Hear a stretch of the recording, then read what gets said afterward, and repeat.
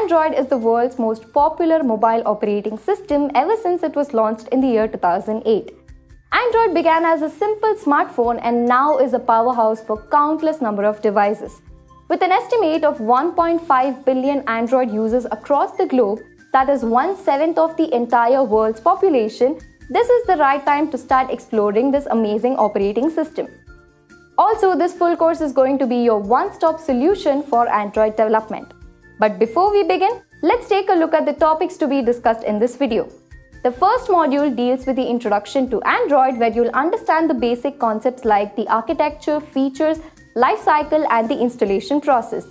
The next module deals with the Android Studio tutorials, where you'll understand what exactly is Android Studio, what are the different activities, and also the Android stack. The next module deals with design and development, where you'll understand what is Android SDK, what is the life cycle, and also the design process. The next module is the career growth, where you'll understand what are the different interview questions that will be asked, how to build your career and the job trends, and so on. Also, don't forget to subscribe to Edureka YouTube channel and hit the bell icon to never miss any notifications from us on trending technologies. Also, if you're looking for an online certification training in Android development, check out the link in the description box below.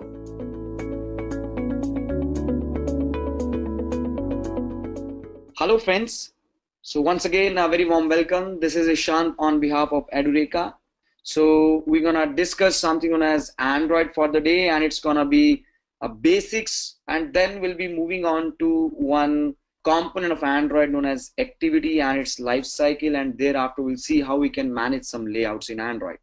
So guys, let's see what and all we're gonna come up today with. So we will see a very basic history of Android, so how it evolved, then we'll see introduction to Android. We'll understand the anatomy and physiology about Android, so we're gonna discuss architecture, the features. We'll see if you write an application, so how Android runtime treats it. Then we got the installation procedures, activity life cycle. So guys, when you talk of Android, so activity is one of the user interfaces in Android, and we'll see how exactly activities lifecycle is handled by Android. We'll also see the layout and the manifest file and the demonstration on all these concepts mentioned out here, guys. Let's start. So in the evolution of Android, we got the alpha version as the primary version, then we got the beta, and then so on and so forth, guys, right? So 1.0, 1.1, and if you can see, so all the versions of Android, so they are quite confectionery themed names, and that in an alphabetic arrangement, right? So you got alpha, beta, cupcake, donut, eclair, frio, gingerbread, right? So I started working in Android in the eclair version. So out here, that's like 2.0, and I worked with Samsung R&D, and I did work on Galaxy S2 out here on eclair. So guys, till your gingerbread, Android was only available for smartphones, but from Honeycomb onwards, so we got Android portable in the tablets even. So Honeycomb was specifically designed for tablets, and thereafter all the versions, they started supporting mobile phones as well as the tablets. So you got ice cream sandwich, jelly bean, Kit Kat, lollipop, marshmallow, and nougat as of now, right? So we got the O preview is something which is supposed to be out in the market soon. So let's now proceed towards the introduction towards the Android.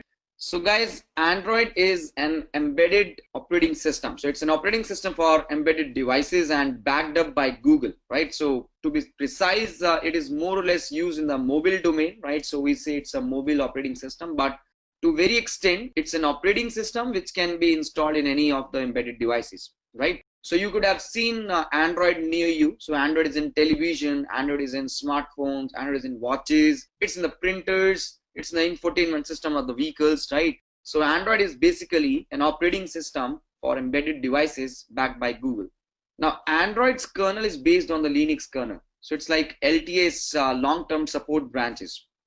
Other than that, specifically, this is for touchscreen devices. So when we got the interface, as in the touch interface, we got this Android OS as one of the most, hot and happening OS in the world somehow. So guys, what is the anatomy and physiology of this guy Android, right? So what's the architecture of Android?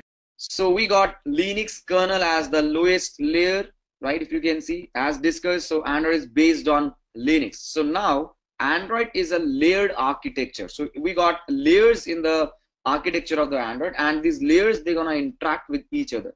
So the lowest layer is the kernel layer, which is basically a hardware layer. It's a layer which is going to interact with the hardware, right? So here we have drivers, for example, display driver, camera driver, flash driver, and IPC binder, right? So this guy is going to manage the power. So guys, let's say the phone's battery is low, so this kernel layer is gonna detect that status, right? Above the Linux kernel, we got the libraries which are written in C++. So kernel is all in C, right? And the libraries are in C++. For example, media framework, having awesome player which will play the media files, for example, your audio files. Then we got SQLite, which is the lighter version of the relational database management system. We got OpenGL and Surface Manager managing the graphics part. Then we got runtime of the Android as in the DVM. So the way you got JVM in Java, in a similar way we got DVM, that's like Dalvik virtual machine in Android. So the runtime of Android is based on Dalvik virtual machine and the core libraries from Java itself, right? On top of libraries, we got application framework. So guys, application framework is written in Java, right? So this framework layer is in Java, and if you can see, so on top of application framework, again got applications. So applications are also written in Java now. We can use activity from the application framework to create the user interfaces in our application. We can use content provider in our application. So guys, out here, so we got Dalvik virtual machine versus the Java virtual machine, right? So in Java we got JVM, and in Android we got DVM. So Dalvik virtual machine out here is an optimized version for JVM. So what happens out in Java? So we got the bytecode, and here we got something known as DEX code, which is a more secure and an optimized form of a intermediate code, right? So we'll discuss the same in our upcoming slides. So let's see what are the various features of Android, right? So let's try to see features. Android is an open source operating system. It means that the companies, they can use the source code, and they can customize their own features, and they can come up with their different operating system. For example, the Cyanogen. Other than that, what Samsung, Sony, or other companies will do, right? So they're gonna take up the code, and they're gonna put their features on top of the Android source code, and they're gonna customize it, and they're gonna sell it. Now a lot of apps can be developed on top of Android, right? We got various revolution in the field of application development because of Android. We got applications like WhatsApp, Facebook, Twitter, etc., right? So these are some basic applications. So talking about the apps like Slack, which can manage the business event, right? So all these applications, from very simple problem solving to a very major and a complex problem solving, for example, Ola and Uber. So apps can be developed on top of your operating system like Android. So it can be kind of a startup key idea. So overall complexity is reduced, right? So it's very easy to write applications in Android if you know Java. Then it's like a ready-made, low-cost, high-tech devices solution for it, right? For example, company like Micromax, right? So they need to invest only in hardware, and the software cost is not supposed to be beared by them. They can get the Android, they can port into their hardwares, and they can directly sell it out. So what are the categories of Android? So guys, when we are going to write application, when we are going to develop an application, so the applications can fall in a lot of categories. For example, entertainment can be one category, right? So here we can have applications, for example, some video streamings or any kind of entertainment related applications. We got tools which can manage our businesses. We got productivity, which is going to help and enhance the productivity. We got communication related apps, for example, WhatsApp, correct? Similarly, we got personalization, music and audio, social media and video, travel, right? So a lot of different categories are available over the Google Play Store, where you'll find all these different applications. For instance, nowadays we need not to download the music files or the audio files. What we got Spotify, we got Ghana, we got Savan, which can directly play the music. We can stream the music, and it's done for us, right? We just need to have data connectivity, and you are done with that part. So guys, Now let's try to understand what is Android runtime. So we were trying to understand that there is something known as Dalvik virtual machine in Android, right? So let's try to understand the difference between Dalvik virtual machine and Java virtual machine. So Android runtime is supposed to execute Dalvik bytecode. So guys, Dalvik virtual machine is an optimized JVM, more or less. So it's gonna work for low power processing and low memory environments. So JVM is like for desktops and DVM is like for mobile devices. Now that's like you can say that we got an optimized version of JVM for the devices, for the mobile devices. So unlike JVM, DVM will not run the bytecode. That's like your .class file. It's gonna run the DEX file, which stands for Dalvik executable, right? So source code is compiled to the bytecode. Bytecode is further compiled to the DEX, and DEX code is something which is executed by the Dalvik virtual machine. So guys, what happens in Android? So here, whenever you open any application, an instance of DVM is given to every application. So every application is having an instance of DVM now. So DVM instantiation happens out here when you are going to execute any application. So let's see how we can come up with the installation of Android. So if you want to install and use Android, so guys, the very first thing which we need is JDK. So that's like Java Development Kit. And it is always important to understand the versions. So if you're going to come up with the latest Android Studio, you need to download the latest JDK. And as of now, JDK 8 is the latest version, and you can download it from Oracle. If you can see the link out here, right? So you can download the JDK from this link, guys. Here you are. So make sure that you are going to download your correct OS friendly, versions. For example, you got 32-bit or 64-bit Windows. So let's say this is the 32-bit Windows and this is the 64-bit Windows. So download the JDK as per your bit patterns. All right. So once you are done with the JDK 1.8, you can download the Android Studio. So guys, Android Studio is one official IDE for Android application development, and this is based on IntelliJ IDE, which is from JetBrains. So here's the link from where you can download your Android Studio. It's like developer.android.com, and let's see that. So you got developer.android.com. So guys, this is also one of the great learning portal. So if you are looking forward for any documentation or any kind of support, right, so you can always come up here, right? So it's one of the very great platform. So you can download the Android Studio from here, and yeah, so let's proceed. So after we are done with the environment setting of JDK and Studio is installed in a proper manner, right, next what we can do, we can actually come up with some demonstration now how we can use Android Studio and how we can create a very simple application, right? So we will be now having one small demonstration where we can understand how we can write one Android application. So guys, let's see that. So the first step is to start from a basic Android Studio project out here, if you can see. So we need to say start a new Android Studio project, right?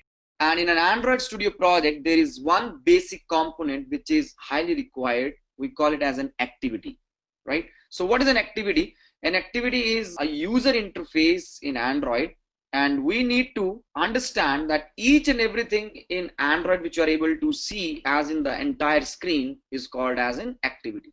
So guys, Android activity is basically the child of a context theme wrapper class. So this documentation can be explored over the developer.android.com. And now let's try to understand. So Android application development shall have four major components. The first component is the activity. The second component comes up as a service. Then you got broadcast receiver, and then we have content provider. So these are the four major components for developing an Android application. Activity is a user interface, whereas service is a background component, and broadcast receiver can receive the events and then thereafter it can process. Content provider forms the database. Let's take up one example. So if you are going to set up an alarm, you need to open an alarm application. So there will be one user interface where you shall set alarm, right? And this is typically an activity. Now the data gets stored, data is saved, right? Data is saved somewhere. So that is how you got your content provider. Finally, you got your service, which is constantly looking for that time interval to come, right? So service will look for the time interval to come, right? So let's say I got the alarm at 7:00 a.m. So now there is one background service which is constantly monitoring when this time interval will be clicked. So the moment the time interval is clicked, service will send one event. It's going to fire an event, right? And the event handling will be done by this guy known as broadcast receiver, right? So here. Now, when the broadcast receiver will handle the events, at that interval of time, you might get a notification or any pop-up sound, right, where you can wake up. So guys, we are now going to create an Android application project where we'll be demonstrating activity, right? So as of now, the today's agenda will be to demonstrate the activity. Further, this activity out here is one of the most crucial component, because if you're writing an application, you need on a minimum of one activity so that you can present something to your user, right? So let's get on to and let's try to see how we can create an Android application project. So you need to launch an Android Studio, then you start a new Android Studio project out here, right? So once you will create an Android Studio project, you will be getting one complete project structure. So guys, there are two major folders. One is the app folder, one is the Gradle. So app will have all your code which is going to construct your application. For example, we'll have a manifest file out here which is referred to as Android manifest. So here you define all the components of Android. For example, receiver, service, your activity, your provider. So all these components are registered in the manifest file. So Android works on inversion of control principle. So what we do, we configure each and every object in the manifest file. That's like an XML file, and Android system will construct the objects for us. So we don't construct the objects for our classes which we'll create. So the object constructions, it's going to happen as an inversion of control for us. So guys, the Java files will be available in the Java folder, if you can see out there, right? Other than that, we got the RES as in resource directory, where we will be having all of your resources available for your application. For example, some images, some layouts, or some strings coming into the values directory. Now Gradle is a build system where you need to manage your complete application build environment, right? For example, which SDK version you are going to compile your application with, right? And thereafter we got build tools version, we got application ID, minimum SDK version, target SDK version, version code, and version name, right? So all these are the attributes which are linked to your Gradle. So let's now come up and try to create one sample project, and thereafter we'll see how we can explore more of the Android. So let's open Android Studio. So guys, here is the window for your Android Studio, right? So we got this Android Studio coming in. So what I need to do is I just need to start a new Android Studio project out here. So let's say start a new Android Studio project. So before we start a new Android Studio project out here, we must try to understand one component known as activity, right? So let's try to see.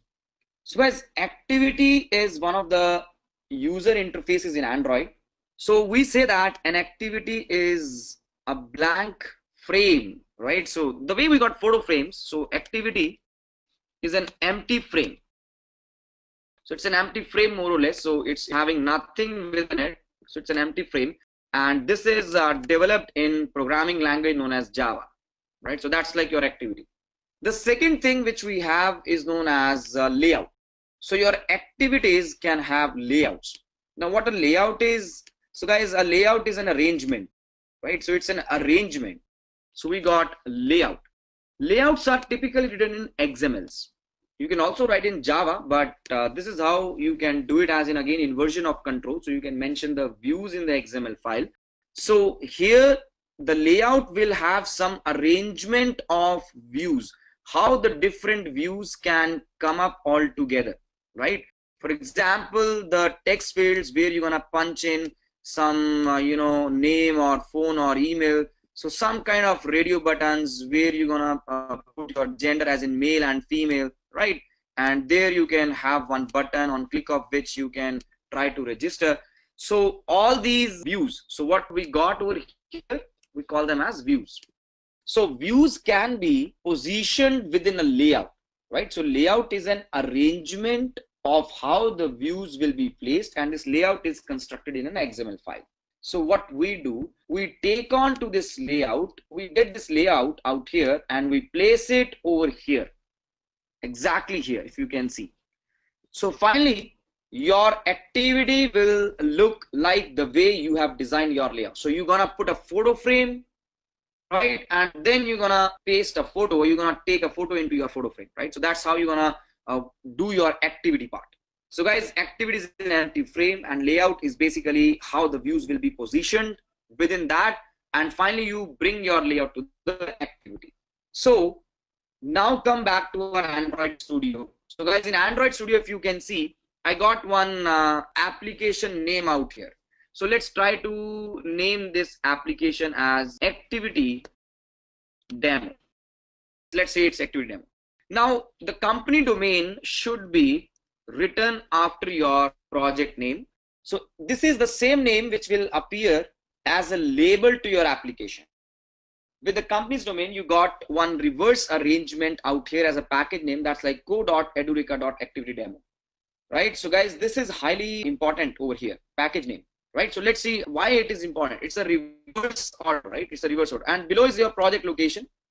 So when I am going to say this package name, where this package name will be useful, let's see that. So I'm gonna open Google Play Store. So let's see that, and let's search for Edureka. So here we got one application. So guys, if you can see, so this package name acts as a unique identity of your application on Play Store. Let's try to search for some more apps. Let's say Facebook. So here you can see com.facebook.katana, right? So it's like their project name. So Katana is basically the name of the kind of their application, right? You open down the messenger, you can see that it's like com.facebook.orca. So guys, we got your project identifier out here in the Play Store as a unique identity for your application. So it matters a lot, right? So let's say next. In my next part, I got my application to be developed for phone and tablet. In case you want to choose more, you can choose more targets. But here we are going to select one minimum SDK version. So minimum version is the version on which your application will run. So below KitKat, your app will not function, but KitKat and above your app will function, right? So you choose your target as per your requirement. Now, in this next part of our application creation, you can see Java file. So that's like the name of my activity. Other is your layout name. That's like your XML file. So guys, let's see once again. So you got an activity, which is an empty frame, and you got a layout, which is basically your XML file. So you can change the name of your activity if you want. For example, let's say this is activity 1 and the layout name will be automatically modified for you. You want to change the name, you can change the name. Let's try to write A in uppercase. So it's going to give you an error. So resources are supposed to be in lowercase. All right. So make sure that you do that part. And now typically in the end, you need to hit this guy finish. So Gradle will come into action now. So guys, Gradle's gonna build the entire project structure for us. Let's see how the Gradle's gonna, do everything. So it's gonna run some scripts, right? It's gonna configure our project. It's gonna resolve some dependencies here or there. So typically it is done in moments, right? So let's just wait for the Gradle to come up. All right, so here we are. So Gradle has configured one entire project structure for us, right? So this is one tip of the day which will be given by IntelliJ. So this is the IntelliJ screen. So it's basically an IDE out here. So let's close this tip. So if you want, you can just continue with the tips if you want, right? So below you can see there are multiple processes which are running, right? So after you close the tip, you can see now we got one entire project structure open in front of us. So there are two files which are open in my editor over here. One is the activity1.java. So that's like your activity file. One is activity_1.xml, which is one layout over here. If you can see, it's layout file, which is comprising of a view known as hello world out here, guys, if you can see, correct? So guys, we have this entire project structure, if you can see now. So starting with the folder app, we got manifest. Let's open the manifest. Manifest file is comprising some information regarding your application, right? So let's try to see that. So it says allow backup true. It means that your application should be backed up. You got an icon of your application, which is taken from the mipmap directory. So if you open your res directory and you go into your mipmap, you find these icons coming up over here. You double click it and you can see this icon. So this is one default icon which Android will provide you. In case you want your icons, you can put it into this and you can just rename this guy, right? So we got the label. Label is the name of the application which will be coming along with the icon. So when it says activity demo, but when you click on it, it says @string/app_name. So you go down to your values and strings.xml. So here you can see app_name coming up as activity demo. So guys, anytime if you want to change the name of your application, you can do so, right? For example, you can say Edureka demo app, right? So anytime you want to change this, you can change it. It's very easy. Now moving ahead from strings.xml, let's understand what is this round icon. So guys, some of the apps, they want to support the round icon. So we also have a provision for the round icon. So this is round in shape, right? If you can see. Then you got supports RTL. So guys, your app's gonna support the locales which are from right to left. For example, Arabic languages. Then you got the theme of your application. Now what is meant by the theme of your application? So if I'm going to create any PowerPoint presentation, it might have some theme. So theme, to be precise, will have some colors, right? What are the different colors in your application? What's the color scheme of your app? That's like a very basic introduction to theme. So we got this theme known as app theme available in this styles.xml. Let's open styles.xml. In the styles.xml, you can find that we got something known as color primary dark, and color accent. There are three colors, right? So what are these three colors all about? So if you open down the layout file, you can see some blue color coming out here and some dark blue color coming out here, right? So where the Edureka demo app is written, we call it a toolbar, which is a color primary, and above where the Wi-Fi and the battery and the time is coming out, so we call it as a status bar, where the primary dark color is created. So over here in my styles.xml, these colors are taken from the colors.xml in the values directory out here. So color primary dark, and color accent. So guys, color accent is a kind of, color for your, let's say, cursor. So what cursor and what focus will be of color. So it's like this color.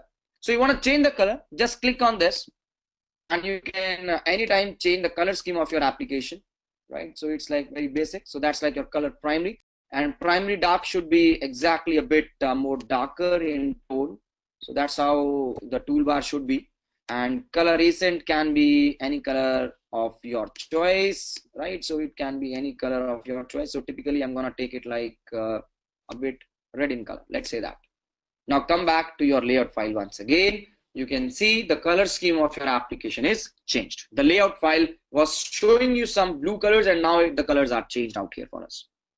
So guys, very basic introduction, how you create an application and what the manifest file is all about, right? So manifest file will have lastly as an activity, right, which is your activity 1 within the package code.edureka.activity demo. So activity 1 over here, if you can see, is your, coming out to be as one Java file where we said a set content view in a method like on create r.layout.activity underscore one. So guys, R stands for resource as of now. So r.layout.activity underscore one.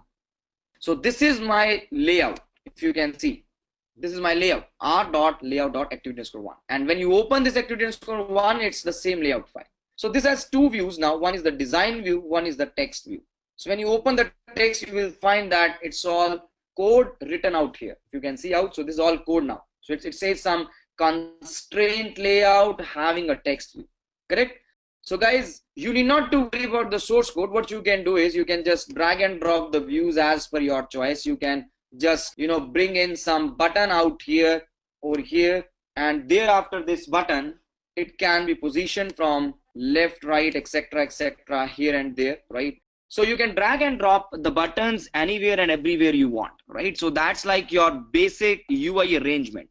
So guys, I hope this layout is very easy to understand, and you can drag and drop the things, and in the code you can find that everything is coming out to you automatically, right? It's all automated for us.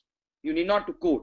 So a bit of coding can be done. For example, text view is hello world. You can say it's going to be activity one, and you can just write down the text color goes like color primary dark, and you can say the text size goes like for example 20 dp.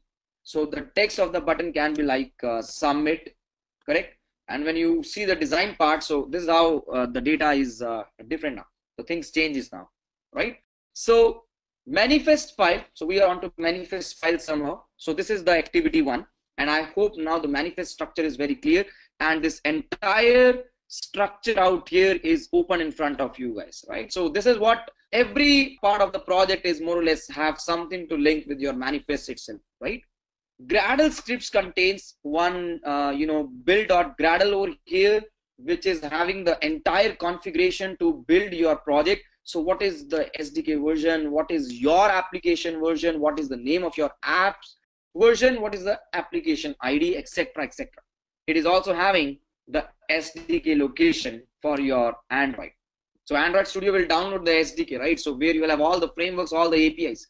So here you can see the SDK. We also have NDK, that's like native development kit. So in case you want to include some native library and you can use it in your project, so you can easily do so. So guys, this is one basic project structure for us. So how we can run this project? To run the project, you need to have an Android virtual device, right? So here we got AVD manager. So let's click on to the AVD manager. In the AVD manager part, you can create your virtual devices from here, right? So you need to choose one template. For example, you can choose Pixel and you can proceed and you can create one complete Android virtual device, right? So once you are done with a virtual device, you can just start it off. So creating a virtual device is very basic. It's just one wizard where you need to do certain steps. For example, choosing out to be what's the OS version which you want. You can download the images of different emulators or simulators. So let's start this Android emulator. And once you are done with your project structure, guys, right, you need to have an emulator, or you need to connect one Android device with your computer via USB. Right? So once it is done, you need to hit this green button out here, which is running your application. So when I give the command to run an application, Gradle again will come into action.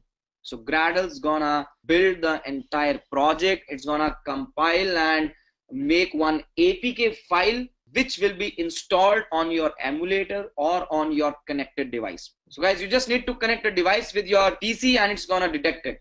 So sometimes, right, you need to download the drivers, and you should also enable the developer options in your settings, right? To do that, just Google it out. So let's wait for our emulator to turn on. So now the emulator is up. So let's unlock the emulator. So guys, this is again a very basic emulation of an Android device. Let's hit the run button and see what will happen. So it's gonna tell me that this is one connected device which I can find. We call it ADB, so Android Debug Bridge. So it's gonna detect what and all are connected devices. So let's hit the OK button. Since I'm gonna deploy it on my emulator out here, let's hit the OK. And now you can see the Gradle came into action. So Gradle build is running, right? So you can click to see what and all the tasks are being happening in the background if you want, right?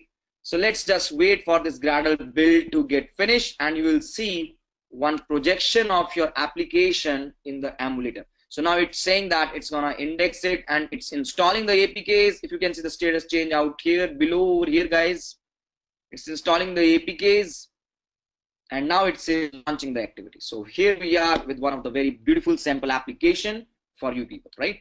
So we got an activity 1 and a button submit. Let's hit back and let's go to the application. So we got this application named as Edureka demo, if you can see, guys, over here. So it's Edureka demo out here. So this is your application. So in the manifest file, the activity main and launcher over here means that it's the first activity which is going to come up when you click on the icon, right? So guys, we got this activity as in main and launcher. That's why it is coming upon the click of your app icon, right? So when you click on the app icon, main and launcher should be the action and category of your activity.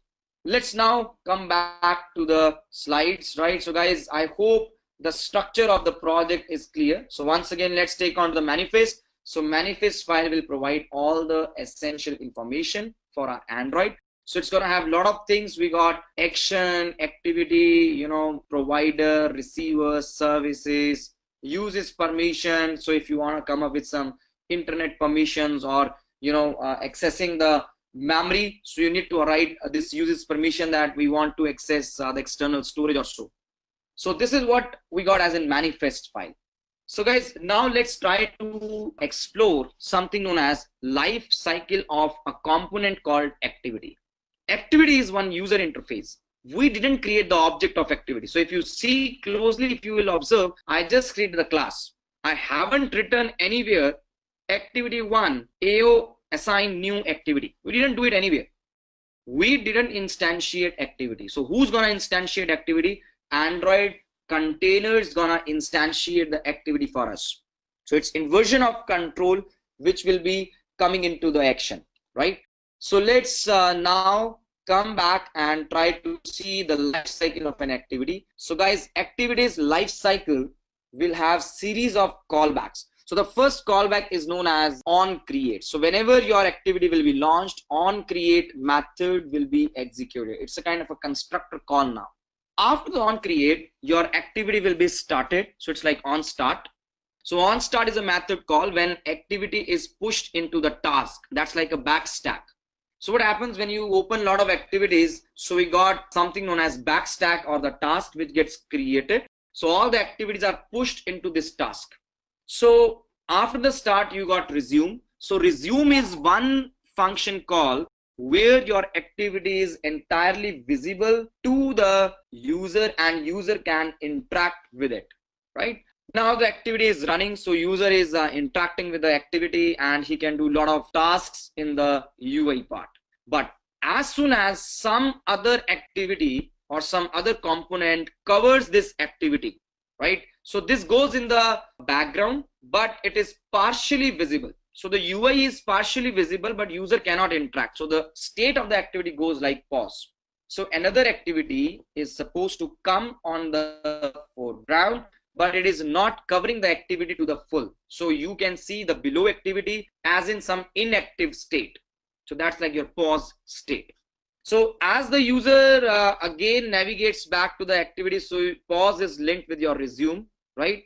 So if activity is paused, it can be re-resumed. And the stop is a state when the user is unable to see the activity and unable to interact with the activity. So if you are in a stop state, you will again go to the restart and then start and then again resume and so on and so forth. So guys, apps with the higher priority, they need more memory. So if there are applications which have higher priority to be executed, so they need more memory. So what happens? App processes can be killed, right? So activities whosoever are in stop state, they might be killed by the system. So you can again come back and get your activity recreated by the system itself if system destroys it. So guys, an activity can be destroyed by the system, or even you can by pressing the back key or by executing one API call called finish. So when your activities object is deleted from the memory, from the backstack, you got this call known as on destroy. So that's like our entire life cycle of an activity, from launching till the shutdown, right? From creation till destruction. Let's try to write one program on the life cycle of an activity now. So guys, create is a state when activity is created. Resume is a state where activity is visible and running and the user is interacting with it. Stop is a state where user cannot see the activity and activity is covered by some other activity. So it's a background, so user cannot interact with the activity. Pause is a state where activity is visible but user cannot interact with the activity. It's like some other component has covered your activity, but you can see the activity and you cannot interact with it. Destroy is a state where your activity is removed from the memory. Let's try to override each and every life cycle method of your activity and try to run the code and see how this life cycle callback will come into action, right? So let's see guys how the life cycle methods for your activity can be described. Now what I'm going to do over here is I'm going to put one log. So log is like, one clear textual statement which will be printed out here in Android monitor. So we're gonna do the logging process. If you are already aware of logging, it's pretty good. So as of now, you can treat like a CISO statement, which I'm going to put it over my Android monitor. So if you are aware of log4j, it makes perfect sense. So logging in Android, so here you need to give one key, right? So for key, I will just say string tag as in your activity1, right? So here we are. The tag goes like activity1. And here you say tag, comma, on create. So that whenever my activity one will be created, its on create will come into account. So we got an on create method, right? So on create method, we gonna get this tag that's like on create. And after the on create, I'm going to override certain more methods. Let's see that. So you got on start, then I got on resume. Let's also try to override restart. You got on resume, on pause, then you got on stop, and finally I got something known as on destroy.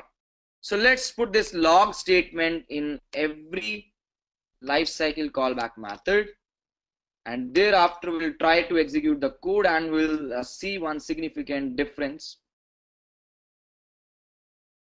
So when is called when, so we'll see that guys.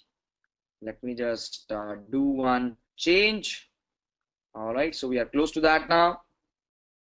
Good to go. So we got create, start, restart, resume, pause, stop, and destroy. So let's run the code and now see when these lifecycle callbacks will come into action. So guys, this is the Android monitor out here. I'm going to open it, right? And I'm going to write this activity one as in filter, right? So I'm going to write this activity one as in filter. That's like my tag. So now you can see we got create, start, resume. It means activities first of all created, then started, and then resumed. Now when you hit the back button, let's hit the back button directly. So when you hit the back button, your activity is paused and then stopped and then destroyed. So what does this mean now?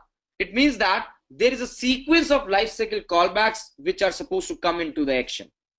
Create, start, resume. If you press the back key directly, it's gonna go to the destroy. But before it is destroyed, it gets stopped. Before it gets stopped, it is paused. Let's reopen. So you again got create, start, resume. Let's press the home button out here, if you can see in the middle, right? So it's in the resume state. You press the home button and some other guy came on top of this guy. So your activity went from resume state to the stop state. So before it goes to the stop state, it is going in the pause state, right? So from resume, it went to the pause and then to the stop. Let's try to bring back our application. So here we are. So from your stop state, it restarted and then it again started and again it is resumed. So these are couple of, you can say, instances or you can say scenarios where we are able to understand the life cycle of an activity. But guys, activities life cycle is vast now. There can be various other scenarios where this life cycle of activity can come into account, right? So we got create, start, resume, pause, stop, and destroy as in the major life cycle callbacks of your activity. All right, so let's slide down the presentation now, guys. So the next part over here is what are the various layouts in Android. So when we are particularly talking about the layouts, so we got various layouts in Android, right? And we need these layouts so that we can align the views over here. So what we got views in our Android applications in the activities with which the users will interact, correct? So activity is just one frame or a container, and the layout file is going to act as an arrangement of the views. So we got different arrangements in which you can process your views, and the layouts can be created in two different ways. One is you write an XML. So again, inversion of control comes into account here. So here layouts can be defined in XMLs, and we can present these layouts in our layout directory in the application folder, right? So we saw that. Let's try to see it once again. So in the layout directory, you can create your layouts over here. So we can also create the layout files at runtime. I mean layouts at runtime. So you can create it programmatically. So whatsoever can be done in XMLs can also be done in programs. Now, what are the various types of layouts? So guys, the answer is there are n number of layouts, but what are the major layouts if you can see? So we got linear layout, we got relative layout, recycler view, list view, and grid view, right? So these are the majorly used layouts in Android. Relative layout is now kind of an obsolete layout, and we got constraint layout as the new layout these days, right? So relative layout is replaced by constraint layout. So let's see what these layouts are all about, right? So let's try to understand the layouts one by one and see what and all they can do for us. So guys, I will be demonstrating linear and a constraint layout for you people, right? But recycler, list view, and grid views, they're gonna work with something known as adapters. So let's try to understand the very first layout as a linear layout, or I'll explain the first layout as a constraint layout, which is a replacement to the relative layout. So let's see that part. So guys, the root element, if you can see, is a constraint layout over here. So what happens in the constraint layout? In the constraint layout, you can position the views as per your choice wherever you want. So one view will be, a constraint from the four directions, right? Left, right, up, and down. So it's very much in line to what we got as in iOS app. So if you are an iOS app developer, you can get it very easily. So what's basically a constraint is, so you're putting out the constraints so that for different dimensions of the screen, everything remains intact, correct? Now let's drag and drop one more button out here. So when I have dragged button, so where exactly you want this button to be available, right? So this button has nothing, linked here and there, but this button is having some linkage. Let's say that this button out here is linked from the top and the bottom, left and the right. So now this guy is having nothing to do with these two views. So one is the text view, another one is this button, right? So it has nothing to do with these. But at the same time, if you take this and you try to match it to this guy, so now this guy is in constraint of this guy over here. So this management goes a bit different now. So we can actually very beautifully design your views in a simplest manner. So who goes where and how with the help of constraints. So in the background, these constraints which are being created, if you can see these constraints, right? So they are done automatically for us and we need not to worry for them, right? So that's like a very basic layout known as a constraint layout. Then the other kind of layout which we have is known as a linear layout. So guys, linear layout is a layout where we got all the views either in a vertical direction or in a horizontal direction. So linear layout, we're gonna place the views linearly or sequentially one after the other. Let's see how this linear layout is gonna work. So what I'm going to do in my project out here, So in this resource directory, in the layout directory, let's do a right click and let's create one new layout resource file. So I'm going to say it is activity underscore one underscore linear. So by default, the root element is the linear layout. If you can see out here, you say okay. So here we are with the linear layout. So it's basically now having one root element as linear layout with the orientation as vertical and width and height as some match parent. It means cover the entire frame, right? So by default, the orientation is vertical out here. What I can do, I can drag and drop the views now. So for example, I am going to drag a button. So here the button is dragged, right? So it is going to take the width as match parent, but I can do a wrap of content where this width can be managed out here. So let's try to name it as button 1. Now the next button, if you are going to drag, you can see it is being dragged below the button 1, not exactly out here, because it is linear arrangement and it is in the vertical direction, right?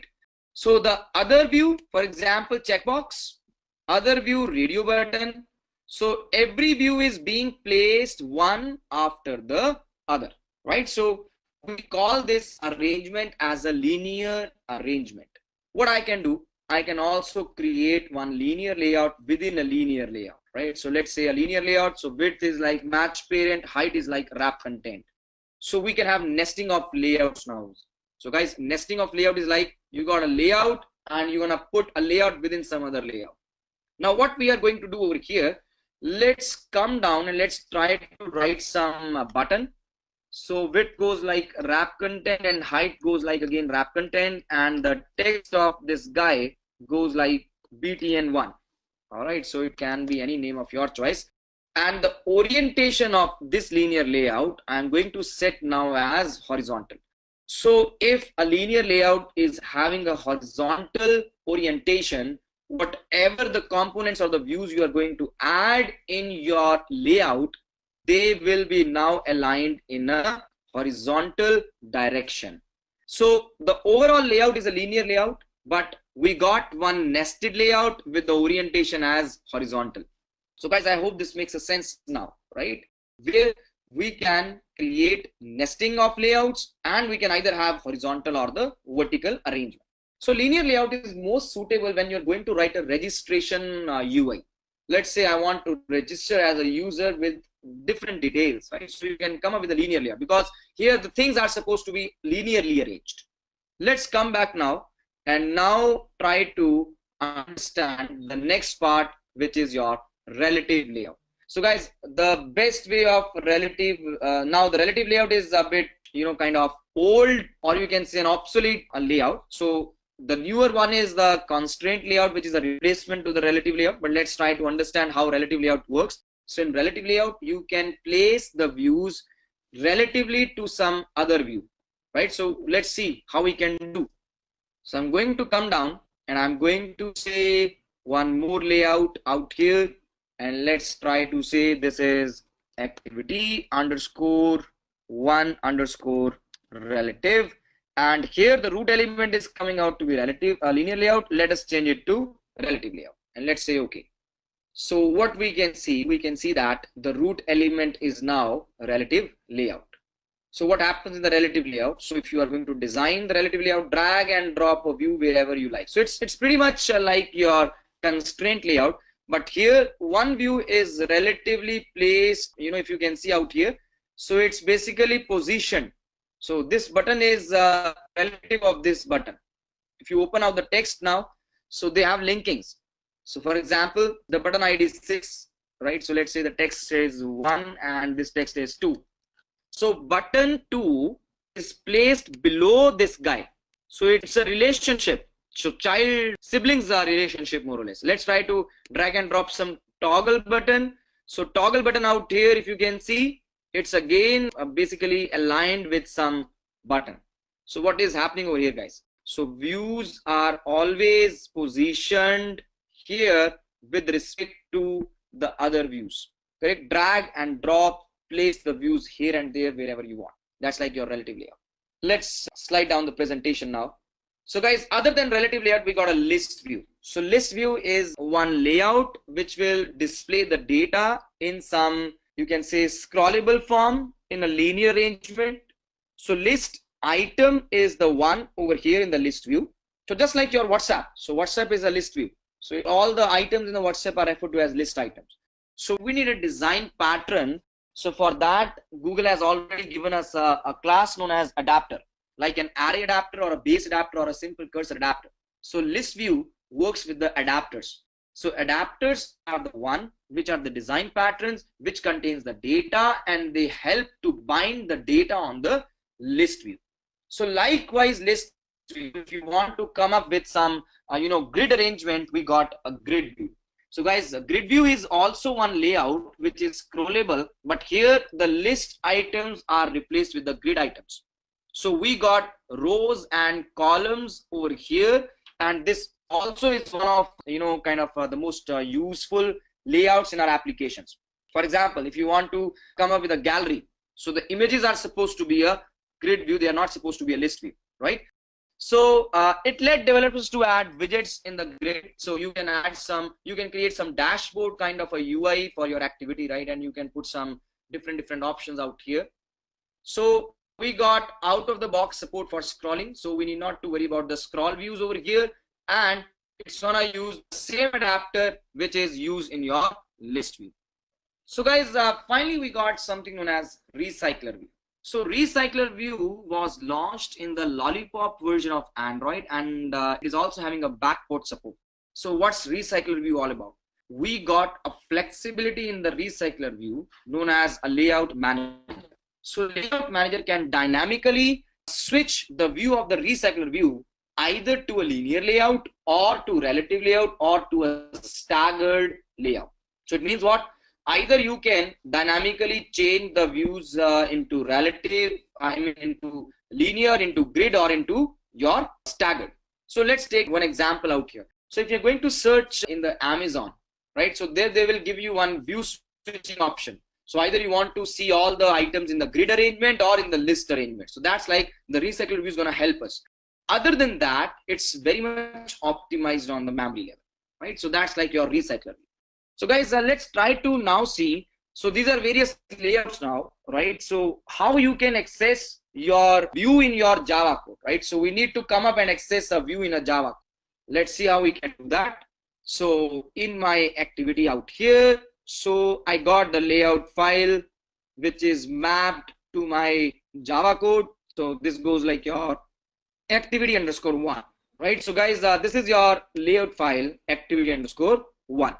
What I'm going to do is I'm going to create one function. Let's say public, and let's say a void, and I'm going to say click handler with a view. Let's say view and a view, right? So we got a public void click handler, and you got a view and a view.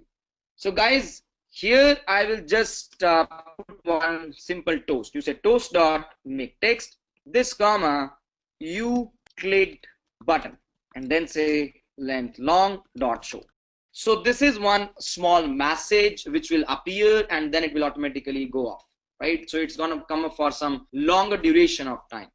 Now come back to your layout file. So within this, I got this guy button submit. So you say on click of this button, call the method click handler, right? So let's run the code now and see what happens.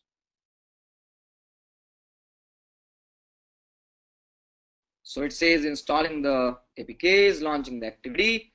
So click on the submit button, guys. Out here you can see you clicked button.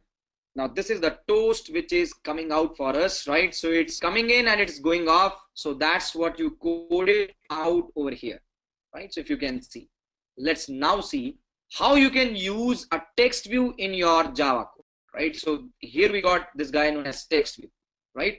So we need to see how we can use this text view in your Java code. Let's see that. So let's come down here. Let's write one text view, as in one text view. So if you can see, right? So I got one reference to this class known as text view. So it's imported for us, if you can see out here.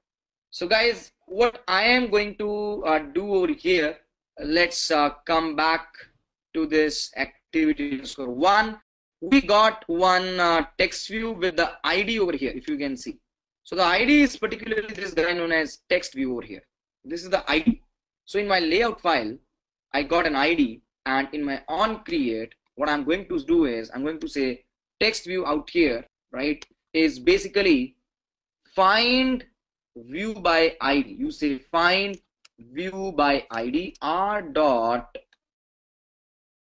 id dot text view, and whatever the view you have located, it's basically supposed to be downcasted to the text view. So guys, in my on create, I initialized one view and now I can use it, right? So on click of my button, what I'm going to do is I'm going to say text view dot set the text, right? And you can say this is awesome. Or let's try to say, let's come up with one date, right? So you say date, and for the date, let's try to come up as in one date, right? So I got one java.util.date API, and here I'm gonna say today is plus date dot toString, right? Let's do one very basic code over here. So what I'm going to do, I'm going to display what is today on my text view. Let's see that part now. Let's try to run the code and see what happens. All right, guys. So if you can see now, you click on the submit button. So it says today is Saturday, June 10, and it's gonna show us the time, right? And thereafter, this whole information when you click on the button. As of now, what we have seen is how we can create one basic simple application, right? Where we got one complete project structure out here, right? And in the project structure, we saw that what exactly is this complete project structure and the Gradle scripts, right? We also did try to see how we can create an activity and how we can manage its life cycle. And we explored a bit of layouts and saw that how we can use the views within the layouts into our code. So guys, there can be n number of, let's see that, and n number of layouts. So we got something known as a view group, which is one class in Android, right? So written in Java. So view group is one class where we got linear layout as its child, we got relative layout as its child, and many more layouts, right? So all the layouts. We got something known as view. So for the view, I got views like button, then radio button, checkbox, then we got something known as edit text, where you can punch in the data, and many more, right? So layouts shall contain the views. That's how we're gonna work on the layouts part. There are various layouts which works with the adapters. For example, you got your list view,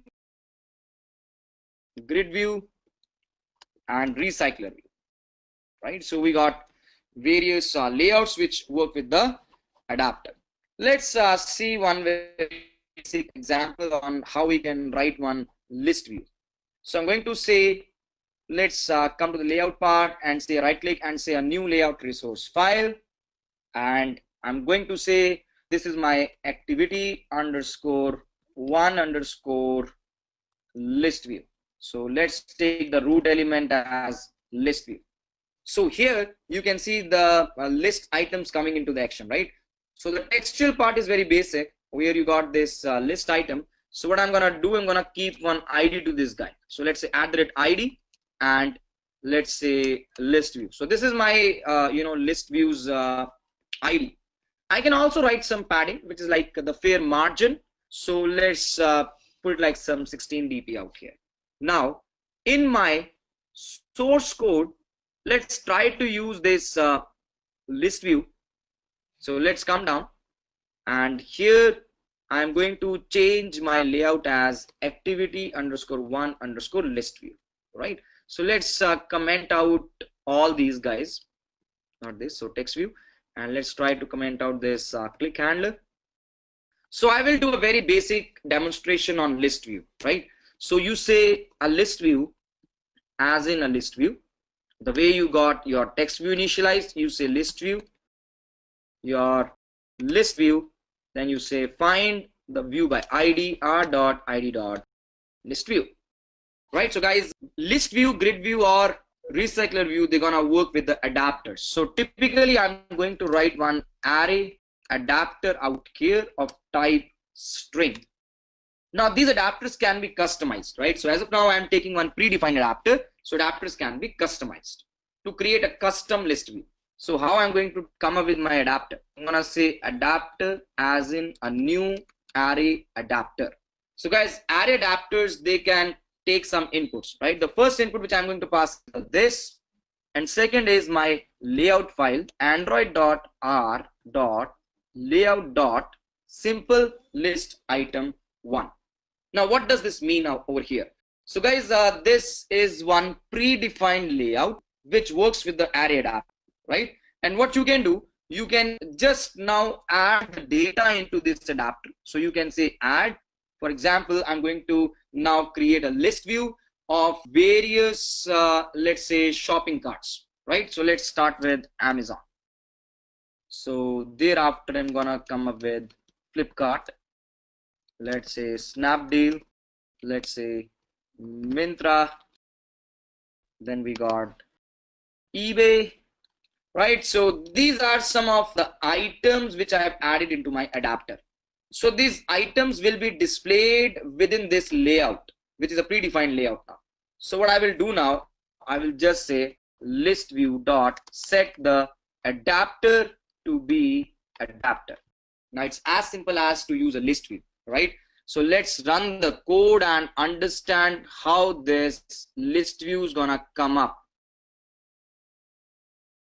So here we are with one of the very beautiful concept out here, if you can see, guys, right? So we got Amazon, Flipkart, Snapdeal, Myntra, eBay, etc., etc. So there might be a situation you feel like clicking on it, right? So you feel like clicking on it. So what you can do, you can put an click listener out here. So you can say your activity is gonna implement on item click listener, right? So you can come up with an item click listener, and here you are with the method known as on item click, and on the list view here you can just say list view dot set on item click listener to be the current class, right? Current object. So in my on item click, just extract the item on which you selected from your adapter. You say adapter dot get the item at position number I. So whatever the position will be available in the I. Now what I will do, I will just toast the item which you are going to click, right? So you selected plus your item. Let's rerun the code now and see what happens. All right, guys, so here we are. You click on Amazon, so it says you selected Amazon. You clicked on eBay, so it says you selected eBay. So moving ahead now, so let's say you want to come up, on list item click, you want to just initiate some new activity. So what I'll do, I'll come down in my app, in my Java, I will just do a right click over here, and I will do a right click, and I'll say a new, and I'll say an activity, and I'll again say an empty activity, right? So I'm intentionally coming up with empty activity again. So let's try to name this new activity as activity 2 and say finish. So guys, we'll get both the things now. So the activity, along with the activity, you got its layout file. So it's again a constraint layout. So in my design part, so let's try to say one text view out here. So I'm gonna put some constraints on my text view. Next part, I'll just say this is your activity 2, and you can just come up with some text size of 20 dp. So we got one more activity in our application. At the same time, the manifest file will have a registration for your activity 2, if you can see over here. So we got only one guy, main and launcher. So the other guy is just a basic activity. In my activity 1, what I am going to do, on click of any item, I'm going to launch my activity 2. So how I will do that, guys? So there is one concept, one fundamental, one API called intent. You say intent as in a new intent. So source has to be your activity one. So I say it's like activity one dot this, and then you say you wanna land up to activity two dot class, right? And then you say start the activity with the intent. So this is how you're gonna navigate from one activity to other. So navigate from A1 to A2, right? And when you're going to navigate, so you're going to navigate it in a way that we are going to click on some item and then we are going to navigate after the toast is displayed. Let's run the final code and see what's going to happen.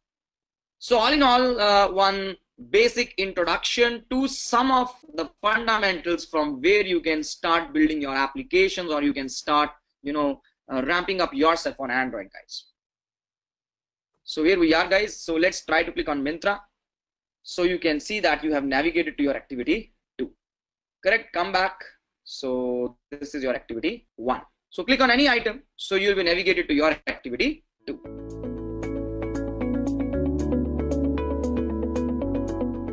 Any developer out there would dream to develop or build an Android application of his own. If you are a noob or an experienced developer, you might want to start off right from the basics. But the very first step towards this is choosing a proper IDE to work on. So this video will help you understand how to install an IDE, that is Android Studio, on your system. But before we get started with the installation process, let me just quickly walk you guys through the agenda. So the first step would be installing Java on your system, followed by which we'll see how to install Android Studio, and then I'll wrap up this session by making you guys understand how to write a simple program in Android. So I hope the agenda was clear to you guys, and I also suggest you to subscribe to our Edureka YouTube channel to never miss out an update on the trending technologies, and also don't forget to hit the bell icon to never miss out a notification on this channel. So let's get started. So the very first thing you have to do if you're working on any technology is master any programming language. And when I talk about programming language, Java is one of the most oldest and the most easiest programming language, I must say. So it is one of the easiest languages, and JDK libraries are also required to run any sort of program. So installing Java is a very first step that you need to take. So I'm going to be downloading Java JDK files. I'm going to search for Java download. Yep. So we need Java from the Oracle website. So I'm going to go for the second link over here, that is Java SE downloads. Click on the link. You can see that there's so many versions of JDKs present here. So I'm going to be clicking on the latest one. Click on download. You have to accept the license over here. You can see that you can download it for Linux, Mac OS, and Windows. As I'm working on Windows, I'll be downloading this file. As I already have the JDK files, I would just leave it here. So the next thing I'll be teaching you guys is how to set up Java environment variables. I'm going to go to Control Panel, go to System and Security, and click on System. And you can find Advanced System Settings over here. So these are the system properties that we need to edit. So go to Environment Variables and set the path. So under the system variable, you'll find a variable called path. So just click on edit and add the bin folder location. This bin folder location is where your Java is installed. And you can find that by going through your program files, and then you can open the Java folder and you can find the bin library over there. So you just have to copy the path of the bin library and paste it over here. Just add a new one. Yeah, new one, and you can edit it. Okay. And Java does not necessarily need any environment variables to be set. However, setting environment variables does make certain things easier. So this environment variables point to the folder location where your preferred version of Java is installed. These environment variables are mainly required by external programs and tools in order to figure out where exactly Java is installed in your machine. Now the next thing you have to do is check if the variables have been set correctly or not. So in order to do that, I'm going to go to the command prompt and I'm going to type java-version. You can see that the Java version that I'm currently using is 1.8. So this is how you confirm that Java is installed on your system. So now, once you've understood how to install Java on your system, let's move ahead and understand how to install Android Studio. So in order to do that, I'll be searching for Android Studio download. Yep, click on this. So you can see that you can download Android Studio just by clicking on this button and the download options for any of the OS that you prefer. All right. Now I'm just going to click on download, check this box and click on download. Okay, it'll be installed in a while. I'm going to drag this onto the desktop and I'm going to run this as an administrator. Okay, so click on next. Virtual device is not selected. Okay, click on next and install.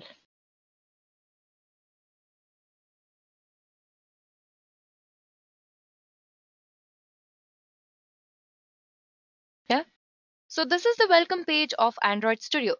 I'm going to just click on start new project. I'm going to be choosing an empty project here. You can see that there is a basic project. There is also bottom navigation activity. The same way we have fragment and view model, full screen activity, master detail flow, and so many other types of application or activity that you can perform. But as we are installing it for the first time, I'm going to be dealing with an empty activity. So click on next. And I'm going to name my project as new Android project. Okay, so we're new to this. Yep, and you can select any of the programming language, guys. You can either select Kotlin or you can select Java. Kotlin is a very new programming language which is officially supported by Google and is also one of the preferred language for Android development.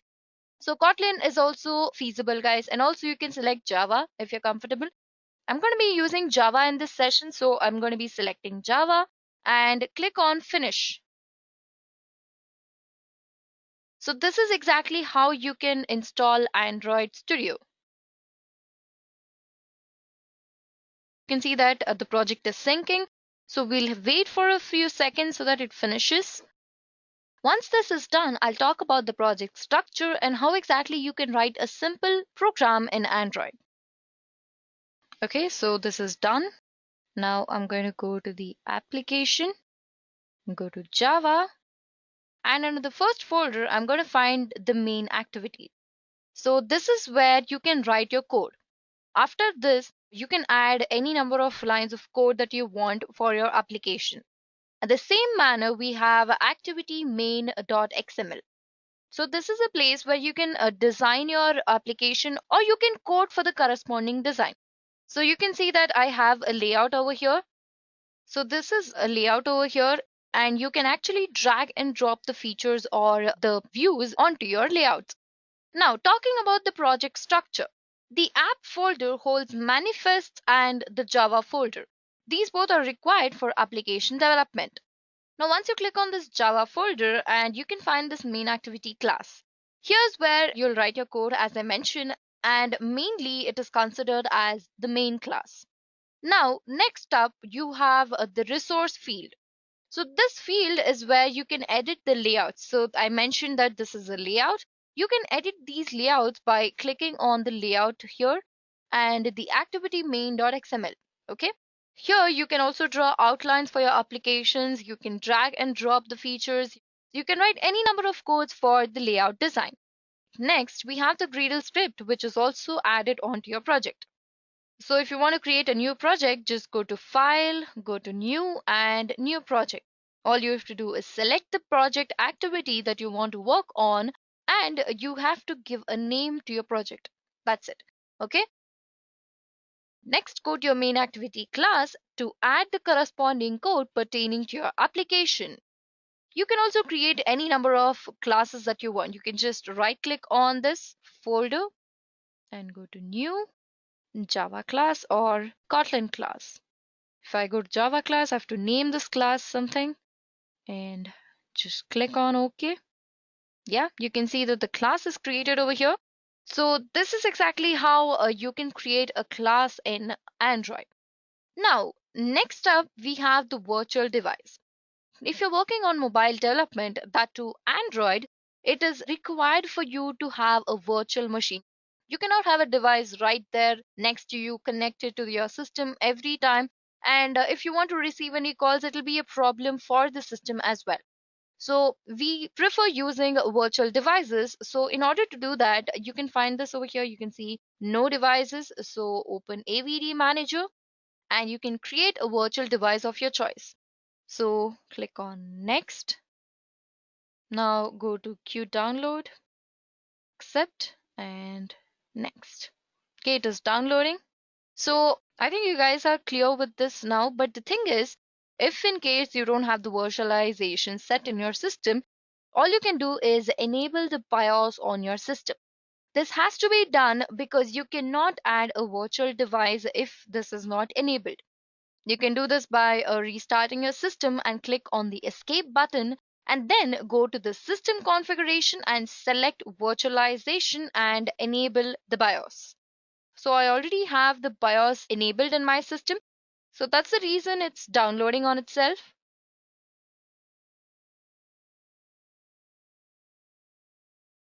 Okay, this is done. So click on finish. Click on next.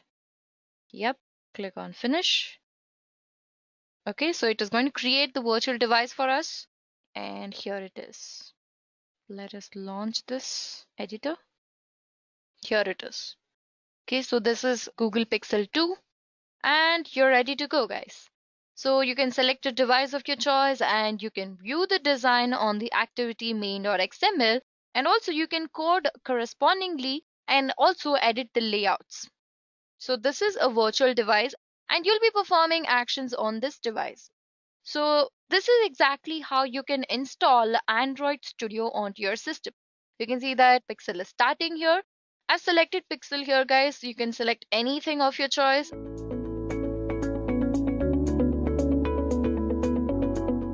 This session has been broadly classified into two sessions. The first one would be what is Android Studio, so that you guys will get an idea of what kind of IDE that you guys are going to use. And then we're going to conduct Android Stack. Now, deliberately, I'm going to go a little bit slow on this Android Stack because this encompasses the Linux kernel, device drivers, and about the NDK. Like you can even start coding in your C and C++ language, and then comes your various managers, and on top of it the Android programmer will be there. So by the end of the Android stack, you guys can decide whether you want to be the driver programmer, do you want to be an NDK programmer, or do you want to write some service managers that the way that you all are going to see under the managers, or you want to be the application programmer. So this in turn will create various verticals, and you can decide what is your passion and where you want to be. The most important thing that what you will be waiting is to install your Android Studio, right? So we're going to talk about how to install the Android Studio. Now at that point, what I would recommend you all is to install the Java first and then the Android Studio, and I'm going to walk you through that.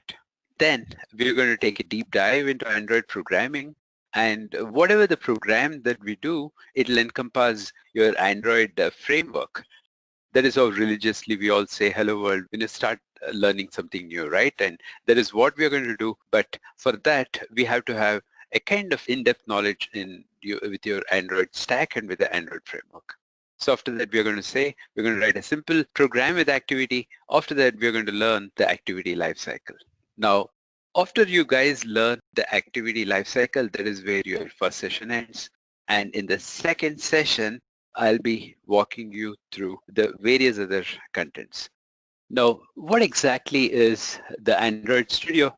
And in fact, this in turn is going to give you all the IDE and this is more or less like your Eclipse IDE.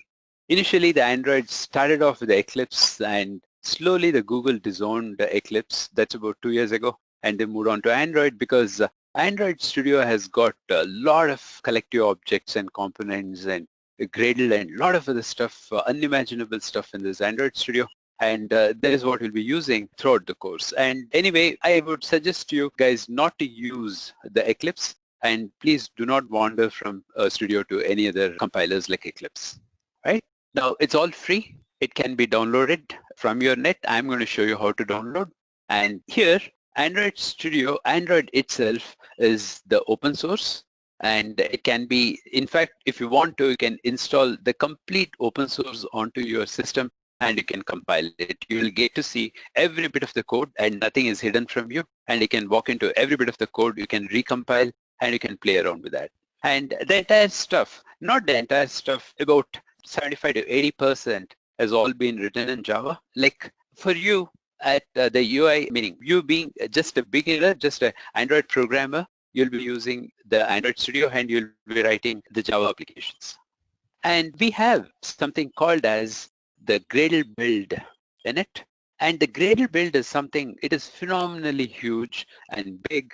And throughout the course, I'll be explaining how to use it and how to bring in the library, how to bring in the flavors, how to bring in the ProGuard, and there are tons of stuff that what you guys have to learn from the Gradle build. All right. So having said this, let me give you an introduction to Android. Like what exactly is Android stack? Now let us go deeper into the stack and let us try to understand the Android architecture, and let us try to understand how the architecture works. Once if you get a clear idea of how the architecture works, and your application, that whatever you guys are going to write will be mounted on top of the architecture, and that is how you'll start learning how to write your applications. So this architecture happens to be the most important part of your Android, so you have to be a bit focused on this architecture. So let us get into this Android stack. Now this is how the stack looks like, and this is what you guys are out to learn. So normally, being a developer, you guys will be sitting here on top, that is at the application level, and this is the area that where you'll be writing all your codes, all your programs, right? Now I'll be starting from the Linux, from the bottom layer, and then I'll be taking you all the way up to the applications. So let me tell you what kind of an animal is Android and what exactly is Android, right? So let me talk to you right from the Linux kernel. Now, as I told you, Android is an open source platform for the mobile development. Now, Android is they have scooped all from the Linux, and they have created your Android on top of Linux. Now, it consists the complete stack of the Linux hardware as well as middleware. Now, this is what we call it as a middleware, wherein after the Linux kernel, we're going to see the hardware abstraction layer here, and then the libraries, and then the framework. All this comes into the middleware, and then it goes all the way up to the application level. All right. Now, Android, so it's based on Linux 2.6 kernel. Now, they're using this kernel to create the complete Android system. Now, let me say, if a company, let me take a healthcare company, they want to use the cell phone. They don't want to use the cell phone the way it is. No, they want to convert the phone to the healthcare system. Like, for example, it has to become the doctor-friendly phone. They should be able to see the heart rate. They should be able to see the ECGs.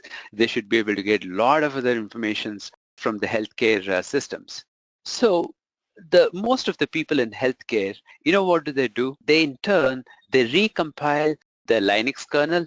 They will try to scoop whichever the components they want from the Linux kernel. They'll put it into the device and they recompile this particular Linux kernel into their devices. So that is how you can bring in a lot of additional characteristics into your device, or you can eliminate whatever the characteristics that you don't want in your device. Now, if you guys look into your device, it is not 100% of Linux that what you guys can see in your device. It is only a part of it, And the very minute I talk about Linux kernel, all of you would be excited about the process, about the schedulers, about a lot of other stuff. No, they have tweaked into everything. The process is truly not the process that what you see in the Linux kernel. When it comes to Android, as the application developer, the process that what you see, it'll have the flavor, it'll look more or less like a process, but a lot of stuff is being tweaked in by Android because they just wanted to take what they want. They don't want the entire overrides of the Linux. So they have tweaked into the Linux. So please do remember, it is not 100% of Linux what has been used in Android. Now, this Linux in turn does quite a lot for us. And this in turn will take care of the memory management, process management, and networking management and all that. And this in turn will literally take care of your hardware as well as your device drivers. So when you have to deal with your camera, now the camera in turn will have a driver, and now you guys have to talk to the driver from the libraries or from the HL layer. There is a hardware abstraction layer. Now for that, in this library, you guys would have created the .so file. Now the .so file is being created by the NDK, and that in turn can tweak the hardware, can take the information from the camera and give it all the way up to the application framework, and then the application framework in turn will give that information to your applications. So this is how you'll be retrieving the information from the hardware, and it is being given to this library via the NDK in turn gives it back to the application framework, and then the application framework gives it back to the application. For example, now let me say that you want to zoom in or zoom out the camera. Now let me say you're in the application level. All that you do is you'll have an API to zoom in. Now when you zoom in, now you're trying to deal with the hardware. Now directly there's no way that you can deal with the Linux kernel. Now you have to talk to one of the managers. I'll come back to it and I'll talk about the managers when I come to this application framework. And you have to talk to one of the managers in application framework, and that manager in turn will be talking to the NDK. NDK in turn would have created the .so library. That in turn will be talking to the camera driver. So via the driver, you will be zooming into the camera, you'll be zooming out of the camera, or you will ask your camera to take a picture, and that is how you will talk to the hardware. And that is how you guys can come from all the way up from your application to the camera, and you can start taking your pictures, or you can start zooming in and you can do a lot of other activities. Now, apart from this, now here the Linux kernel in turn will help you to deal with all your inter-process communications at the high level, and this has the binders, and this Linux kernel has the job schedulers, and it has got a lot more to it. Now after this Linux kernel, now this is where practically you guys are going to see the device drivers, and this is where practically you guys will be talking to the hardware. Now let me go one level up from the Linux kernel. Now in fact we have a glue between the library and Linux kernel, and this is where you will get to see something called as the hardware abstraction layer. Now all the .so files that what you write in your libraries can sit in your hardware abstraction layer. That in turn will enable you guys to deal with the hardware directly. Now when you guys come to the library, as I told you, you will be interested where exactly the Java works and where exactly the C++ comes into the picture, because many of you will be the staunch C++ developers. You still want to be on Android, but you'd love to write everything using C and C++. You still have an option, by you guys will fit into this particular area, into the mid-level area, and you guys can write all the programs. Now this green block that what you guys are seeing here, completely this block dwells with your C++. You guys can write completely the C and C++ part of the program, and this in turn will fuel your Android, and it gives in a lot of power to the Android, right? Now when it comes to the Surface Manager, now Surface Manager is responsible for drawing different layers on the screen, and different layers and different windows. Now the Surface Manager in turn will take care of manipulating the pixels and bringing in the images, bringing in the videos, and it'll suit that video onto the relevant screen, onto the relevant frames. And more or less predominantly at a very high level, that is how your Surface Managers will work. Now, when you come to this OpenGL, whenever you're trying to use the OpenGL, your device needs to have the chipset, that is a 3D chipset, and it needs to have the accelerations in it, and then you guys can start using the OpenGL. This can be used by your camera and by your video recorders, and all that in turn will be using your OpenGL, right? So if you guys know about OpenGL, NVIDIA is using quite a lot of OpenGL, and they do a lot of animation kind of programs they write.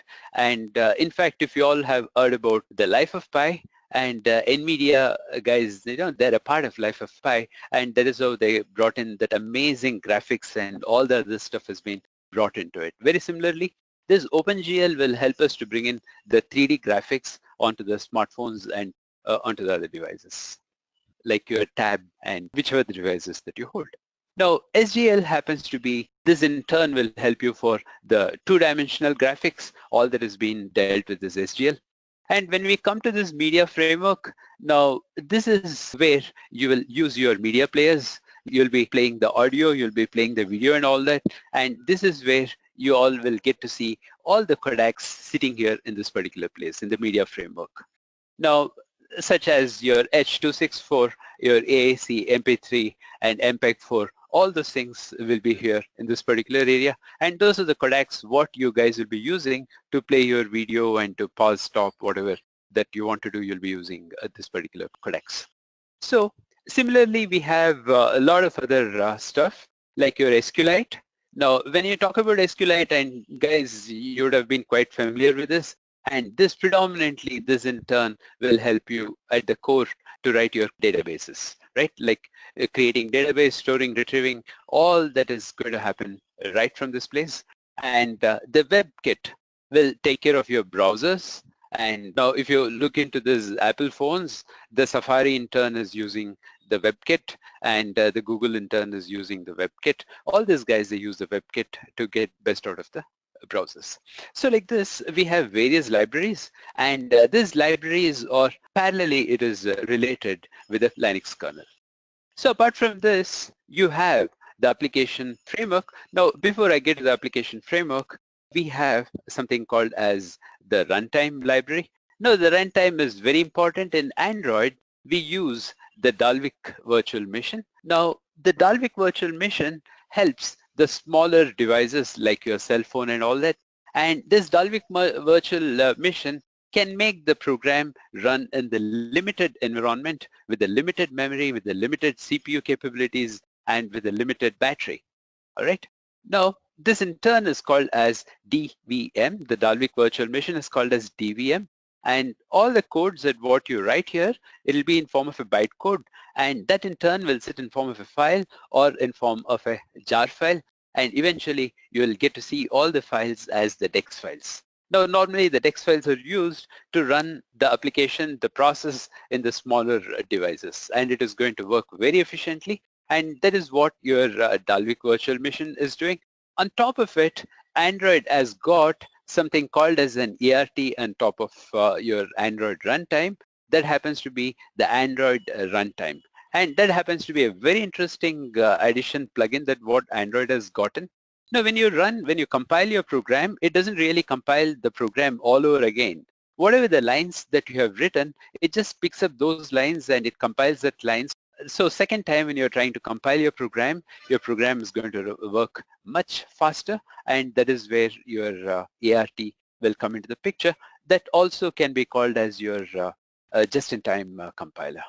So when it comes to the core library, this has got all the collection classes here, and that's about your Android runtime. And going back to this application framework, and this plays a very vital role, and this plays a very important role for our application development.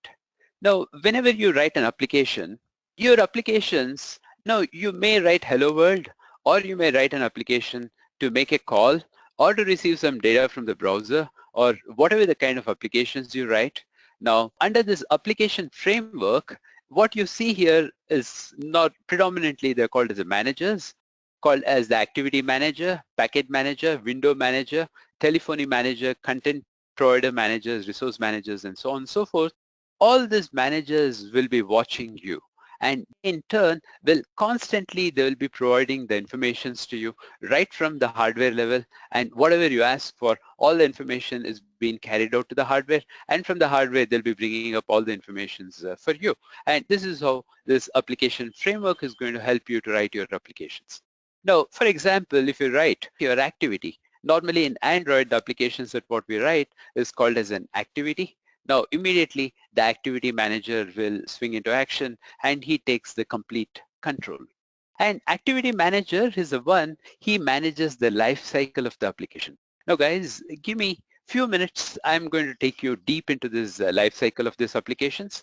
And he's the one who's going to manage the life cycle of application. Now, when you start clicking on various applications on your mobile, now, Activity Manager is the one who's going to hold the backstack, and back and forth he will allow you to navigate the applications, and he's going to give you a smoother experience, and this is what more or less the Activity Manager will do. Now, Package Manager is an integral part of your Android.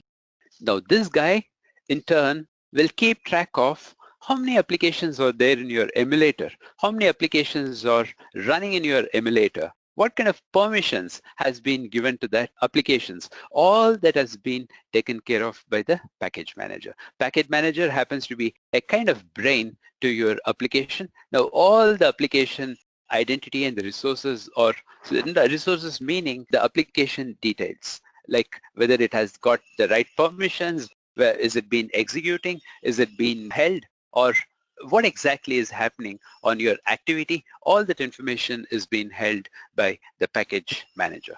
So as you have the telephony manager, now for an instance, you're watching a couple of pictures from the gallery. All of a sudden, a phone lands, the call lands in. Now, how exactly that can happen? Because the telephony manager has to get the call right from the Linux kernel, right? Now, this in turn will be checking on the IRs, and this in turn will be checking on whether I received a call or not. The very minute the call is received, and the hardware abstraction layer will pick the call via the libraries, and then it tells the telephony manager that there's a call for you, and this telephony manager gives the call to the application, and that is how you guys will be able to pick the call right from the hardware level, right? And you call, you talk, and when you terminate, the telephony manager knows that you're terminated, and it goes tells the kernel back that the call is terminated. Now, very similarly, you have content providers.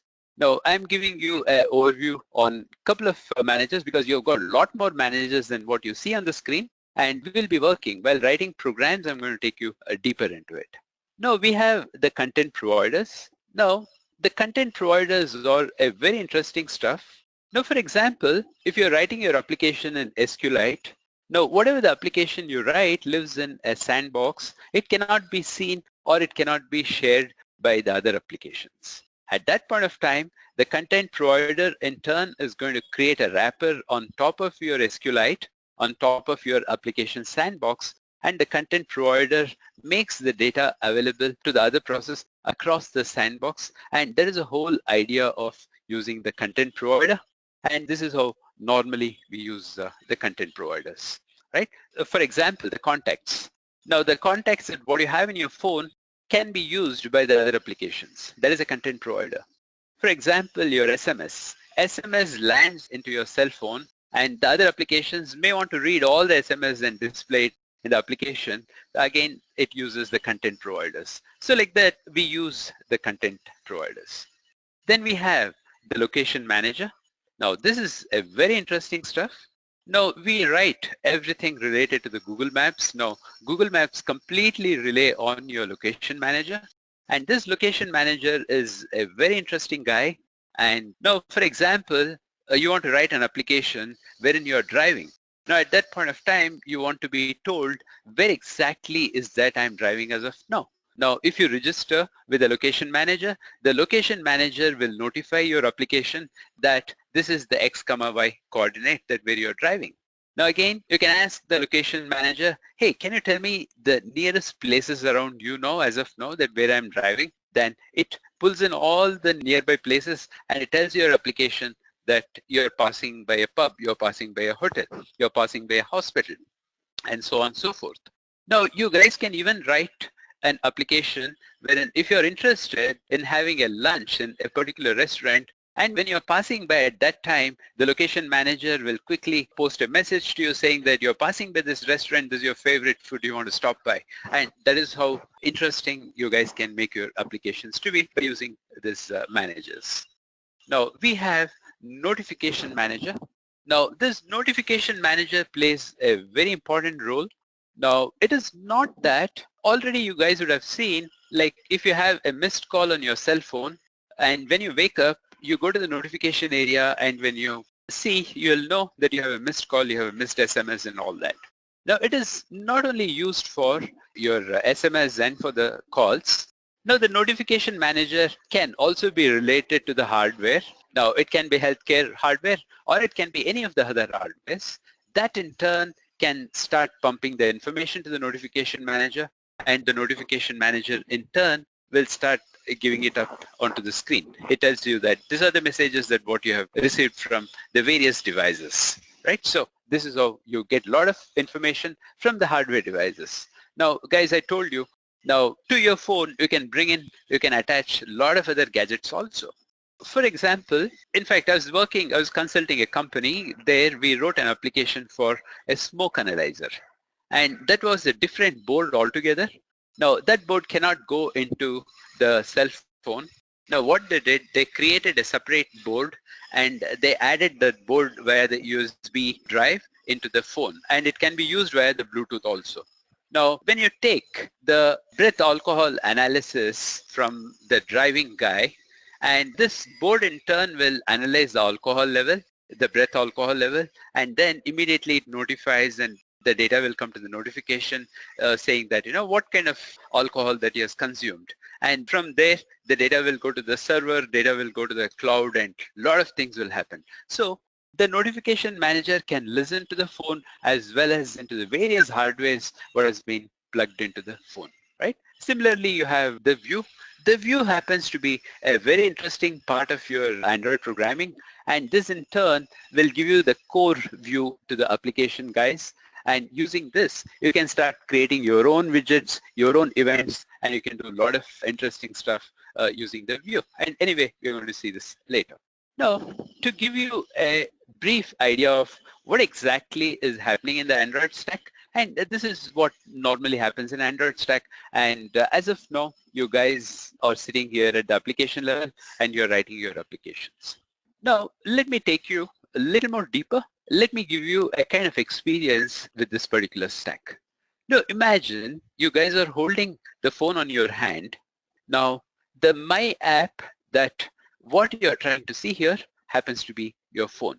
Now, what is it I'm trying to do in this diagram is I'm trying to bring in this Android stack. Now, you saw the various layers of Android stack here. This is the formal way of looking at Android stack, but I want you to understand how exactly the stack works on your phone. When you're holding your phone, how exactly the stack is related and how exactly the stack works on your phone. And that is what we are getting into as of now.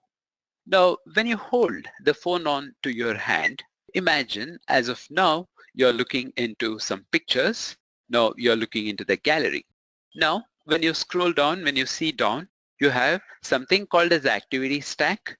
In this activity stack, it holds the running applications. Now in phone, you all will see many of the applications it is getting executed, meaning it is running on your phone, and out of which it can be the gallery, it can be the phone, it can be calendar, browser, and lot more applications will be running on your phone. Now, as of now, you are watching some pictures. Now, whatever the application is running on your phone, that is what stays on top of the activity. Now in the activity stack, you all can see the gallery is on top of the activity stack. That means your application gallery is running on your phone as of now. Now let us assume when you're watching some picture, a call comes in. That is the beauty of phone, right? That's a priority that what happens on your phone.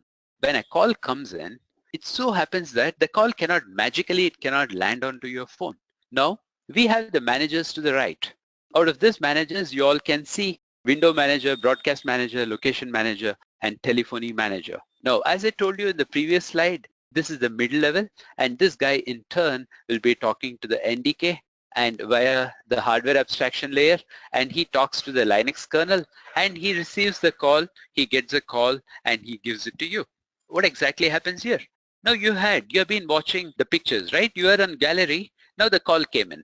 Now the gallery is being pushed below the stack, meaning it will go just down the browser, because I don't have so much of space to accommodate all the applications. Imagine this gallery is being completely pushed down below the stack under the browser. Now the phone is what is the active application now. Now the phone as such is going to come to the top of the stack. In the place of gallery, the phone is going to sit and you're going to pick the call. And when you're done with the call, you're going to tell the manager again. The manager knows that you're done with the call, and the manager in turn will, you disconnect, the manager in turn will go tell the hardware that you're done with the call. The very minute that you're done with the call, now the phone in turn is done, and the gallery, what was there in the bottom of the stack, is being brought back to the position, to the first place, like the way that you're watching the pictures, and the phone is being pushed down the stack.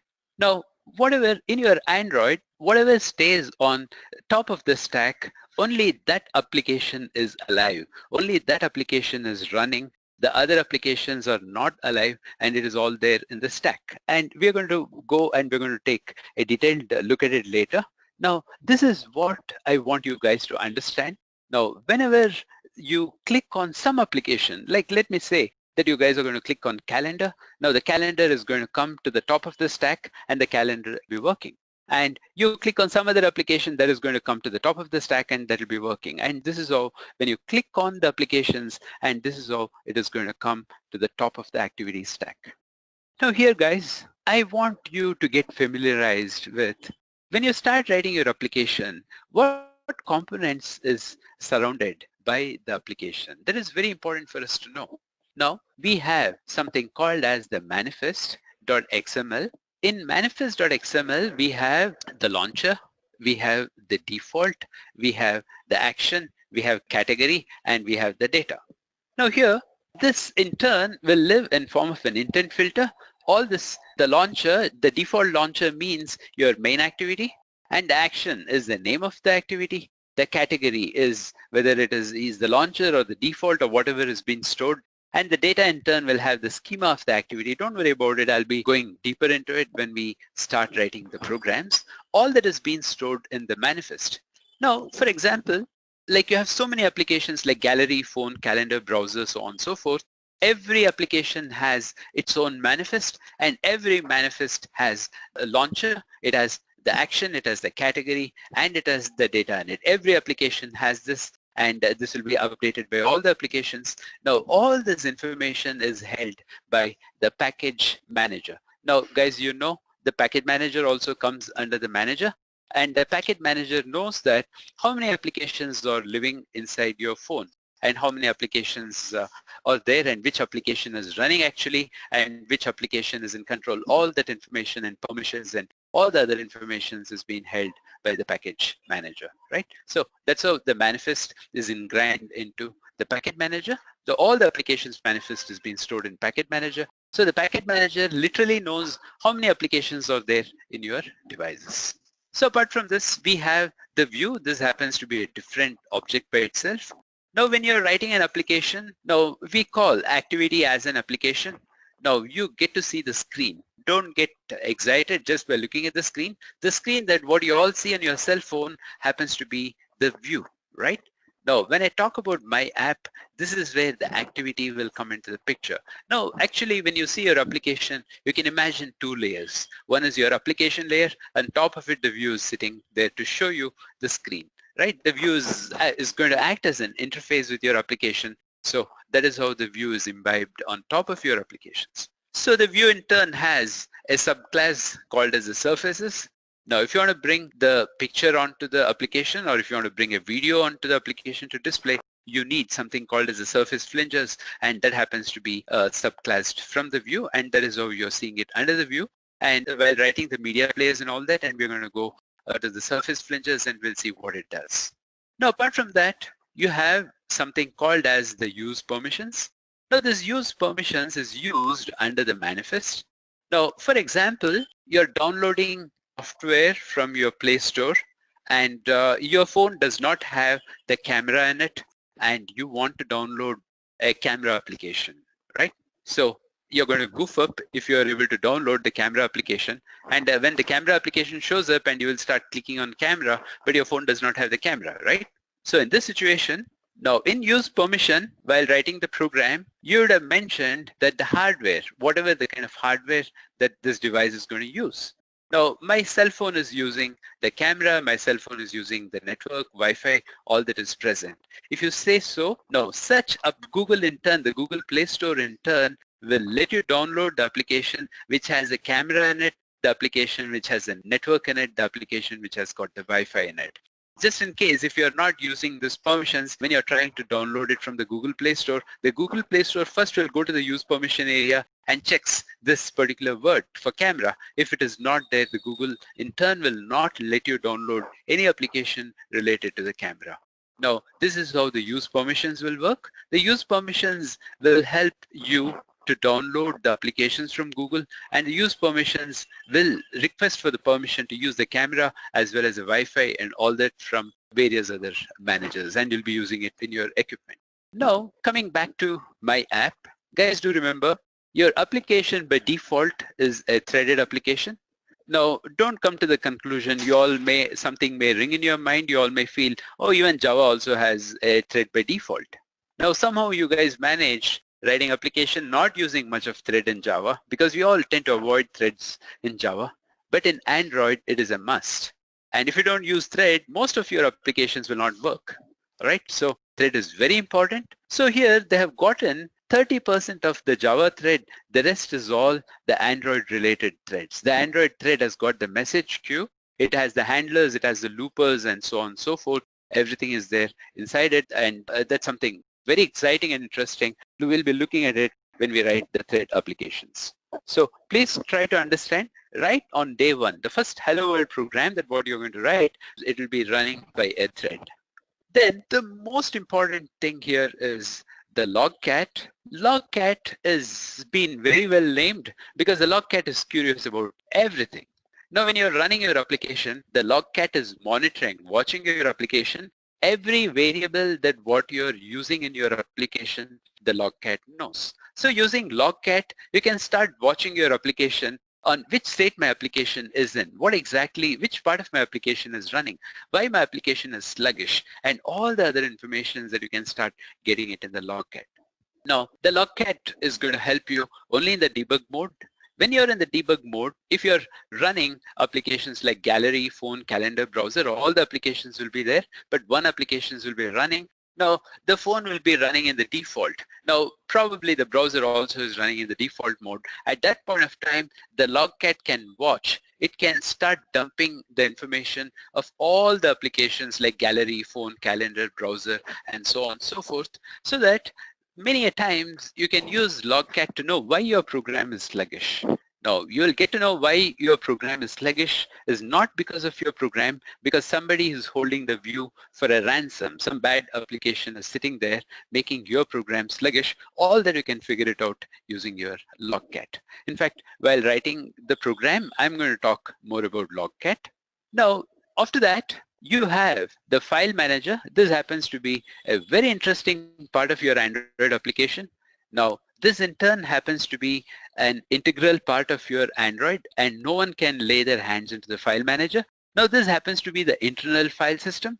Now, whenever you create an application, now let me say you're writing a gallery application. Now, this lives in a sandbox. Nobody can see, nobody can retrieve the data from the gallery. Nobody can use it when it is there in the sandbox. Now, this is where, guys, the content provider has come in, and it has made the data, whatever is available in gallery is global, so that all of you can use the data from the gallery. Now, such applications will sit inside the file manager so that it cannot be shown to the other users, or the other users cannot see what is happening inside the file manager. For example, it comes under the package names of what you write. Then, for example, if you're writing your SQLite database, that database is going to be there in the file manager. And if you're writing anything related to the shared preferences, that is going to be under the file manager. All this data cannot be seen by the outsider, and this is going to be common to the process that what you're running, and those are the data that what sits inside the file manager. Then comes the emulator. This is something interesting.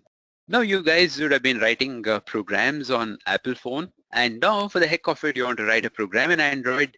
That doesn't mean that you have to buy a phone. The Android in turn is going to give you an emulator. You can run, I would say the emulator is going to act as 95% of your phone, and you guys can run your applications straight on the emulators, right?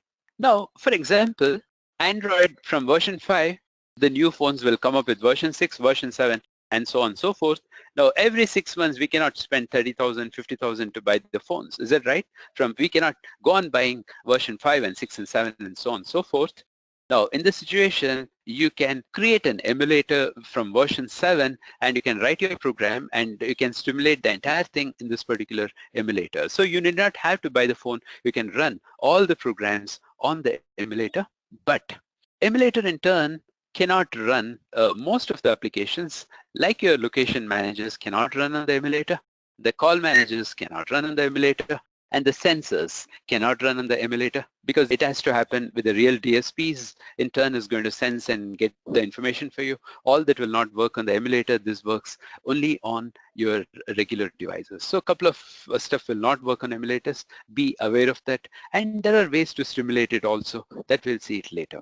Now, this in turn will give you a complete idea of what exactly is your application and what exactly is happening around you is what is that we have seen roughly till now.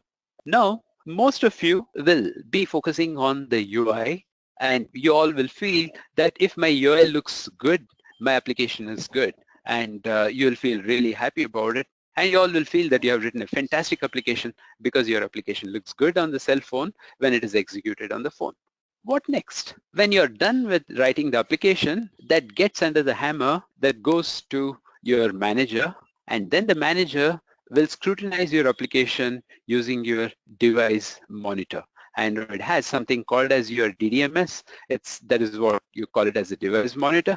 Now it puts your application under the hardness test and it checks your application for the performance analysis, and it checks how much of the memory your application is hogging, and it checks the hierarchy view, and the trace view in turn will show you why your application is sluggish, which part of the application is running really slow, and how much of battery your application is consuming. The battery historian is at another place where you can see the activity of your battery when an application is running. All these things has been checked by your manager using your DDMS. Guys, you will be learning how to write your DDMS and how to go through all these levels and how to check your application in the following sessions. And now your manager in turn will mark your applications and is going to send it back to you saying that correct on all this and come back to me. And unless your application runs through the hardness test, unless you get 100% right result, your application cannot go out of your build level. Like it cannot be given to your clients. The manager in turn is going to stop it because the user is going to get a bad experience. When they get the bad experience, and they will not use your applications, then it's a bad name for your company. And this happens to be the most important thing in your development cycle. And this is what you guys will be learning down the line. Now guys, in fact, I've been talking about the application level. Now let me go back. I've been explaining about the application that what you're writing, and you saw the application framework to the right. You saw the managers who are sitting and helping you to do what you have to do. And the library in turn was tweaking into this kernel and you was getting all the back and forth information. And this is what you guys have seen so far here. But we have not seen the hardware yet, and we have not seen these red blocks yet. Now, let me move from here to the hardware level. Now let us see what is waiting for us in the hardware level. Now, as I told you, when a call comes in, magic cannot happen. It has to happen from the hardware. Now, the telephony in turn has to go talk to the hardware. All right. So I didn't have much of space on the screen, so that the hardware has been pushed on completely after this. Now, guys, you all can see this NDK. Now, the green box that what you saw, these libraries that what you're seeing here, there is a Surface Manager, OpenGL, SGL, SSL, FreeType, WebKit, SQLite, and all that. These libraries and the hardware abstraction layer, Now, this two layers is being taken up by your NDK. Now, NDK in turn is going to deal with the libraries. Now, you'll be hearing the .so files. Now, the .so files are the files that in turn can mediate with your hardware as well as to the upper layer, and that is what is being written using the native development kit, and that is what the NDK means to you. Now, the NDK means it is a native development kit. Using the native development kit, using your C++, you'll be writing your applications there. That in turn can tweak between the hardware, and that in turn can take the information all the way up to the user on to the topmost layer, that is application layer. Now, guys, do not ask me, wow, C++ is allowed in Android, so let me write C++. So will my application is going to be faster compared to Java? Because normally they say Java is about 17 times slower than your C++. Now, my application, will it be 17 times faster? Even that is considerable stuff that what I can do for my application. That is what you all may ask me, but my answer is no. Now, the speed will not increase just because you're writing it in C++. Now, NDK happens to be a different subject by itself. Now, when you get to NDK, you will get to know when to use your C++ and why it will be faster, why it will be slow, and how that in turn can talk to the hardware, and how that in turn can talk to the application layers, and all that you'll understand only in NDK. In this SDK, Android development, you guys will not be learning much about NDK, but as and when it is necessary, I'll be giving you a lot of ideas, a lot of thoughts, provoking thoughts, and I will tell you why NDK and why it comes into the picture and how it talks to the hardware, all that I'll be talking. But all this will happen only at the superficial layer. Now, the way that you guys saw in the libraries, just to remind you, the media have got in the framework, SQLite, other GL, and all that, and everything is pertaining to your libraries. Now comes the glue. The glue happens to be the HAL. This happens to be the hardware abstraction layer. Now, whatever the .so files you write, and that in turn is passed on to the glue, and this in turn will talk to the driver, and the driver in turn will talk to the hardware, and he gets the information, gives it back to the glue. From there, it goes back to NDK. From there, it goes back to the managers, and from the managers, it'll come to you. That is where you guys are sitting. Now, apart from that, there's something very interesting for you. When you're writing your Android applications, all of a sudden, for no reason, your application may quack. And your application may say that, please rerun the server to bring your applications up. Now here, you have a very thin bridge between the hardware and the software layer, and that is what is this. Now, this I'm calling it as running server keeps the above framework at buoyance. Now, this in turn will be running a consistently, a server will be running on top of the hardware, and that in turn will keep the user. Now, whatever the diagram that you see, all that is at the buoyance of your server. And this is alive, this is intact, and this is working because the bridge is on. The very minute you burn the bridge, this application is going to collapse and everything is going to die. Your Android Studio will not compile, your Android Studio will not work, right? So that is when you have to rebuild, you have some ADB commands to rebuild the server, and we can restart the server so your application will be up and running. So this is the server, it is going to build a bridge between the hardware and the software, right? Now, apart from that, we have the Linux kernel. Now, when we talk about the Linux kernel, I have given you enough of information. Now, this in turn has got limited amount of information. Now, all the information that what it has in your Android device is not genuine, meaning it is not 100% of Linux. The entire thing has been tweaked, and they're using what is required for your devices. And that is how they've scooped the Linux. They have recompiled the Linux on your devices, and that is how they've gotten the Linux on your devices. And this is all about the Linux kernel and hardware. And guys, you're seeing the runtime, ART and JIT, that is the just-in-time compiler and the core library, all that is sitting here as a part of it. And this is how the complete architecture looks like. Now, this can be called as the Android stack, or it can be called as the architecture. Now, when you're writing hello world, you cannot come to the conclusion that, oh, I am writing my main and I'll use something like a print statement to say hello world. That's not the way the Android works. Now, you want to say hello world. Now, so much is going to happen in the background, and this is how the Android is going to hold. This is how your Android is going to execute your application, right? Now, you have been closely monitored by your managers, closely monitored by the window manager, activity manager, package manager, and even the power manager. Power manager is the most important stuff. For example, you guys are writing a game. When you're writing a game, you don't want the game to be switched off after 30 seconds because that is what you guys would have set your phone to, right? Because after 30 seconds, you switch off the screen. Now, using the Power Manager, you can request the Power Manager, keep my application on all the time. Now, this Power Manager will never let your application sleep, so that now here under gallery, phone, calendar, browser, you imagine your gaming application here. This gaming application is a hard nut. He is sitting on all the time. After you complete the game, you would have slept off. Now at that point also, the Power Manager has kept the wake clock on, and this application is consuming all the battery in the background, and he becomes the culprit for your battery drainage. And that is how you can use the Power Manager. Power Manager in turn can keep track of how the battery is being used, and battery historian can keep track of who is hogging the battery and what is happening with the battery and things like that. Guys, let me tell you something.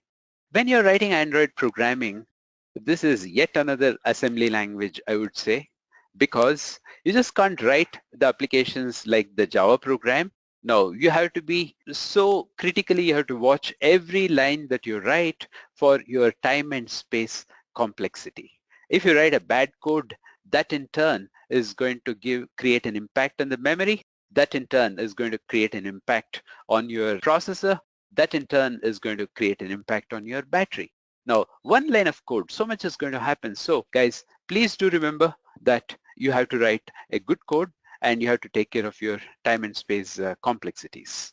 All right, so I don't want to bore you with too much of theory. Now is the time for us to get into Android and say hello to the world. Let us take up a simple program and see how to write an application. Guys, you know what? I want you to keep this diagram, probably a printout of this diagram next to you for a couple of days and weeks. So whenever you're writing your applications, I want you to check on this. I want you to elaborate this printout. I want you to go to the developer's site and see what is happening. I want you to start marking on a lot more information on your Windows Manager, Package Manager, broadcast locations and all that. And I want you to explore this. And I want you to stick to it when you're writing your applications. So please do not think it is like Java. All right. Now let us take a quick plunge into our installation. Now first, you guys will be curious to know how exactly to install your Android Studio.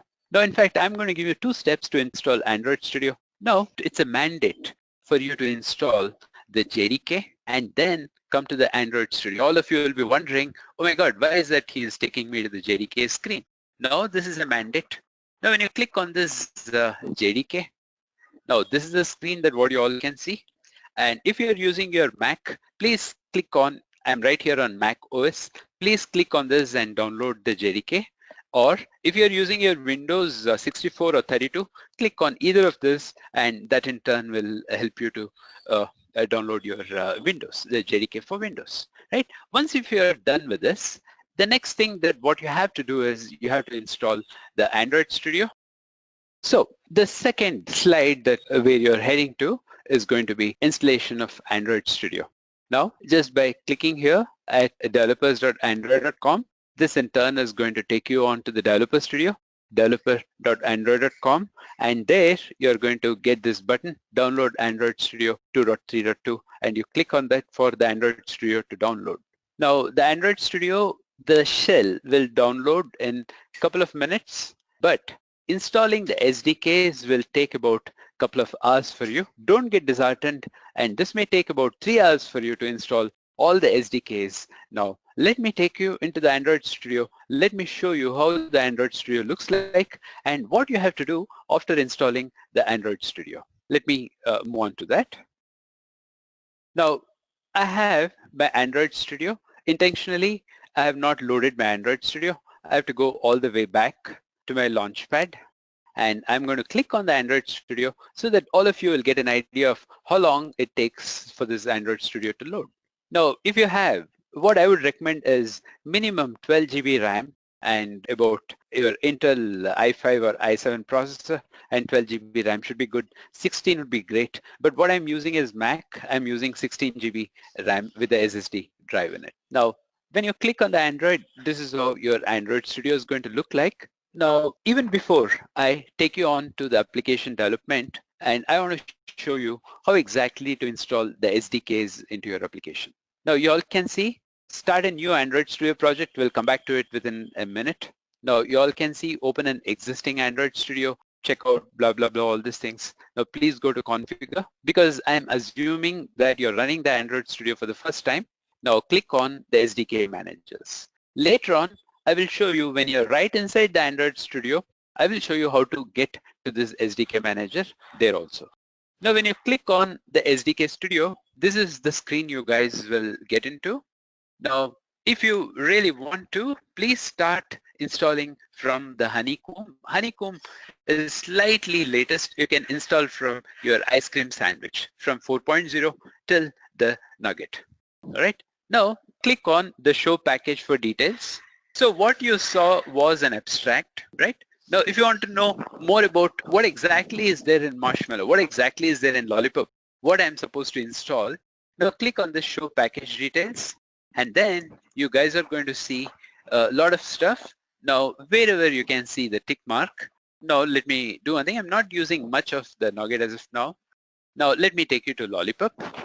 Now, here, watch the Google APIs. Please install this. Install Android Platform 22 and source for the Android 22. Now, if you're writing applications for your TV, you can install it. Or if you're writing application for the where, you can install this. Then you please install your ARM and Intel here. And that's about it, and you're ready to go. And please install this also, all the ARMs and your Intel, right?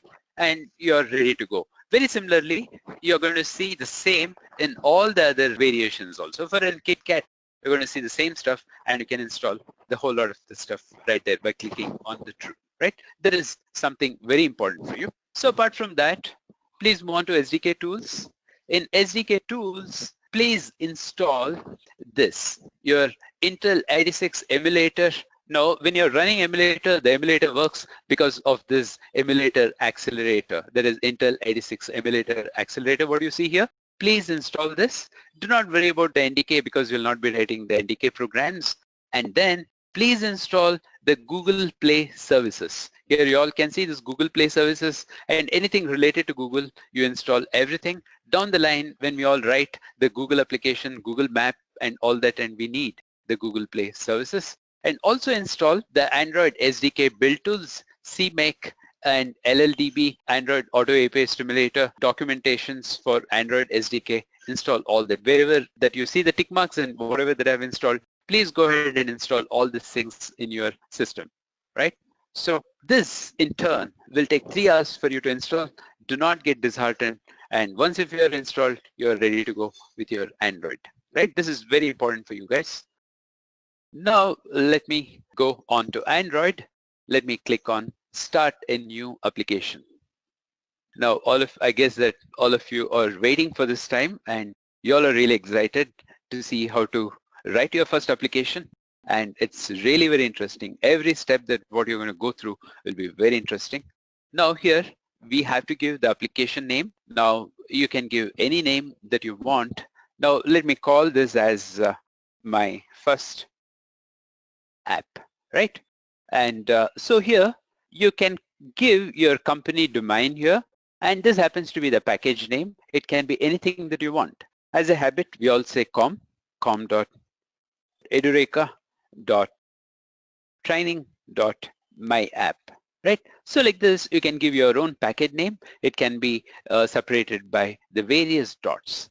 When you give your company domain, when you give this, and that is what it is being treated as down the line as the package name, and this goes in the reverse order. Now you all can see this my app, training, edureka.com, and my first app. My first app is application name that has been tagged at the end. And this happens to be the package name. And guys, you know, this is the namespace in Java. and this happens to be a unique package name so that it will not clash with your other applications. Down here, you all can see the folder that where exactly that you're creating your first application. It is there in your Edureka sessions 3 and in your My First App. Now I don't want this to be under session 3. Now let me just go to Edureka, that is onto the first session, right? So now let me click on Edureka and I'll say next. I'll say okay and I'll say next, right? It's in Edureka now. Now you guys are curious to know why when I have my nugget, why is that I have to use my jelly bean? That would be the question what you have in your mind. Please note, by opting to Jelly Bean, it says by targeting API 17 and later, your app will run approximately on 87.4% of the devices, which is prevailing across the globe, right? Now, this is being suggested by the Google Play Store. Now, because I don't care about this, I want to go up all the way to my Nugget. Now, from 4.3 Jelly Bean to 7.0, let me say.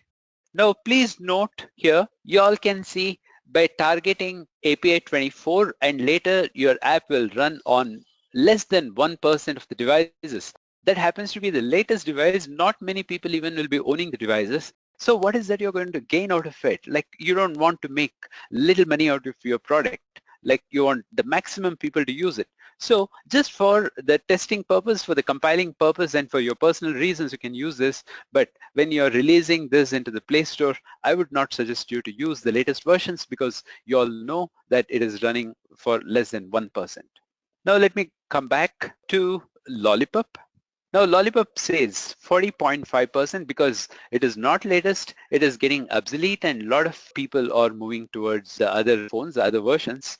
And now the Marshmallow happens to be the running one. Currently, this is what people are using, but in fact, as of now, but still you all can see only 4.7% of the people are using your Marshmallow.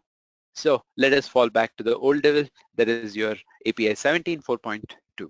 Now guys, if you are working on the concepts called as the job schedulers, and when you're working on services and so many other concepts, and they will highlight, they will recommend you to use the versions above 21. Below 21, it will not work. That is what they recommend. Keep an eye on those things. Then again, after this, Android is asking you whether will you be writing your application in phone or tablet. Now I said, yes, I'll be writing my application with my cell phone and tablet. Now, not with my Wear or TV or your glasses. So I'm not clicking on anything. I'm going up to the next.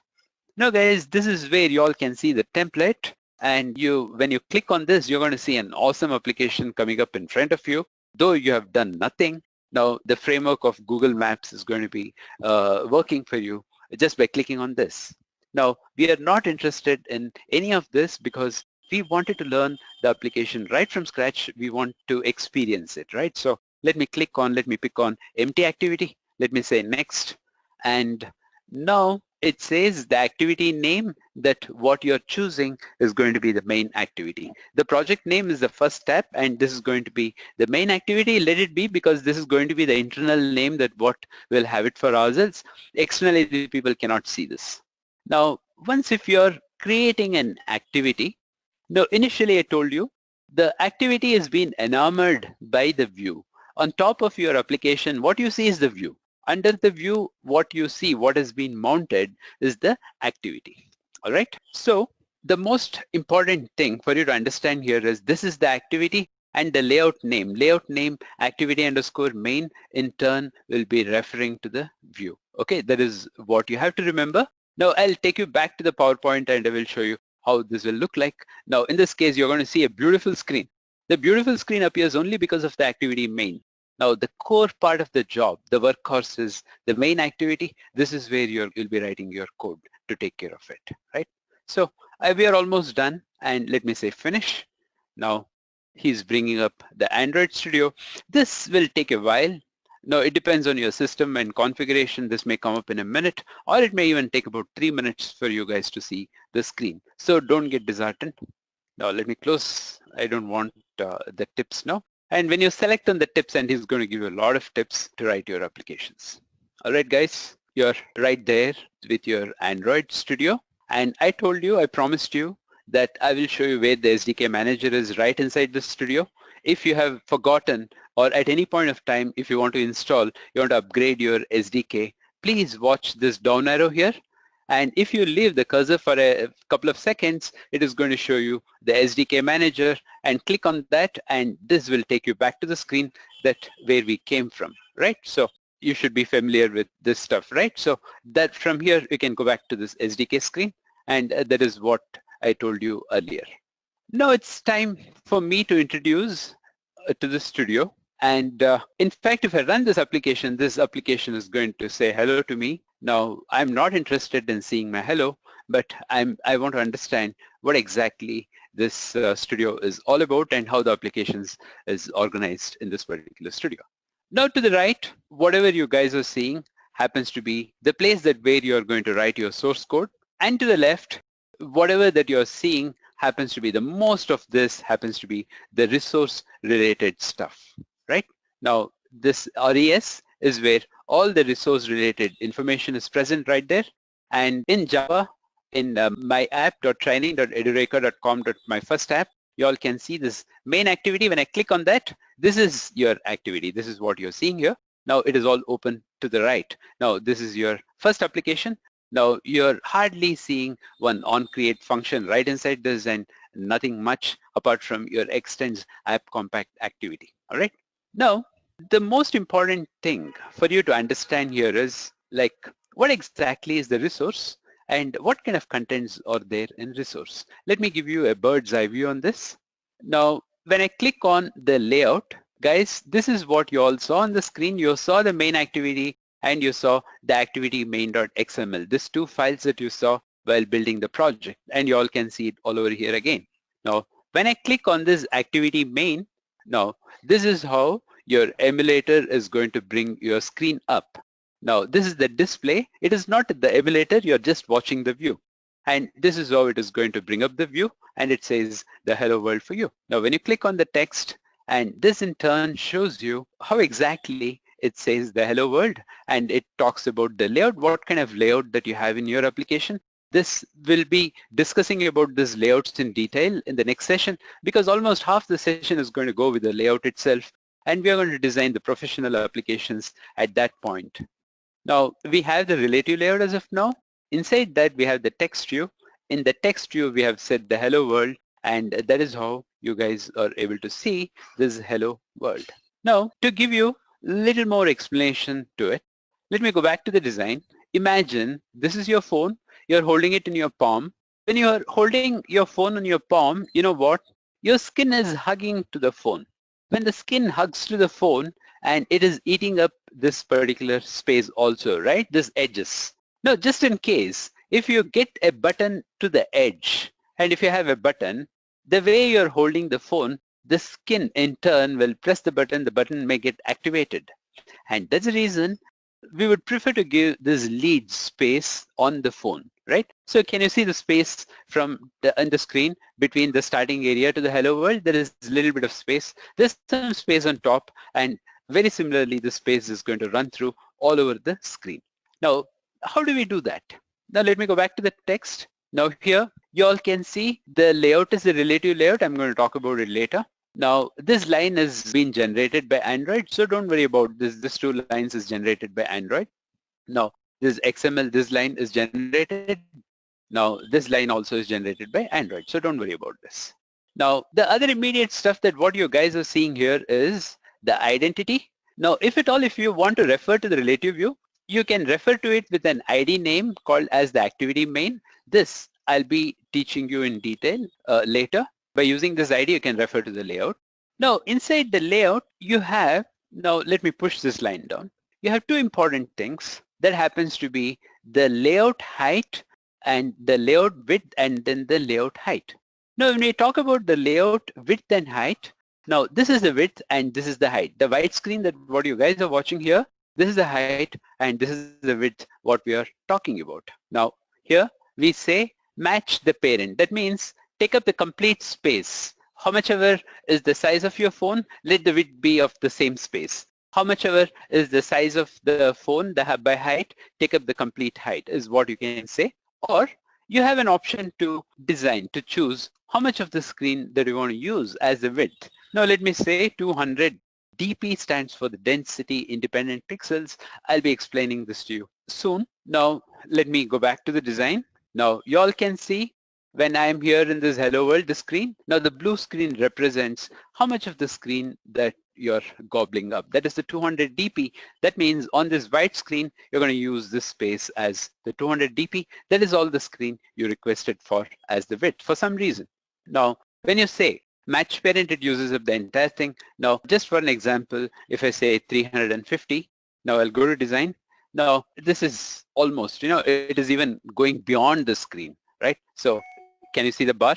And this is ridiculous. So you can even say 500, that is meaningless. So better stick to the size of the screen. All right. So no, it is not 350. It is 3,500 I have given, right? That's a meaningless stuff, and 350 should be reasonable, yeah? You have almost come to the end of the screen, a little bit of space has been left, and 3,500 overshooted the screen, right? So you guys understood what exactly I meant by this. Now, you know what, I press Control Space, and no, let me delete this and press Control Space. Why is this no suggestion? Now, this guy in turn has to automatically bring up the match parent. Sometimes it happens in the emulator when it is buggy sometimes, so it happens. So I just got the match parents to be back. Now, all you learned is how to use the complete screen. Now, I was talking about the lead space now. I'm coming to it. Now, this is where you guys are going to use it. Now, you all can see the padding bottom, left, right, top, 16 dp. Now, that is the padding that what we are talking about. The padding to the left is 16 dp, padding to the top is 16 dp, right? Now, that is what is that we are trying to allocate in our application.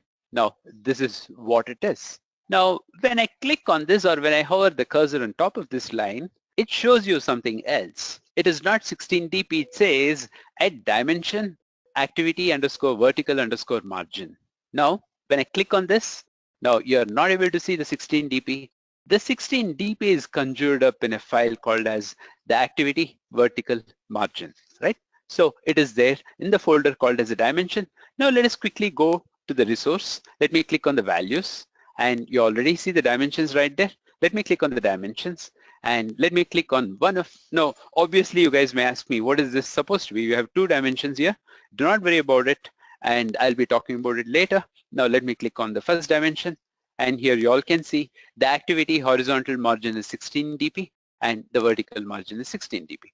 Now, if you want me to change, I can change this to 36 dp as the horizontal margin and 36 dp to the vertical margin. Now, always keep the data in the data area. This is the data area. So don't try to bring the data. Don't try to hard code the data in your XML files. And that's how it says at dimension. That means it is going to the folder dimensions. Inside that, you have the dimension XML. Inside that, you have activity vertical margin, and you changed it completely now. Now, when I come here, it will not be 16 dp. Now, I'll just show you on the screen. You all can see it being pushed a little more inside because the 16, I made it to 36. And that is how you all can see the screen.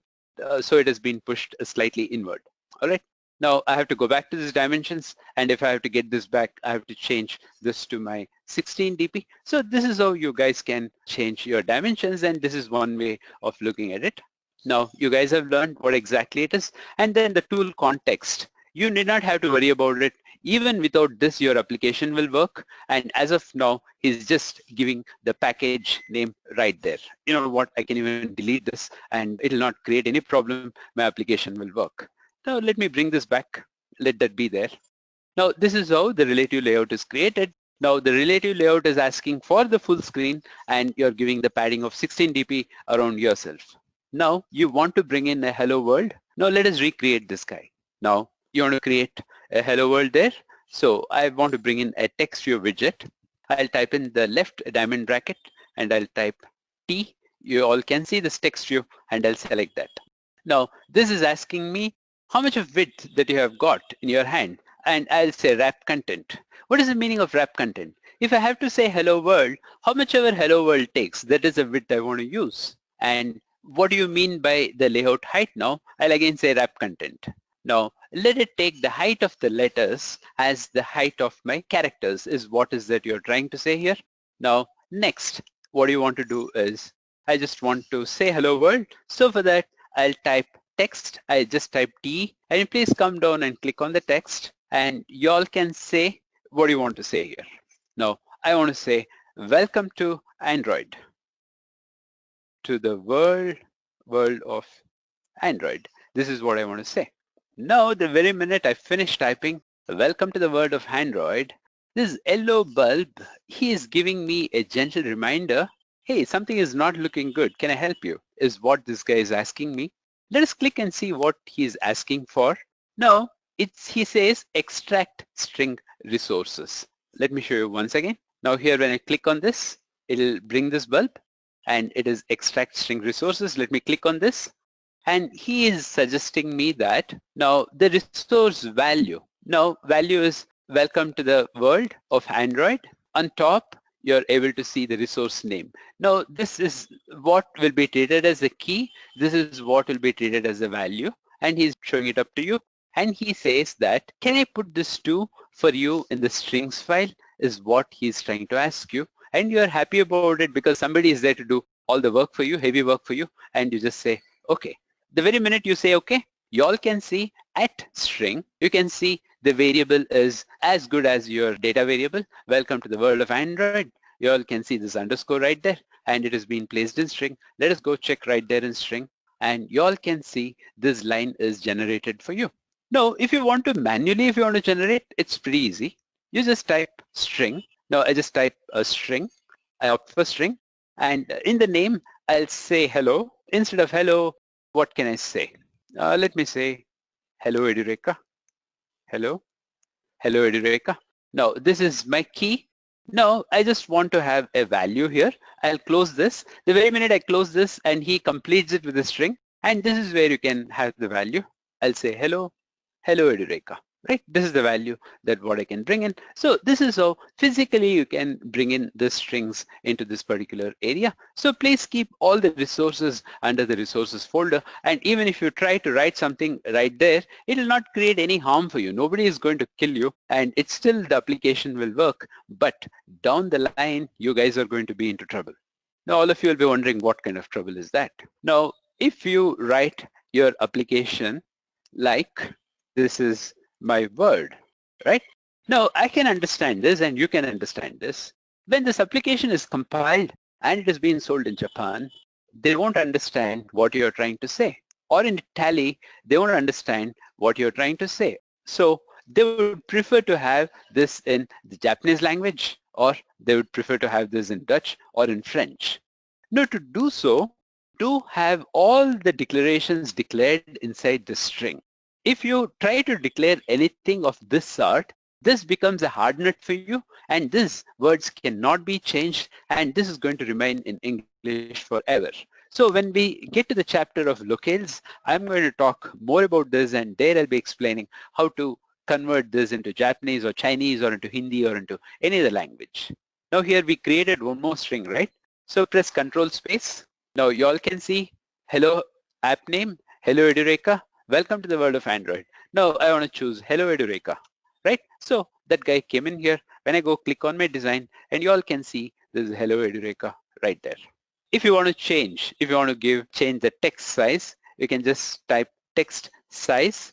Now guys, please do remember, I use the density independent pixels. I told you that I'll be explaining it shortly to you. Now for the text, do not use the density independent pixels. No, I just want my text to be of 30 SP in size. For whenever you're using it for the text, please use the SP because this in turn will take care of your internal lead, external lead, and the width of the character. All the scenarios will be taken care of it here.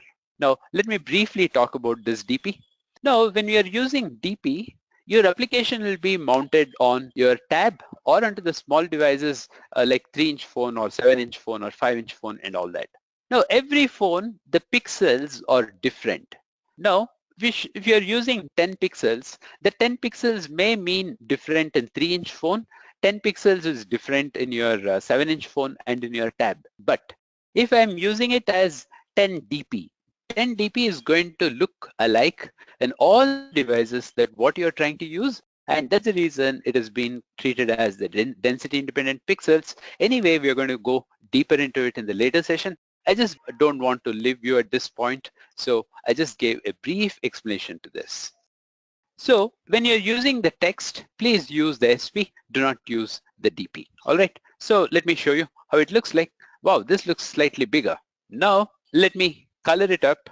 It's fairly simple. Just type text and you all can see the color. And in the color, you have so many colors and you can pick any of the color that you want, right? So you all can see the color at the right panel here, and you can click on the design and you all can see this color, right? Now you can create your own colors also, but do not do that. I'll tell you why later. Now this is how you guys have used the texture, and I think we have come a long way. Now let me also do one thing. Let me also teach you how to create a simple edit control and a button, and let us compile the program. Now before that, I will show you how to create a simple edit text. Now there are two ways. One is you can drag and drop. Now let me do one thing. Because it is a relative layout, let me convert this to the linear layout. Now by converting this to the linear layout, we are requesting all the widgets to fall one below other. All right, so that is what I want. Now let me do one thing. Let me bring in a button now. Now I'll just type this and I'll type B. Now the button is right there. Now the width. You know what? The width, I'll say match parent. Take all the screen of the parent. Height, let it be the wrap content. And here, the name of the button, text. So here I will say, let me push this guy down. Right, so here you click on this text and here you can give the name of the button. So while giving the name of the button, you can say push me. This is the name of the button.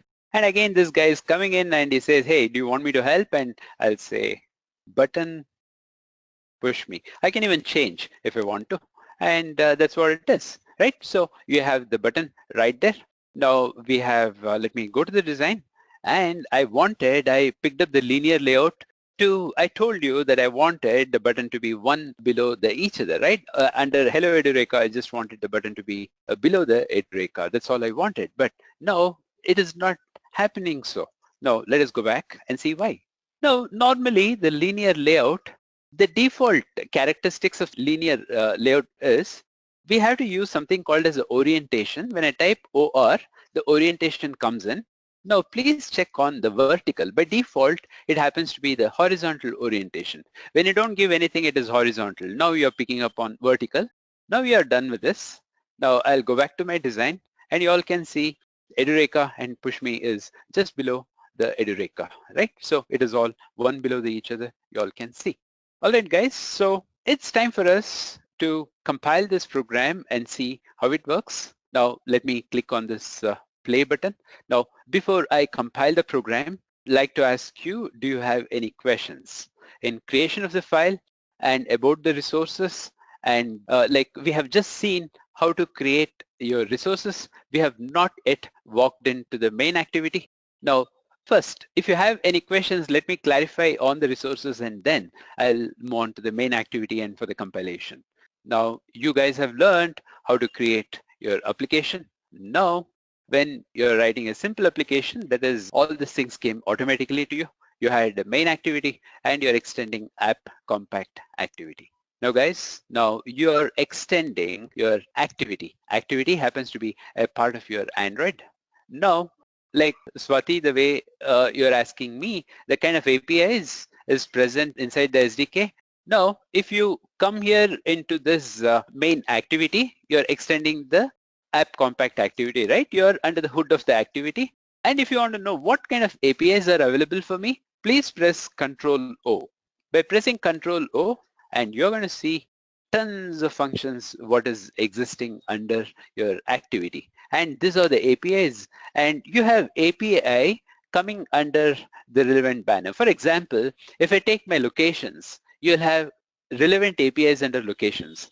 If I take the content providers, you'll have relevant functions under the content providers. So like that, it is very well organized, and I'm going to talk to you about it in detail later, just to give you the gist of it, because I don't want to keep you thinking, so I just took you to this particular point. All right. Now, this onCreate function that what has been created, this is more or less like a constructor for your application, right, for the main application. So this comes in by itself. Now, then after that, I'll be talking about the bundle very soon. Just give me a few minutes. Then you're going to the super and you're trying to give all the saved instances to the parent, that is app compact activity. As of now, don't bother about this. This is more or less like your Java scenario. Now, then you're calling something called as the content view. Now, guys, I told you very clearly that you have two different layers when you're writing the application, and this main activity happens to be the core. Now, let me write a comment. We take care of core business logic. Now, when you're practically looking at this line, this is related to view. Okay. Now, what I want to say here is following line brings in view on top of the activity. Now, this is what exactly is going to happen. Now, the view is being brought on top of the activity. Now, if I take this line out, the activity does not even know about the view. This is what it means. Now, activity is an independent application by itself. Now, to do that, anyway, you saw the set content view function. Now, it is all there. When I retype it, it is all there. And it says integer layout resource ID. Now, let me click on this. Now you guys know that this is where you have got your text, that is your hello Edureka is sitting right here, isn't it? Now I want to get this and I want to print it in my main program. Now let me show you how to do that. Now after writing set content view, please type R for resource. Whenever I'm typing R, it gives me the package name, myapp.training.edureka.com. Now I'll say dot. When I say R dot, you're right here in resources. And when you say dot, you're going to get into the resources. Now, what do you want inside the resources? Do you want drawable? You want layout, map, value, and where do you want to go? I want to go to layout. Now, guys, don't worry. I'll be talking about the map drawables later. As of now, I'm omitting this. Now, I want to get to this layout. Now, here, I'll say R dot. I'll just type L. Now, you all can see the layout. This package name confirms that you're in the right track. Now the layout is over, and I'll say inside the layout, I'll press r.layout dot. Now, whatever the files is existing inside your activity main, it is showing up everything. Now here, I just want to pick up activity main. That is a file that I want to pick. Now that is where you have the text view, and whatever is there in the text view, that is what gets printed onto the screen, right? Now, what we can expect here is Edureka here when the program is executed, and this is what you guys can expect. Now, how is that we can run this program? Now, we have a small catch here. Now, even before you run this program, we have to bring in the emulator onto the screen. Is that right? Now, let us see how to do that. Now, I'm just clicking on the play button. Now, it says it is initializing the ADB. Now, here already I have a couple of emulators sitting here, but I want to create my own. Now, let me say create new virtual device. Now, I came here to create my own emulator. Guys, you know what? You can create a TV as the emulator, or the Wear, or Tab, or the phone. Now, I'm in my phone. Let me stick to my phone. Now, what kind of an emulator you want? Now, here you have a very high density emulators, and it has got a big screen, like 5.7 inch. Or if you want the smaller screen, you have 5.4.0. And you have all the screen sizes, and you have the resolutions, and you have density. Now, when you buy the phone, you want to buy the best of the phone, right? So you always go in for the biggest screen and HDMI, HDPI, and things like that, because to bring up such devices, it may take a while, right? So let me moderately select, this is Nexus 6, right? Now, 480 also is too low, I don't want. Okay, let me select Nexus 6, all right? So I'll say next. Now, when you have picked the Nexus 6, now what kind of API is it that you want? Now here, which version that you want? Now here, you know pretty well that by selecting 7.11, 7.0, you know you get the very less number of hits. So you'd prefer to go in with the Lollipop 5.1, and this is what I'll say. Now, in Marshmallow, it says it is there in your system, but you have to download this, download the SDKs. But anyway, I don't want to. Let me go to the Lollipop 22 and let me say next. All right. Now you have got the Nexus 6 22. Now here you can call this as my emulator or your company name, whatever the name that you want to give, it can be given here. So this emulator, what you're trying to create, and then like it is asking you that, hey, you have opted for this, do you want to change, or do you want to change the Lollipop to anything else, or do you want to change, by default it is portrait, do you want to change it to laptop, the landscape, now let it be portrait, and then the emulated performance, all that is there. So don't bother about all these things and go on to the show advanced settings. Now this is interesting. You all may get excited by looking at this. Now it says the same stuff here. Now comes the interesting stuff. Now you'll get to see the RAM. Say, wow, I've got the RAM. I can control it, and do not jump into this and type the RAM size here, because every phone has its own limitations and you have to know about the phone you're working on, the real device. The emulators are real devices for you, and it is going to pretend like a real device, and it is going to stimulate all the hardware what is present in that device. By changing it, if there is a conflict between the hardware and between you, emulator will not come up. So please do not touch all this unless you know what you're working upon, right? Now you have the various things, you can try it out, you can play around this later. Now I'll go to my finish. Now this is the emulator you wanted. You have gotten my emulator, Nexus 6, and API is 22. Let me say okay. Now at this point of time, you're likely to get an error if you have not installed your emulator in your SDK, right? So be aware of that. So it's very important for you to install it, that I have shown you how to install it. Now this will take a while because this is almost like your cell phone, and it takes all the time to come up because you're almost booting your phone. All right. So congratulations, you have written your first application, and you all can see the hello Edureka, and you all can see the push me button, but there is no relevance to it, and you guys have not done anything with this push me button, right? So what is that you want to do with this push me button? Now just by clicking on push me, and let me print some text, right, saying that somebody clicked on the button, right? So let's do that. Now here it's a while that we moved out of the PowerPoint. Now let me go back to the PowerPoint. Now this is where we were, and you learned how to install this, and we moved on to activity, and here you all can see it serves as an entry point to the user interaction. Each activity has a layout file where you can place your UI, and application can have different activities. Now we have just created one activity. Now while writing your application, you can have as many activities that you want.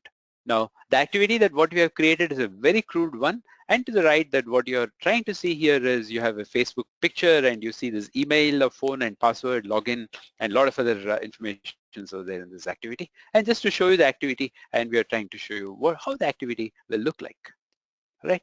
Now getting back to the features of an activity, all activity interacts with the user in order to do something such as dial the phone, take a photo, email, or view or map. Now guys, we have already written a program. We already have a button. Just by clicking on the button, I may dial a phone, or I may ask my button to take a photograph, or I may receive an email or send email. Whatever I want, I can do that. Now all this happens inside the activity. Now you all know that the view has enamored on top of the activity. As you all can see in this diagram to the left, you all can see the view. You all can see a calculator. Now obviously the calculator is a view. Beneath that you have an activity that in turn is going to do all the calculation jobs. Activities are presented as floating windows or embedded inside another activity. In fact, this floating windows, we'll talk about it later. In fact, that is called as the widgets.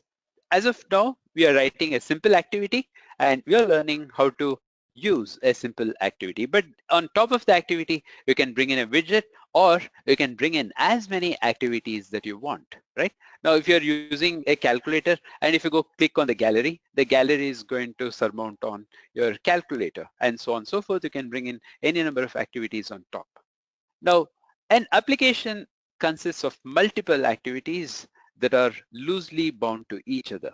Now, when you have an activity, now you need not have to call this as the activity A, B, C, D. A is calling B, B is calling C, C is calling D. No, not necessary.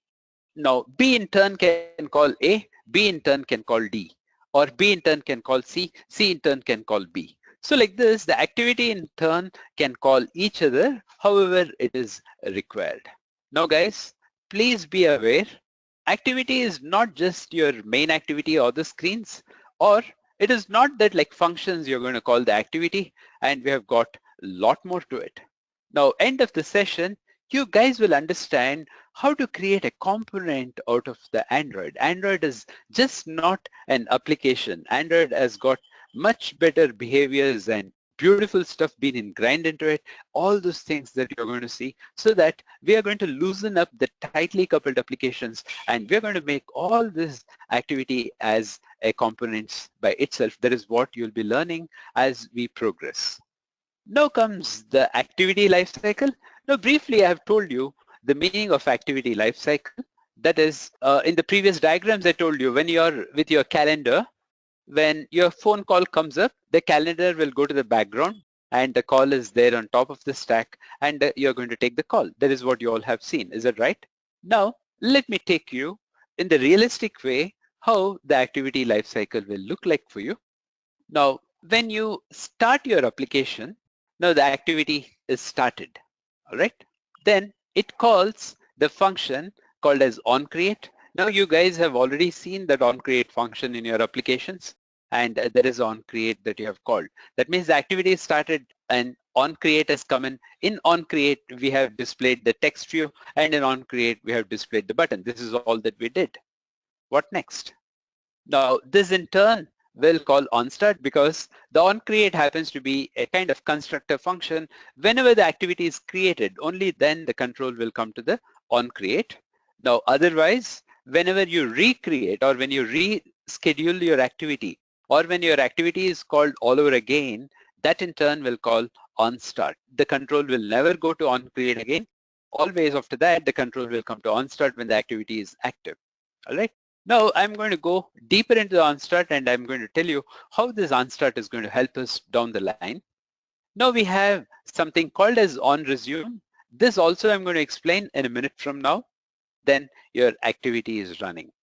Now, hello Edureka program, that what you have written is going through this process. Activity launch, and it comes to onCreate, and we are not overriding onStart or onResume. And if at all, if you're overriding these functions, and it'll go through this onStart, onResume, and it will let your application work. And even without this onStart, onResume, your activity is going to run when I compile the program. Now, let us go back to the application. Let's compile and see how this application will work, and then we'll come back to this diagram. Now I'm back in my application. Now I've created the emulator, and now this activity is running, right? Now this is all that you guys have seen. Now you know what? I want to trace, did I really come into this onCreate? How do I know if I've really come into this onCreate? You all will tell me, yeah, you came in, because we all can see this hello Edureka there. You have come into this particular function.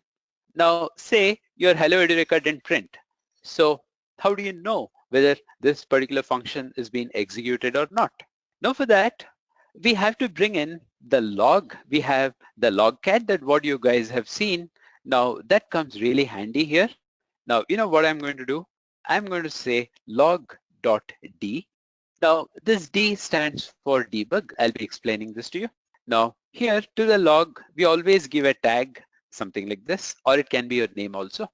And here I can say a string, okay, onCreate, and this is where you landed, and this is how you can write a log function. Now it is throwing up an error, and it says that, now when I click on this, it says Android util.log. Please click on Alt and Enter to get rid of that error. Now he brings in the relevant library, and he is out of the error. Now when you're using this log D, this is for debug. This tag in onCreate will be displayed to you in one particular color, because you said that I want to see it in the debug mode. Now guys, I just want you to experience this. Now the log in turn has got various elements to it. Now let me say log E. This means it's an error. All right. Now let me say log W. This means it is the warning. And let me say log information for for information, right? So like this, you have the logs and you have got various parameters to it. Just by, let me remove this. Just by using so, all that it does is it changes the color and it displays it to you. Let me run this once again and show you how it works. Now you all can see the program is coming up. Now the hello Edureka is printed. Now you want to see the log, where exactly the log is present. Now guys, come down to Android monitor here at the bottom left corner of the screen where I'm hovering my cursor. Click on the Android monitor. Now that's where you are. Now when you see this log, I told you this is not just displaying your application.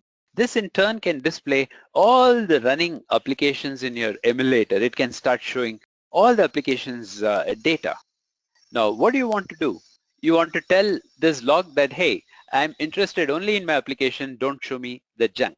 So in that situation, you come to the top right corner at the bottom, you all can see that I'm clicking now show only selected applications or Firebase no filters. When you click on no filters, all the applications will start throwing the log on this particular area. Now, let me click on show only selected applications. Now, you have to search in this junk for your messages. Now instead, if you can come here and type your tag is what you give it here, right? That is your key. When you give the key right here, now if it is verbose, in verbose it brings everything. Now you know, oh, you have given debug, edit, warning and I, right? So verbose is right for you. Now you all can see the messages right here. Now you all can see the debug is in black color, error is in kind of rustic red, and warning is in blue, and there is the info is in black color. Now this is how you all can see the logs. All right. Now when we are talking about the activity lifecycle, let me bring in the properties into it. Now here we have the on create. Now next we went into on. Now I'm just typing on. I'll type capital S. You all can see this on start, right? This is what you guys saw, right? I'm going to click on this. Now I'm going to bring in on start. Now after that, what did you all see? On resume, isn't it? Now I'm just going to bring in on resume. And then you saw the application was running, right? After that, your activity was working. Now, if you want to check on the activity lifecycle, there are two ways to do it. One is you can go through the diagram of what I'm taking you through via Edureka, or the better way, like if you guys are very hungry for the data and you want to be really very professional, y'all can go to developers.android.com. Now this is your Bible and this is where you get all the help, and here I can type in activity life cycle.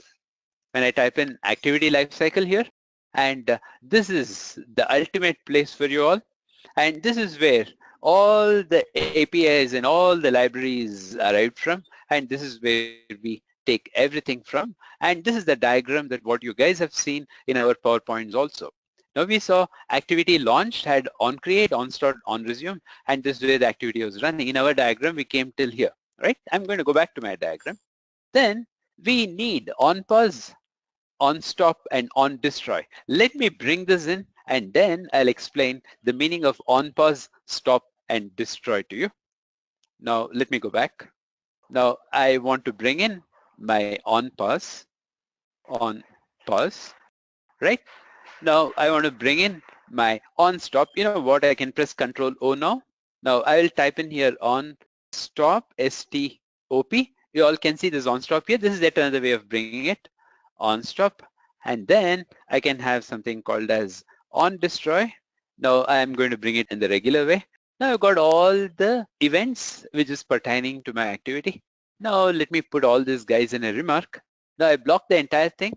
I hold my control and a forward slash to put remark for all the 3 lines, right? So it goes into the remark. Now I'll just copy this and I'll put it everywhere, right? I'm just going to copy it here and on start and on resume.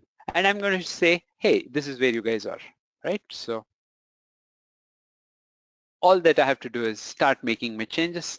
Now here I'm in on start. Now here I'm in on resume. right? So here I'm in on pause. Here I'm in on stop. Here I'm in on destroy. This in turn consists of your activity lifecycle. Now, whenever you run your program, now let me rerun the program. Now I'm going to show you some magic happening here. Now let me see it all over again. Now, so far you saw only on create, right? Now let us see what exactly is going to happen. Right, so you all can see it is refreshing the screen and you're going to get to the application all over again. Yeah, and it flushed the screen and you all can see as I scroll down, now you all can see because you ran the application all over again, meaning you recompiled it, you ran it from the beginning, you came to on create, you came to on start, you came to on resume, and your activity is running. Is that clear to you guys? Now, these are the three function events which gets called, but you didn't see the other part of the program running at all for you, right? Now, this is what you saw in the PowerPoint. This is what you saw in developerandroid.com, and this is what we tested. And we all are able to see just the same stuff that is on create, on start, and on resume. Is that clear so far? Were you able to understand the flow of the activity? So I quickly want to see an act from all of you. So Neil says yes. How about others? All right. So this is, now I just want to show you something very curious. Now, before that, let me take you back to the Edureka presentation. Now, activity launched, and next is on created, then comes on start, then your on resume, now comes your running activity. Is that clear? Now guys, you know what? Now you may opt to click on some other application or a call may come in. Now what should happen to your application which is running now? I told you all in the first session that your application is going to go below the stack. Is that right? Now watch what happens. Now when some other application comes in, it can be a call or you would have clicked on some other application, another activity comes into the foreground, then your activity gets the control. In your activity application, that what you're getting, the on pause is getting called. That means when some other application is coming on top, the on pause of your activity is called. Now, whenever it calls your on pause, it's your time to save all the temporary variables where you feel the data you're going to lose. That kind of data can be stored in your on pause, and I'm going to go deeper into it later. Now that is the temporary data will be stored in your on pause right in your activity. Then user navigates to the activity, meaning he goes to the other activity. Now the other activity will receive the resume and then the other activity will start working for you.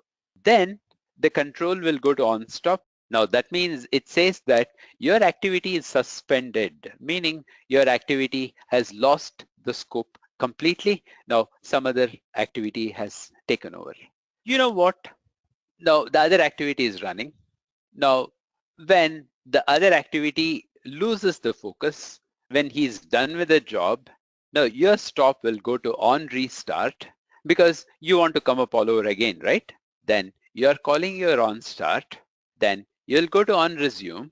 Now in on resume, now you can bring back all the variables that what you had in the temporary variable back to the application, and you can make your activity running. And this is how your activity can be brought in, right? Later on, now just in case, when all the applications are there on your phone, it may so happen that one of the application may be hogging the memory or one of the application has not been used for a long time.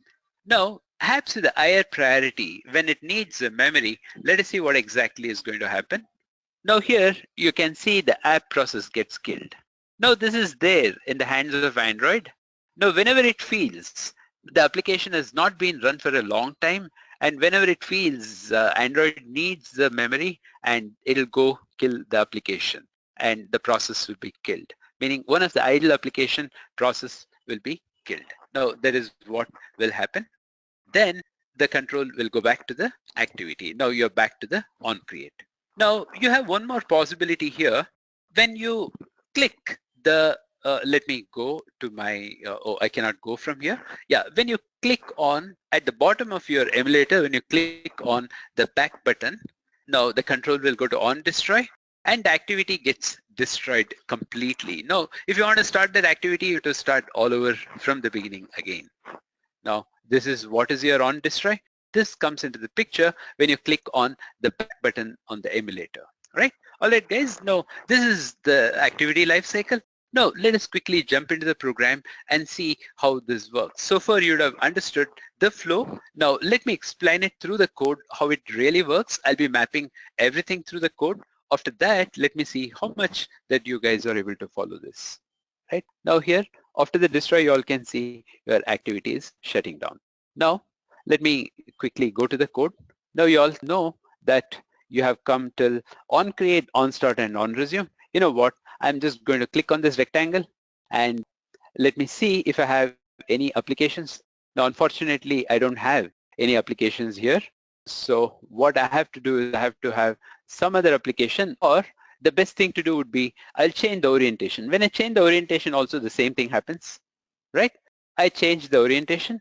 Now, when I change the orientation, it went into on pause mode, and it went into the on resume mode, it went into the on pause mode, and it went into the start, resume, pause, and stop, right? Now, let me change the orientation once again.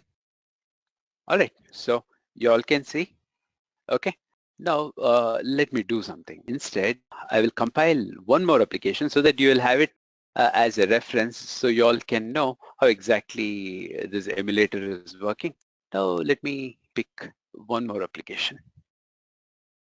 Okay, some application. So that I can show you how the stack is working and how the events are working. Now, yeah, it is loaded. It takes a while to load also. Now, anyway, I don't want to see the contents of this app, and let me just say okay. All right, so you have some application, so I don't care what it does and how it works and all that. Now, I can, now I'll go to my Android monitor. Now here, I'm just going to click on, see now you all can see the other application has come in. Now let me go give my tag.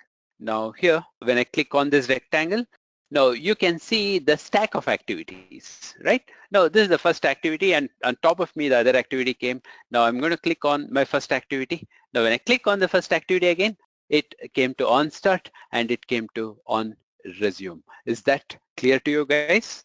Now, when I override my application with another application, now again it regains the control from your on start and on resume. Now let me do this again. I'll go back by clicking on this rectangle. Now I'm going to click on location tracker. When location tracker came up, now you all can see my application came into on pause and on stop, right? It went into the pause mode and my application is stopped as of now. Now to gain the control back, now I'm going to click on this when the location tracker is done with the work. Now let me click on my first app. Now again, you all can see you're back in your on start and on resume. So this is how you can see your application running, and this is what it means to be the life cycle of the activity. Now you're eager to know what exactly happens when I click on the back button. Let me click on the back button now. Now I just clicked on the back button. Now you know pretty well that the control has to come to on destroy. Is that right? Now watch this. The control came to on destroy. Now all this while you never saw control coming to on create. It is all on start, stop, resume, pause, stop, all that you're able to see. Now you have come to on destroy. That means your application is completely destroyed. Now if you bring in the application all over again, now you can see the applications here. Let me click on my first app. Now when you click on the my first app, you all can see on create, you all can see on start, and you all can see this on resume, right? Now because you started the application all over again, now it goes into start and it goes into resume. So far we have learned how to create an application and how to create the life cycle of the activity, and we have learned how to create the button. We have seen about the life cycle of the activity. Now let me move on to my original app. Now so far this is what we have done. Now let me move back to my slides.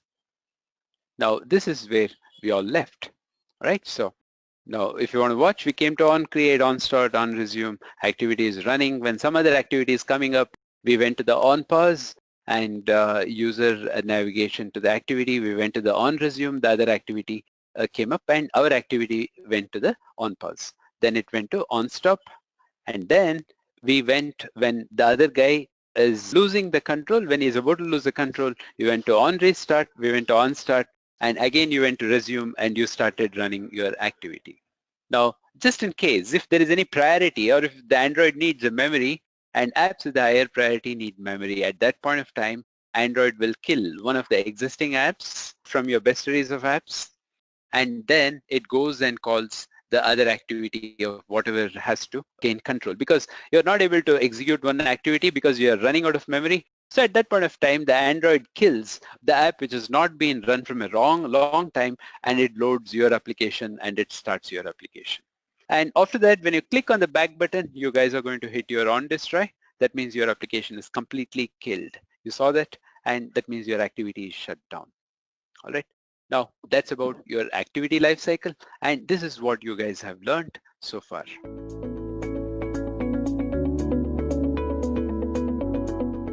Now is the time for you to go deeper into Android.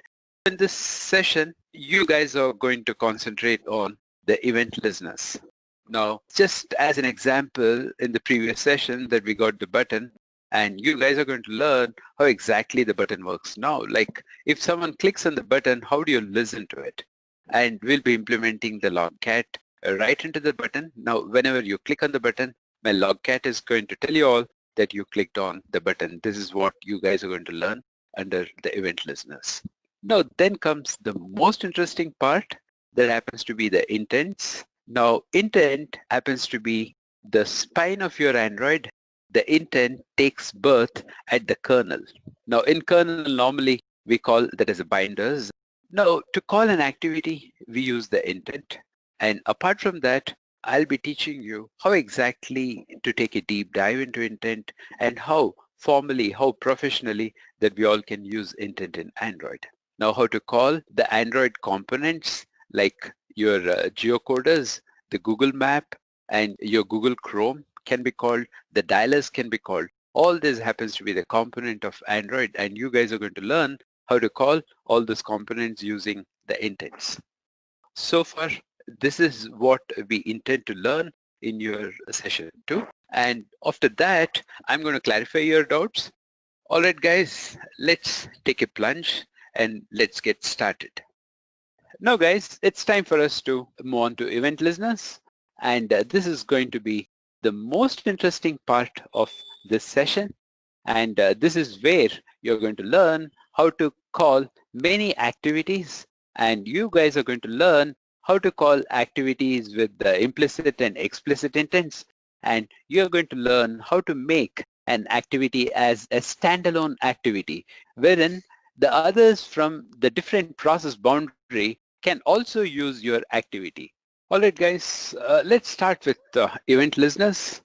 So far, we wrote a program to have a text being displayed on the screen, and we had the button.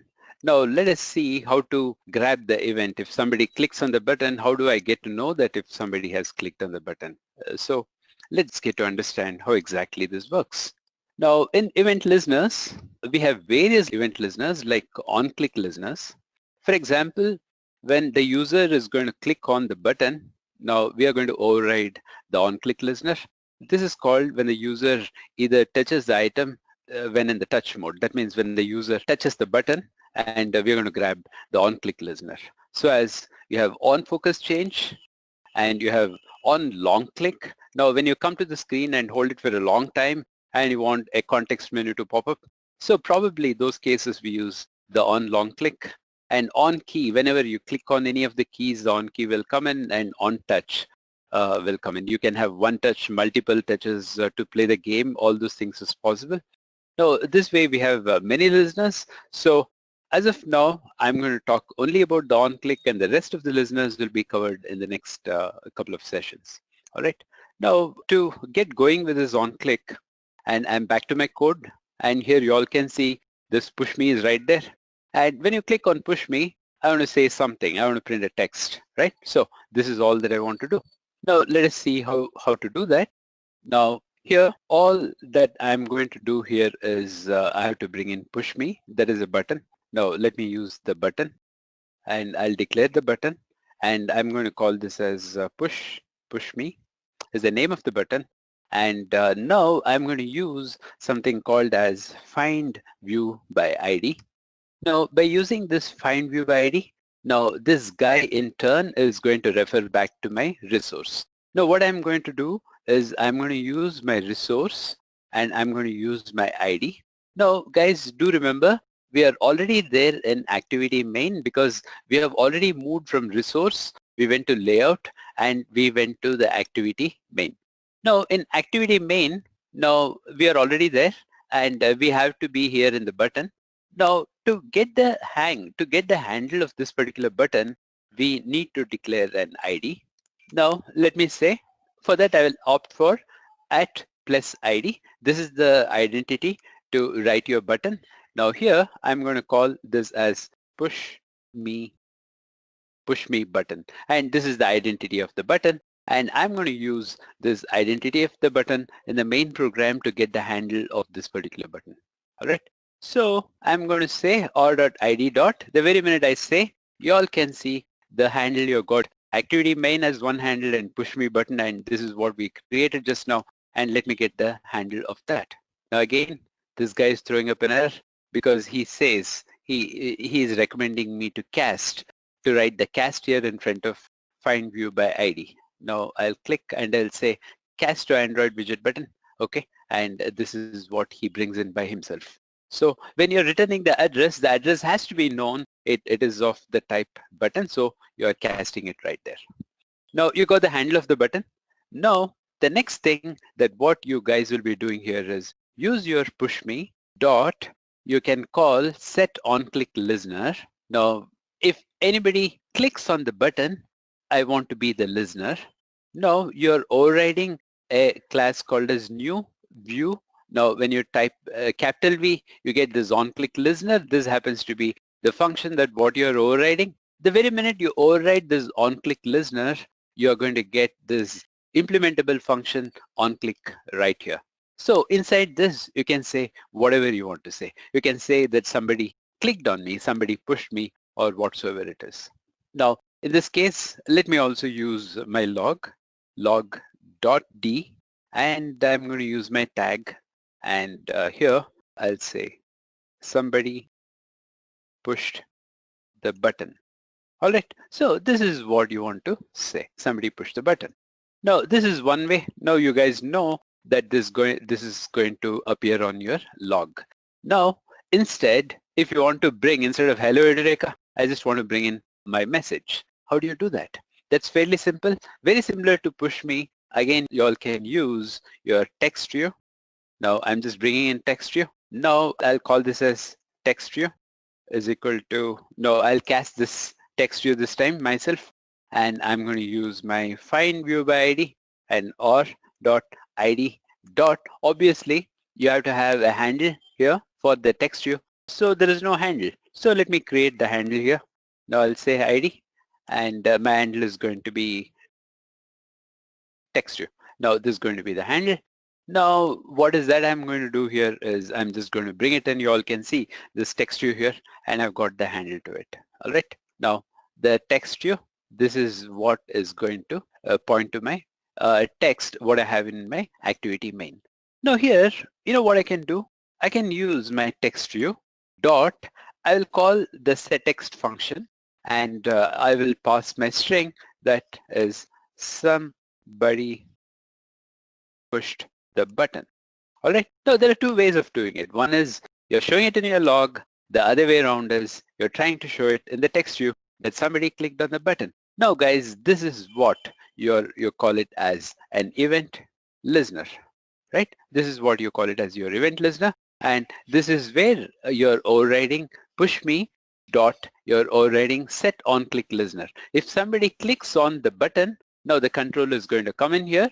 You're creating new view on click listener. You're using this particular view object on click listener, and this brings in the implementable function Now this is actually an interface. Now this is what you call it as an implementable function. Right inside this, you're trying to show a message in log. You're quite familiar to log as of now. And then you can even still display the message on your screen using your text view. All right, so let's see how this code will work as of now. Now I've got my logcat also here. Watch what happens. I'm just going to push that button. Now watch, I'm just going to press the button. Now somebody push the button, and in the log area, you all can see somebody push the button, right? So you can see it in the log as well as on the screen, both the areas you can see the message. Now this is what we call it as the event listeners. Guys, you have a problem here. Now you may ask me, what if I have many buttons? Now for example, I've got button 1, and now I've got my next button. This is my button 2. We'll just call this as button 2, and I'm going to call this as button 2. All right, so this is what it is, right? So you all can see the push me button 2, and there is some problem here. Now I just want this guy to be straight like this, right? So I've got push me button 2. Now what is that I will do?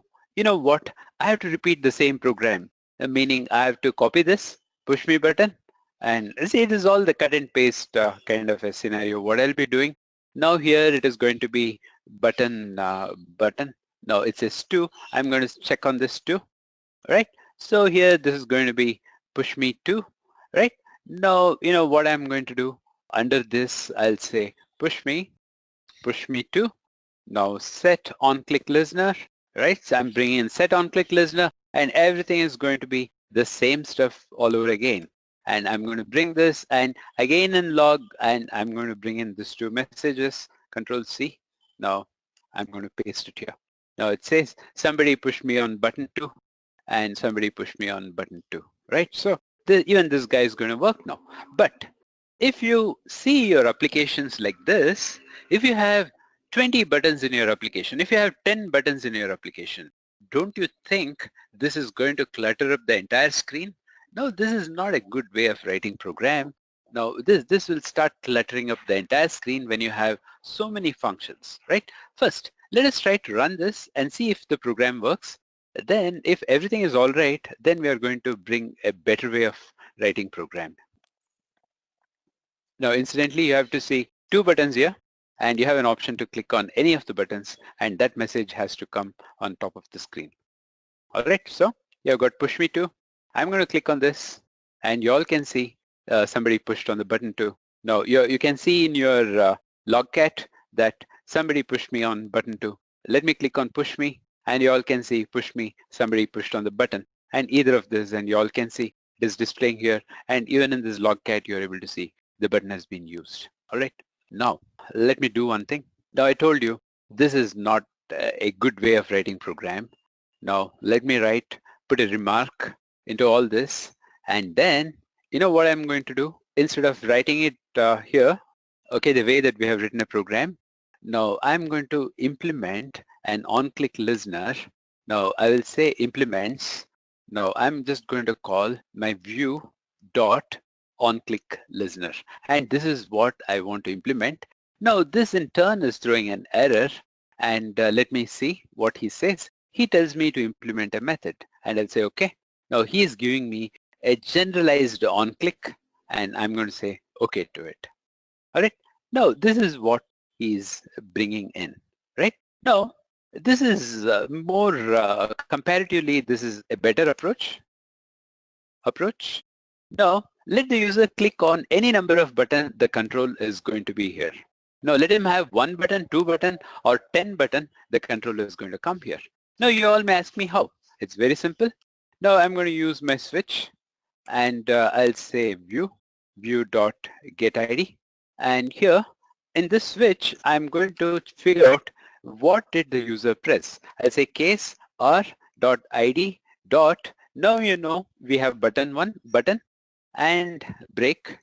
Then you have, again I'll say case r dot id dot, so now you know it is button 2. Now I'm just going to click on this, and it is a button 2.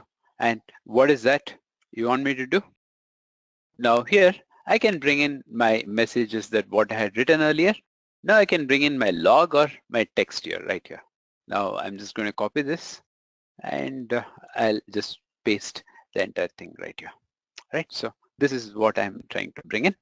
Now the user is clicking on the button. So here it is showing an error. Now, obviously, because you have said the text you right here, right? Now, he has also brought in the final. Now, a better way, a good idea to do this is, I'm going to make this global, right? Control C.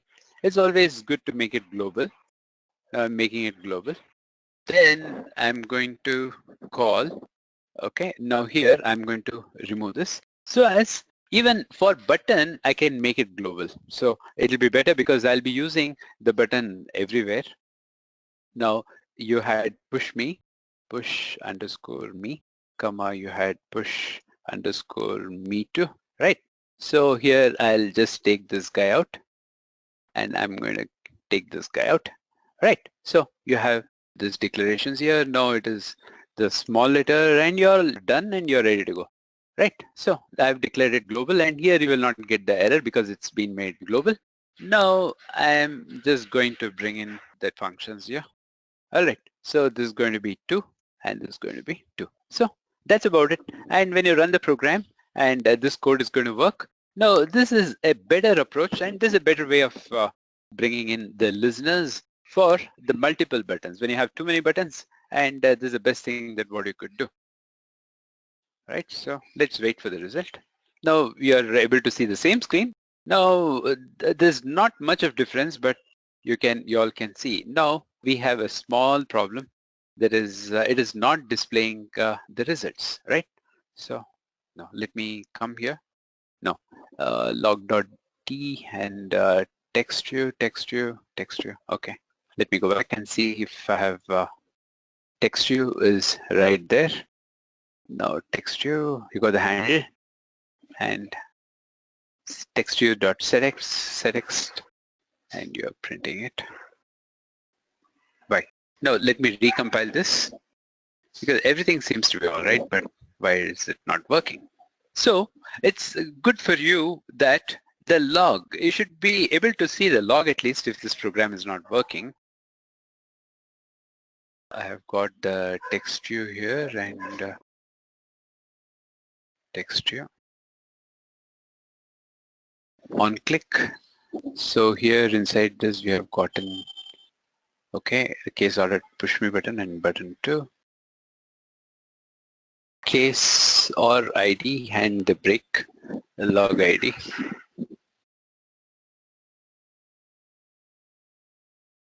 Button push me. Yeah, everything seems to be all right.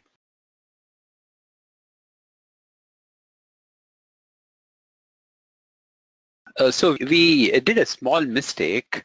See here, we have to set the listener, right? So we have the push me button here. And whenever somebody clicks on that, and we need to add the on-click listener to it. Now I've put everything in a remark and I just got out of it. Now I'll say set on-click listener. This time I'll just say this, meaning when anybody clicks on the button, so I'm overriding on-click on my application itself that is pointing to this pointer so that the on-click is right there in this application. That is what is that you're trying to mention and you're trying to print it. And that was missing. That was the actual error. Now here I have to add this also. This button also I need to add an on-click listener. Now because we never had the on-click listener and that's the reason it didn't work, right? Now let me run this. Now the program is going to appear more like the same stuff, but only the functionalities that we have changed, right? So you all can see that somebody pushed on the button and somebody pushed on button 2. It is appearing here as well as in your log also. Both the places you're able to display it. So this way you can bring in any number of buttons that you want to use in your application. So this is a better way of writing an event listener, just in case if you have too many buttons. Now guys, it's time for us to learn about the intents. Now let us move on to intents and let us see how to go about about it. Now let me go back to my slides. Now is the time for us to move on to intents. And in intents, now all it means is by using an intent, you can call from one activity, you can call the other activity. And that is where we are going to use intents. And slowly, the way that I'm going to take you towards, I'll be making the activities as components, and even without knowing name of the activity, you'll be able to call the activity. And that is what you guys are going to do. Now let's see how to create yet another activity and how to call the activity. Now let us move on to that and let us see how to do that, right? So here you all can see an intent is a messaging object you can use to request an action from other app component, meaning you can call from the first activity, you can call the second activity. At the same time, if you have any messages, text, objects, even that can be passed on to the other activity, right? So methods are used to deliver intents to different components. Now, in fact, the activity is being broadly classified. It is being divided into services, broadcast, and many of the other components. And while sending the message, you can use context.start activity, or you can start a service, or you can send a message to the broadcast. Now, these things that we're going to see it in the later stages. Now, in today's session, we are going to see how to call an activity alone, right? Now again, in intents, you have implicit intent and you have explicit intent. Guys, even before I move on to the implicit intent and explicit intent, I would love to show you what exactly an intent is all about and how to use an intent. All right. Now I'm going to teach you about various flavors of intent, how to use the intent in many different ways. Now let me show you how to do that. Now for that, let me go back to the code. Let me do it quickly so that will give you a very good insight into intents. Now let me go back to my text. Now here I have the push me button 1. Now let me call this as, okay, now I'm going to change all this stuff. I don't want this to be called as the push me button. Now let me give a name to it. Let me call this guy as, now I just want to dial a number, right? So that is what I'm going to use. Now the second button that what I'm going to use is I'm going to call a toast. You guys are going to learn something new. And here in this, I don't want the string as of now. I'll say dial a number is what I just want to display. And here I don't want anything. Toast is all that I want to display. Now like this, let me create 5 more buttons, and that is what you guys are out to learn in today's session. 3, 5. So we have stopped at toast. All right. Now, you know what? I'm going to bring in something called as show location. Now here, let me call this as, so this in turn is going to take you to the Google map and it is going to show you some location of your choice. Now that is what we are going to do in my show location. Now here I'll call open web page. Now I'll call this as open web page. Now this can be Google or whatever you want to open. It can be that. Now here I'm going to call something called as view intent. This is going to be very interesting. Now this is where you're going to call this as a generalized and common intent. Now comes there's another interesting stuff. I'm going to call this as let's get professionals. Let's get professionals. Now this is what it is. Now this is what you guys will be dealing with in today's session. All right. Now this is an amazing stuff and you're going to learn how to use the intent in many different ways. All right. Now we have the buttons ready. Now let us go to the main activity, and I have to bring in, no, it is not my push me, you know very well, it is not push me. Now we have used a couple of other things here, right? So it is going to be dial the phone and toast and show location, right? So open web page. All these things will be very simple and very easy for you to understand. and view intent, right? Then let's get pro, let's get professional, right? So this is all that what we'll be using. Now here the texture, let this guy be there. And here in the first button, now you're going to use dial phone. And instead of dot push me, you know when I type D, you're going to get this. Now the second button, it's fairly simple. As you all can see now, once if you write this program, you will be very comfortable throughout, right? You'll be learning how to use, get the handles of all the objects. Now show location, right? So yeah, no, second is the toast. So I'll say toast, toast comes in here, right? Now comes, let me copy this, it another 4 times, right? So it is not toast again. Now show location, and let me call show location, and here it is going to be open web page, and I'm going to call this as view intent, and this is going to be view intent, right? So ID dot, so just type V, the view intent comes in there, and here there is a problem. So it is, oh yeah, the typo. Now it is view intent, right? So yeah. And now the final one is going to be let's get pro, and dot let's get, no, it should come by itself, right? So why is that is not coming? Dot let's, where is that? Let's get pro. There's some problem here.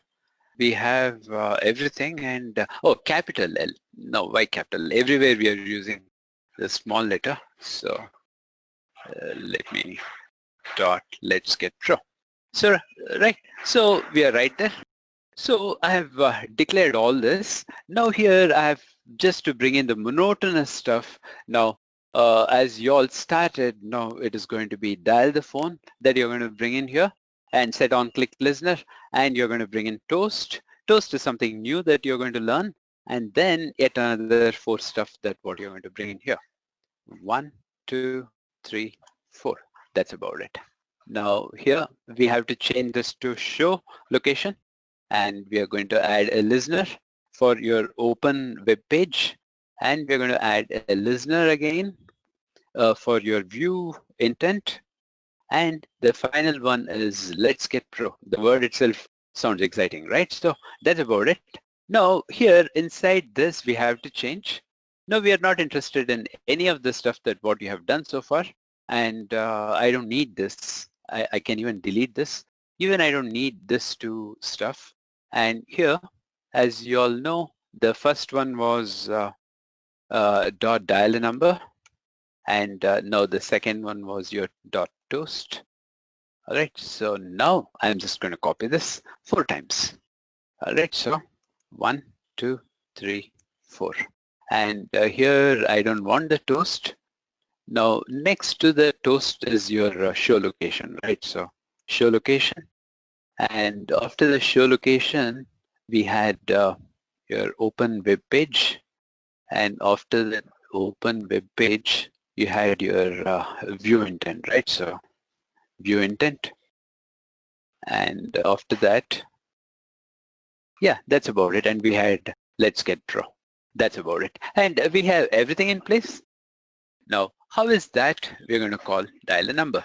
Now, let me go back to the slides. Now, guys, you all can see we are dealing with 2 intents. That happens to be the implicit and explicit intent.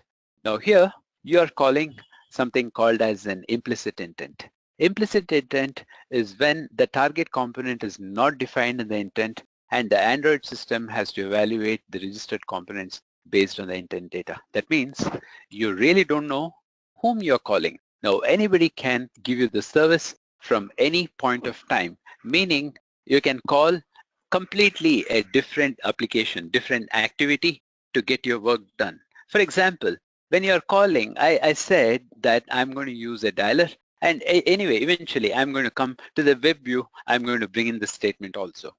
So at that point of time, if I have to call a dialer, dialer happens to be a different component. Now I want to use that component to dial the phone. Now if I have to call the edureka.co, action view happens to be a different component.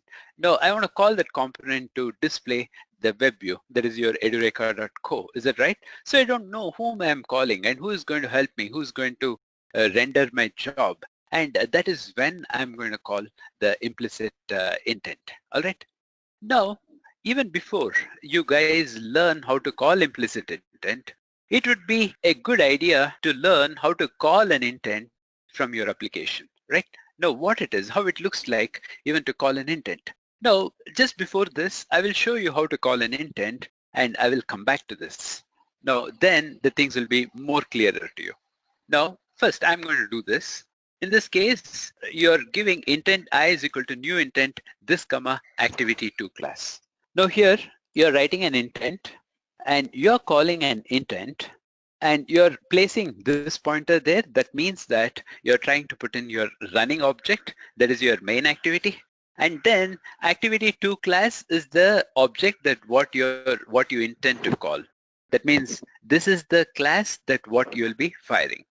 Now, before firing, you want to send a message to activity2 class. So what is that you're going to do? You're going to use i.putExtra. In that, you have the key value pairs. The value one that what you see inside the codes is the key. And to that, the value what you're going to put is, this is activity2. That is a value what you're trying to put and you're passing it on to the activity2 class. So that you're having two keys, that is value one, value two. It has got two values. And when you call start activity of I, that means you're passing the values also to the activity, second activity. Now, let me break this into a simpler piece for you. Now, let me teach you how to write only two lines, just how to create an intent as you all can see in the first line and how to call the start activity, right? Now, let me do this first and then I will talk about how to pass the message to the other object and how to receive it, right? Now, let me move on to my code. Now in my dial my number, you know what I'm going to do? Or let me take toast. In my toast, let me create an intent. Intent. Now I'm just creating my intent. Intent is equal to new intent. Now I'm just creating a new intent. Right. Now here, I'm going to give it this pointer. To be very explicit, let me say main activity dot this. When I'm giving this pointer, I'm being very clear that this pointer belongs to the main activity. Now I want to call the other activity. So to call the other activity, we don't have the other activity here, right?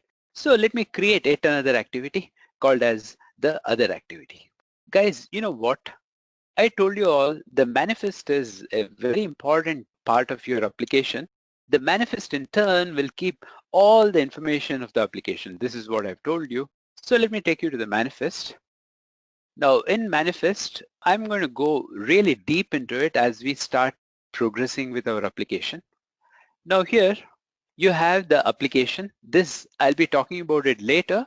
Now to tell you in brief, this application class happens to be the super class to your activity. He happens to be the parent for your activity. Now this we'll be discussing in the next sessions. Now allow backup also, you will get a good insight when you all learn the DDMS so that the file system, the file manager, now you can take a backup of that guy and that will happen later. Now here, what kind of an icon you want to associate with your application? Now in my MIP map, you all can see this MIP map. In my MIP map, I have got a couple of icons, ready-made icons. We're going to pick one right from there. Now that is what you have picked, that is IC Launcher.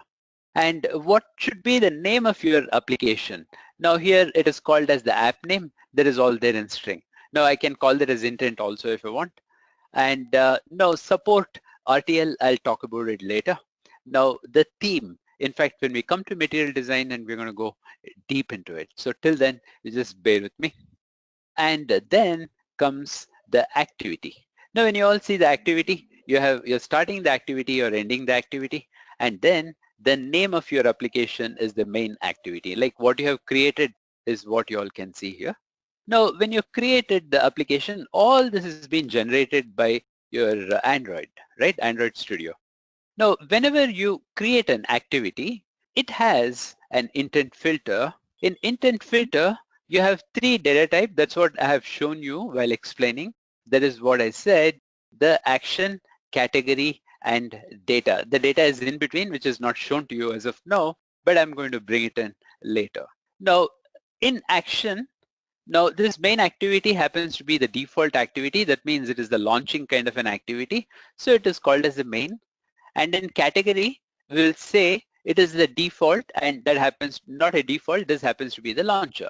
Meaning this is the, now if you have 10 activities in this particular application, now this is the application which starts, which kickstarts everything.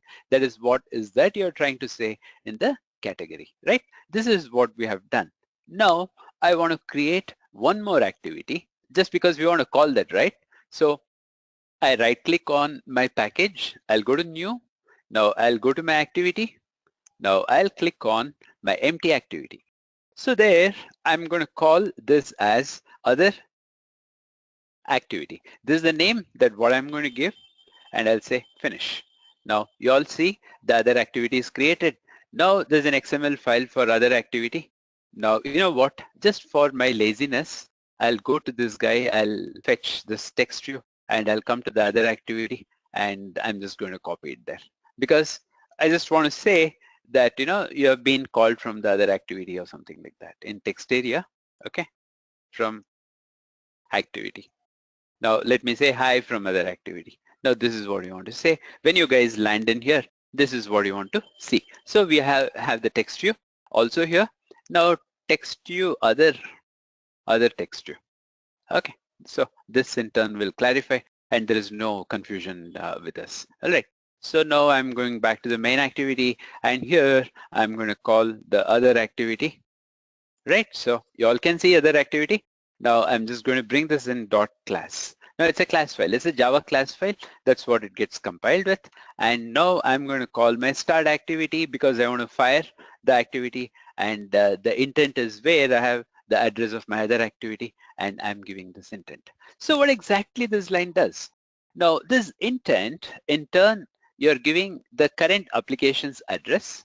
This in turn is going to fire the other activity.class. Now this is where you guys are going to jump into. And when you start this, when you click on the toast, and you're actually toasting, meaning you're firing another activity. So obviously you guys are going to be there in the other activity. Now this is what is the meaning of intent. The intent in turn will help you to call the other activity or to call any of the activities. Down the line, we are going to explore quite a lot about intent. Now intent happens to be the central nervous system of the Android, and everywhere till the end of the session, you're going to learn many flavors of intent, and you're going to learn quite a lot about intent, and that is what we have started exploring as of now.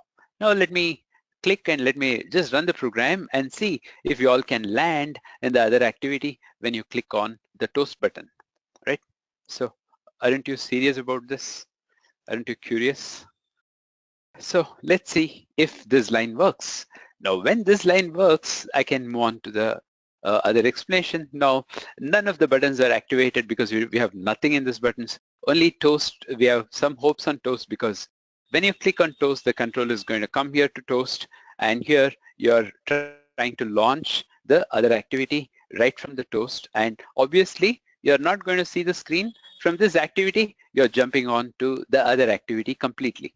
Watch, you all can see that you're here in the other activity. It is called as hi from the other activity. Now I'll take you back to the manifest. Now what exactly you can see here, what kind of changes that you can see here. Now the Android has inserted one more line, that activity again, dot other activity, this guy has inserted.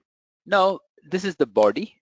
Now anyway, this intent filter is not created because we just created a very simple and empty activity. So the intent filter is not there. Later on, I'm going to bring in the intent filter, and I'm going to show you what exactly that means and how exactly to add the intents. Okay, meaning the intent filters, we'll talk about it later. Now let me go back to my code. So this program is working. Now let me go to the other activity. You know what? I just want to teach you something. Because I use the word toast, let me also show you the toast. I'll just say toast, and use, I'll just scroll down to the last bar.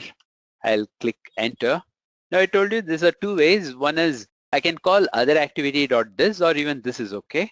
Now here I can say any message landed in other activity. You know what? This toast is going to stay for a couple of milliseconds. That is the behavior of the toast. Now, whenever you set the alarm in your program, the toast will appear and it stays for a few seconds, and that is what exactly is going to happen here. And this toast dot length short, in fact, this is going to delay by a few milliseconds. Length long is going to give little more, a longer time. All that is negligible. We cannot calculate, or we cannot say in so many milliseconds the toast is working. This is just the arbitrary time that it delays down to. And then it is showing it on the screen. Now let me run this code all over again, just to see. As soon as you guys land in the other application, you will get to see a toast message also right here. Now here, it'll take me to the first activity. Now, when I click on the first activity, it has to take me to the second activity. Yeah, when I click on toast, it has to take me there. Then you have to see a toast also. Watch the toast here landed in other activity. All right. So guys, you have learned toast also. So you have learned two things you have learned as of now. That is, you have learned how to create an intent and how to fire the intent so that it starts the other activity. Now let me show you how to use the implicit intent that, in fact, when we all saw that in the slide, that is looking a bit cryptic to you. Now let me demystify that. Now, you know what? I can again say intent, and I can again call my handle intent. Intent1 is equal to. Now I'll say new intent. Now till now, you have learned that this address of the current activity and the other activity you have to give.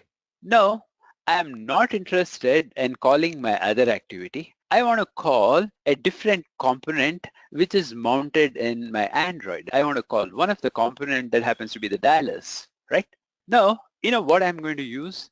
I'm going to use something called as intent dot, and I'm going to call my action dial. It's right there. I'm going to call the action dial. Now, to dial the number, let me say I want to dial my number. I want to dial my phone, right? So to dial, I have to give the data. The data has been given in URI parse, and inside this, you all can see this, right? The remark, inside this, we are going to give the data in form of a string. Now let me click on that, and I'm going to give my phone number here. Just before I give the phone number, it is a mandate for me to give my TEL colon. Now this is the data type that what you saw in your, this is the specific data type that what you saw in the slide. And this is the action that what you saw in the slide, right? Now, as of now, I told you that you're trying to call a component right from the Android, and that is the action. And in about a minute, I'm going to demystify this to you. Now, just hang on to this as of now. Try to understand it is calling one of the components in Android, and here you're trying to give the phone number. When you're trying to give the phone number is identified by TEL colon. If you do any typos or any mistakes here, your application will not work. Now, let me give you my phone number. This is my phone number, right? Now, that's about it. And then, you know what? I'm going to call my start activity, and I'm going to call my intent. All right, that's about it. You know what should happen now? Now, whenever you, I did everything on show location. It should have been on my dialer, right? So I have given everything in the dialer. Now, when I run the program and when I click on the dialer button, and this in turn should open up a dialer for me, right? Now, the most interesting question here is, did you write the dialer program? Does it belong to you? The answer is no. It's a part of your, it's a component. It's no. Dialer happens to be an Android component, right? You're calling a component. That means an application that can give service to any other applications is what you're trying to call. Now, having said this, the other immediate question that what will ring in your mind is, can we create our own component? Is what is the next immediate question what will ring in your mind. Oh, can I make my program also generic? Can somebody use my program also the way that I'm using the action dial? Guys, this is where we are getting to. So to get to this particular point, we have to traverse through some simple process, and then it becomes very easy for you to understand how to get there, right? Now, let us see how this program works. Now, by clicking on the dial number, let me see if my application can call the dialer. Now, you know what? If you're running this, compiling this application on your device, and when you run, and you can really dial, you can dial and talk to the person, right? That is all that you can do. And you're calling one of your dialer components. Let me click on the dialer. That's it. Now you all can see the phone number is already there, the dialer is already there for you, and all you have to do is click on this, and this is going to place a call, and this is mimicking as though it is calling. As I told you, the emulator cannot do all such things, so for this you need the real-time device, so that this in turn will place the call and the call will get generated, right? Now this is how you guys can call the dialer, and this is how you can dial out a number from your application. That means it's a different component that is sitting, and you're calling the component, and you passed the data to the component, and the component in turn dialed it for you. We have learned how to dial a number, and we have learned how to toast, and that means you have learned how to move on to a different application altogether, right? So that's what you guys have seen. Now, you would be curious to know how to write a couple of other things, like how to call a couple of other components. Now, let me write one more program. This is going to be a kind of contradictory, and you may wonder what's happening, and you may have a lot of doubts by end of this, but intentionally I'm doing it. Now, I'm going to bring in an intent, and I'm going to bring in my intent2 is equal to new intent. Now you know this is what you have to bring in. Now I'm going to bring in an intent dot. Now for a change, I'm not going to use the dial. I'm going to use the action view. Now you all may think, oh my God, this guy is calling yet another component, right? Now, how is that? What is that is going to do with it? Now, you know what? I want to call a component called as, you know what, this is a generic component. Now, this component can belong to many of others also. I'll explain that to you clearly in a short while from now. Now, again, to use, I have to give my URI parser, and this is where I have to give the data. Now, the label itself sounds exciting to you, that is show location, right? Now, let me ask for the location. Just to ask for the location, I have to say geo. This is a must, and you have to give this geo just in case if you want to bring in the map right there. Now, but having said this, let me see if I have my applications right here. Yeah, thank God I have one of the applications here. So I can quickly go grab the location from him.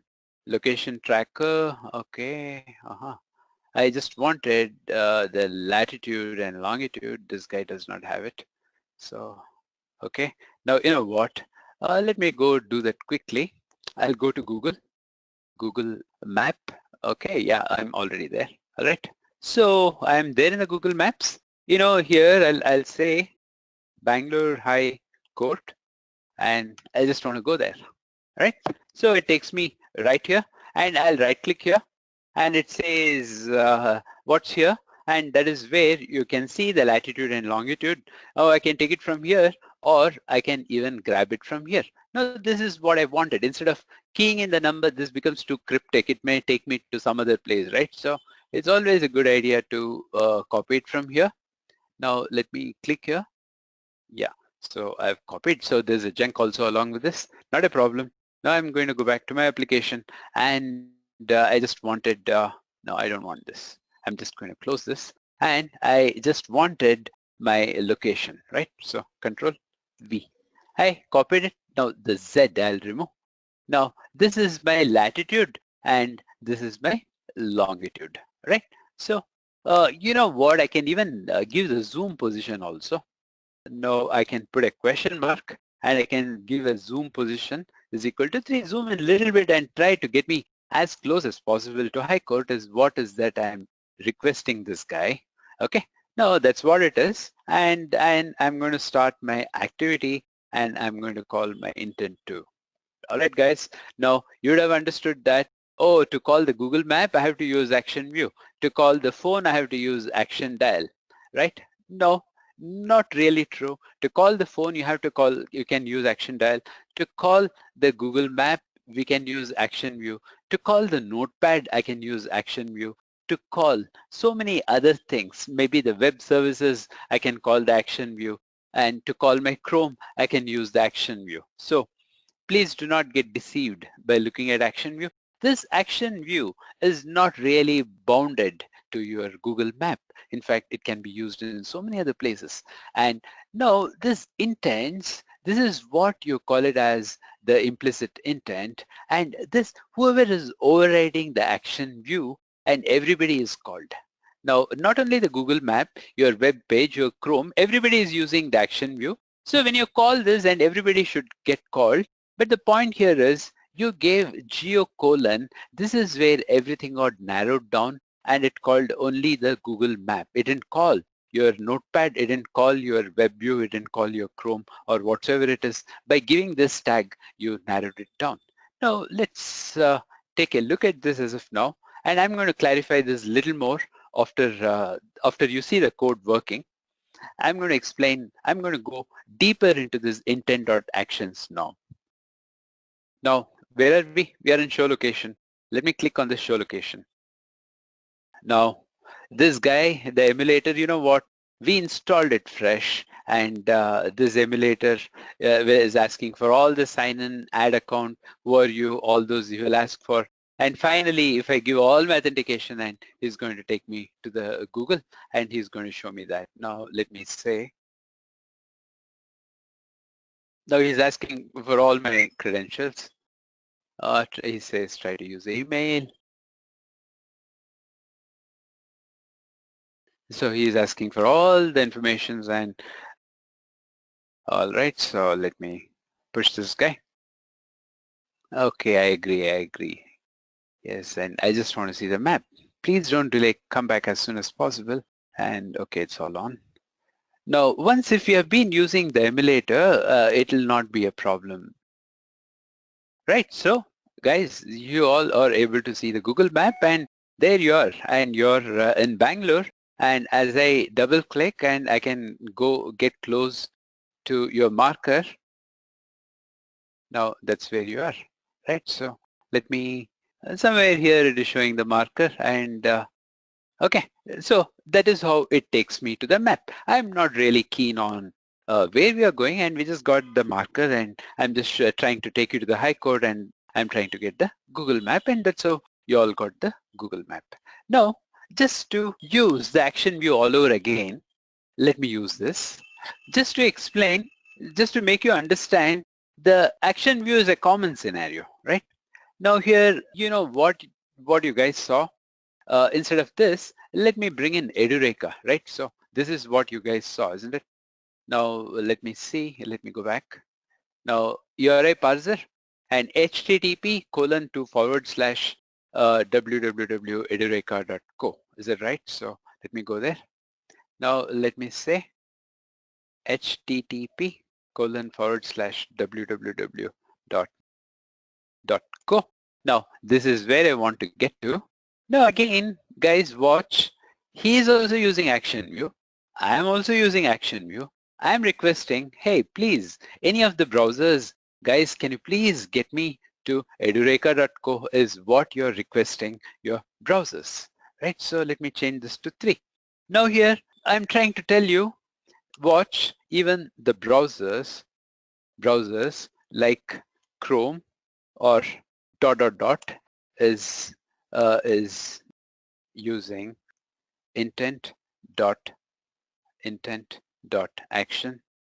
action view, right? So here in this case, even your even not the browsers, let me say, in this case, who is using the map, right? Control V. Even the Google map is using the view, right? And even the Chrome is using the view. No, this is where you guys will get to understand, oh, so many of them, they're using the view, is it? Yes. You know what? End of the line, we'll be using the view in our own application. That is where we are getting to. That is where I'm making the things even more exciting for you all. Now let me run and let me go to the open web page. And if everything is right, now this is the specific data type that what you guys have learned. Now I can give chrome.com also, or I can give Edureka also. Now where you have to be, you have to click on open web page. Now let me click on open web page. And if everything is all right, now because this is the brand new stuff, and I'll say hello. Now he is asking me for all the credentials because it's a new emulator that what I'm creating, and he is there.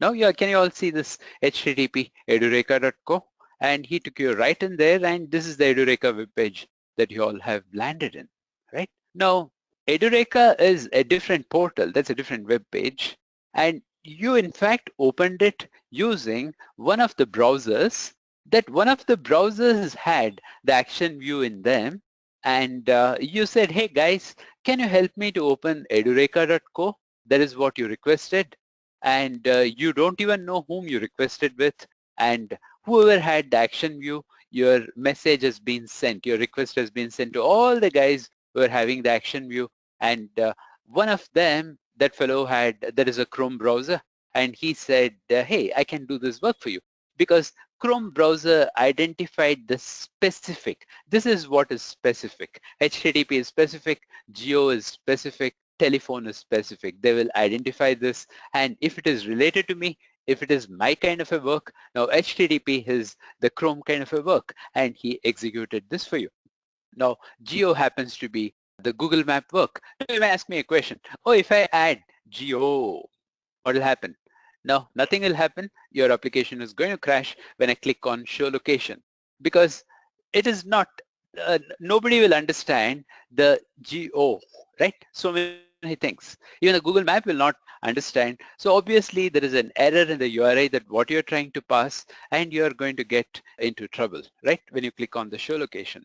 So guys, that is where I told you this specific type, the data type that what you're using is very important. Now show location, that has to create a disaster for you all now, right? So look at this. Unfortunately, my first app has stopped, and Android throws an error, and that is where everything stops, because this is what went wrong. The typo, nobody understood what you're trying to say, right? When you are using geo, and the map will immediately understand, he will respond. When you're using HTTP, the Chrome will respond, right? Now you're going to ask me, let me put our doubts here. Can we create our own data type, like TEL colon GEO colon?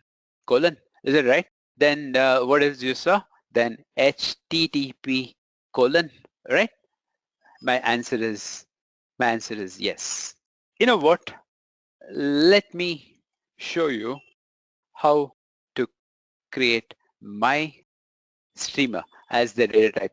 Right, this my streamer is going to be like one of the types. I'm going to come there. I'm going to show you. Just before this, I just want to, my last explanation, I just want to explain with one more view, because you have been so curious, and you had all the patience to stay with me, so that I just want to break the thaw. I want to break the ice in showing the meaning of intent view.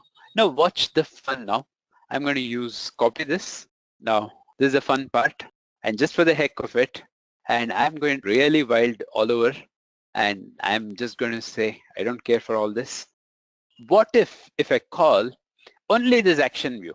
Now, the way that you have been explaining me so far, this is what you guys will be thinking. Now, because the geo map had the action view, the maps came in, and the Chrome had the action view, the Chrome came in, because you gave the right data type. If you don't give the right data type, now the can geo also appear here? Can Chrome also appear here? Whoever is overriding the action view, will everybody appear here in front of me, is what is the question, right? Now, will all the apps which is imbibing view, will it appear on screen now? Okay, that is what is your question. Is it right, guys? Now, so far I've been explaining, you all understood. Now I told you anybody can override the action view. If this is a case, now Can I see the map coming up? Can I see the Chrome coming up? Can I see a lot of other application coming up on my screen? Is what is that I'm trying to ask myself when I click on intent view. Now, this is the greatest of the time this is the best part of the time that you all are having now. Now, you'll understand the meaning of action view because I have not given any specific data type. This in turn will call for the confusion. You're calling the view, but there's no data type. So everybody is going to show up and asking you, can I help you? Can I give you a service? Is what is that everybody is going to ask you. Now let me click on the view intent, right? So can you all see this, guys? Now you can see maps, you can see application hardware preferences, you can see calendar, you can see so many other applications, all right? Now, you know what, this other activity is one of my activity, calendar. When I click on calendar, it is going to take you right into the calendar. So whichever so many applications is coming up and it is taking you right into that application. Now, I'll say just once and you're there right in the calendar, right? No, anyway, the calendar is not there because it's not there in this emulator because it is a brand new one, right? So anyway, so this is how the view intent in turn is going to show all the application. It is going to bring up all the applications. Now we have almost come to the fag end of the session by using the intent, and I'm going to show you all like how to call my own component. How to call the component is what is that we are going to see now. You know what, I'm going to make a small change. Now let me go to the last part of the thing, that is your let's get professionals. You know what, I've been telling you the action view is used by so many guys. How is that they'll be using this action view is what would be the next question, what will be racing in your mind. Now we have to create that for our own selves, isn't it? Now watch what I am going to do in my manifest. Now I told you in manifest I can bring in my intent filter. Now let me copy this. Now in my other activity I am bringing in my intent filter. Now in action, now this is the package name. I can copy this. Now instead of Android intent action main, I'm going to copy the package name. Then I'm going to give my other activity to it. Now people can call me by this package name also, right? This is something that what I'm trying to say. Now instead of launcher, I'm going to say dot default. Now watch this. This is beautiful way of writing program, very professional way of writing program. Now I'm going to take you right there. Now here you all saw this, right? Now I'm just going to add one more line here. Now let me bring this in here and paste it. Instead of calling this intent action view, and I'm going to do something very funny and very different, and this will be mind-blowing. Watch this. What I'm going to do now is I'm going there. Now this is the application name, isn't it? I'm just trying to get this package name. This is what I call it as action, right? Guys, do you remember you saw the PowerPoint and you all saw action and you saw something called a specific, or of which this is what you call it as action. Now I'm going to go into the intent and I'm just going to give this. No, I'm not going to call. No, earlier, what did you learn? You have to call your application like this. You have to call by the activity, the current activity, and then the other application name. Now, what I'm trying to do, I'm just trying to call my application using the package. Now, if I know the package across the process boundaries, and this in turn is going to fire the application across the process boundaries. Now, guys, this is where you guys are getting closer to the component. You're getting closer to the component, meaning you give any package name across the process boundary and this guy in turn has to execute it. Now let us watch. Now we are at Let's Get Pro, and this is the first step, and then we have got one more step to go. Let's Get Pro. Watch this, and it calls your other activity and it's a success. And you all can see that it called your activity just by using this. Now, my next question is this. Can I call my activity? How is that I can imbibe, rather, how is that I can imbibe the action view? So when somebody calls, my application also should show up, other activity also should show up, is the next question. Now guys, you know what I'm going to do? Now while creating action, watch, I'm going to create an action. This is what I told you. I can create action category data. Now I can create an action. Now here, let me create the action. Now inside this action, let me create a name, right? So inside the name, I'll create Android intent. Now you all can see this view. I'm going to imbibe this view right in there. Now by imbibing this view in my program, you know what? I'm going to copy this. No, not necessary. I'll put a remark to this. Now I'll copy this and I'll paste it here. Now I'm going to call this guy as 5 or 6. Let me say 6. Now watch carefully. Now among the application, your other activity also will be an application. It is going to pop up because you imbibed the view in your manifest, because you overrided the view in your as a part of the action. So when anybody calls the action view, your application should also pop up. That is the whole idea behind it. Now let me show you that. Let's get pro. Now watch, open with calendar, my first app. Look at this. This is your my first app. It is already there. And you have the other activity. Now this other activity is completely a different application. Now this is not the activity you're looking at. This is small letter row and this is capital letter row. It's completely a different application. Now your my first app is coming there and I'm going to click on that and it is going to call your other activity, right? This is from the other activity. Now this is what you called, is it right? And that is how you can imbibe the view right in the manifest. Here you imbibe the view and now among the application, your application 2 will turn up and you can call your application just by having the view. Now this is what is called as the explicit intents. When you declare, now you're trying to tell the world that you can give a service. Now if anybody wants to do anything, this is the job that what I can do. Now when you go to gallery and when you click on the photograph, now a lot of other applications like email, WhatsApp, a lot of applications will come up. Meaning it says that, hey, do you want me to mail your photograph? Do you want me to send it in WhatsApp? What is it you want to do? Like every application has a behavior. So as your other activity also has a behavior, now wherein you can even print the documents or the pictures or whatever that is your characteristics. Now when the people clicks on your application and you can carry out your work. And this is how you guys can create a generic component. You know what? In my next session, I'm going to show you, I'll be deleting this main activity. I'm going to copy this program in a different name. I'm going to call this as other activity. I'll delete the main activity. And when I run the first application, this other activity also comes up the way that you're watching it now. All right. So this is how you guys can call the activities, meaning in various different forms, you can use the intent. And now if you want to pass the data to the other activity as the last thing that you have seen in the slide, let me say intent 6. We are using intent 6 dot put, right? Now you have put extra. You can put the key value pair into it. There is a name and Boolean value. Now let me say put extra. You have the key value also in it. You can pass and let me bring that in. Intent source, where is that? Now let me take you to the slide.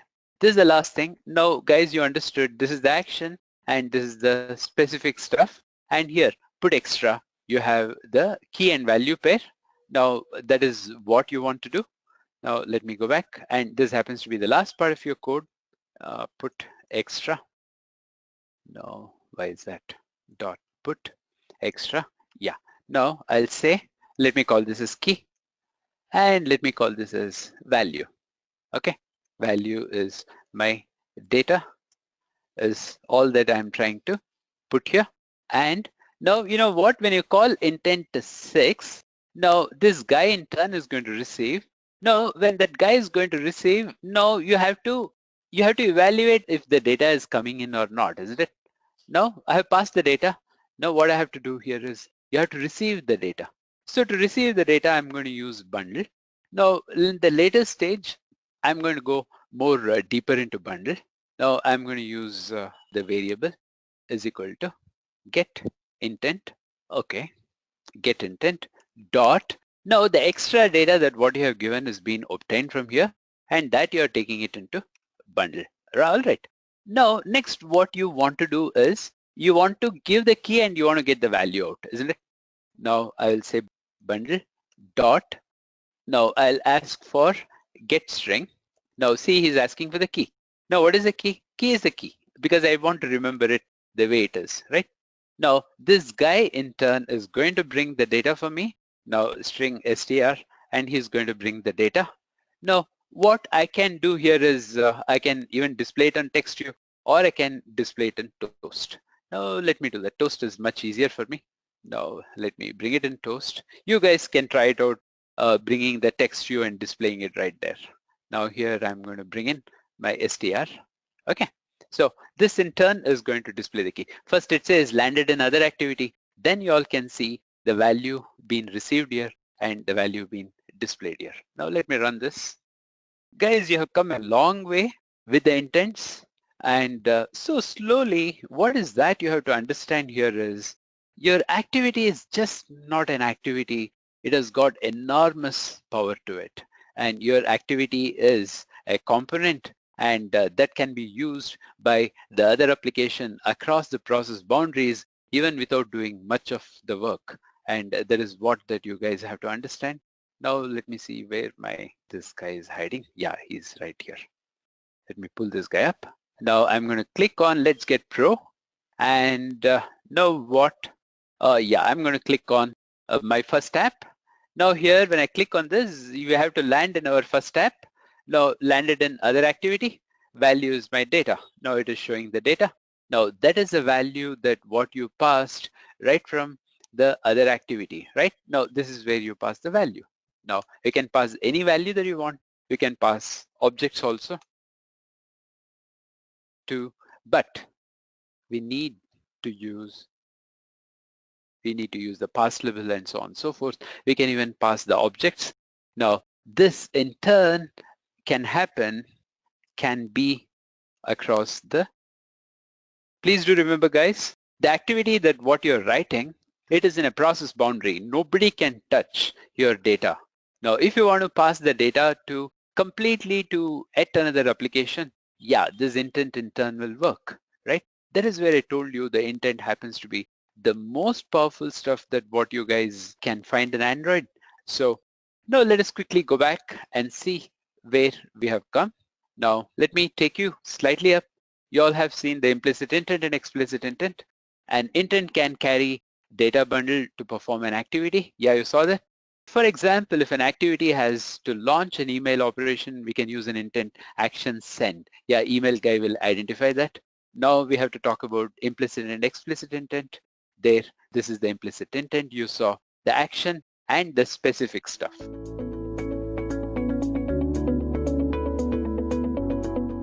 Welcome to this session on Android SDK tutorial. But before we get started, let's take a look at the agenda for today's topic.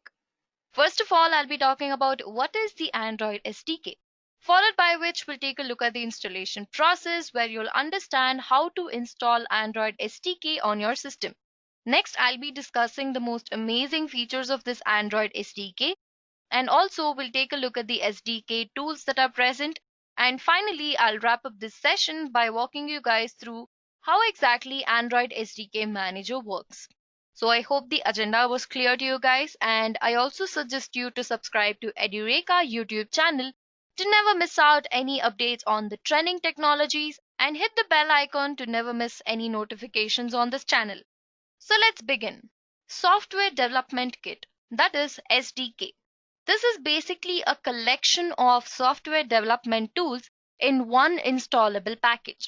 So this SDK, that is the Software Development Kit, is also used with Android, which helps to download the tools, the latest versions of Android available, and many more. So this video on Android SDK tutorial will help you guys learn about how to work with Android SDK. So what is the Android SDK? Every time Google releases a new version of a software or an update, corresponding SDK will also be released with that. So in order to work with Android, the developers must download or install each version's SDK for the particular device. Now, say for example, if you have a OnePlus phone. So OnePlus has a set of SDK files in it. So this will differ from one system to another. So when OnePlus releases a new version of Android, that is now every other device is working on Android 9, once it updates to 10, every other system will be updated. Now OnePlus 7 has Android 10 in it. Now if the OnePlus community releases the Android version for every other devices of OnePlus, this is where SDK comes into picture. So this SDK is basically a tool using which you can install every other update that you get. Okay. Like I mentioned, the Android SDK is a set of development tools that is used to develop applications for the Android platforms. And also this SDK provides a selection of tools that are required to build the Android applications and also ensures that the process goes as smoothly as possible.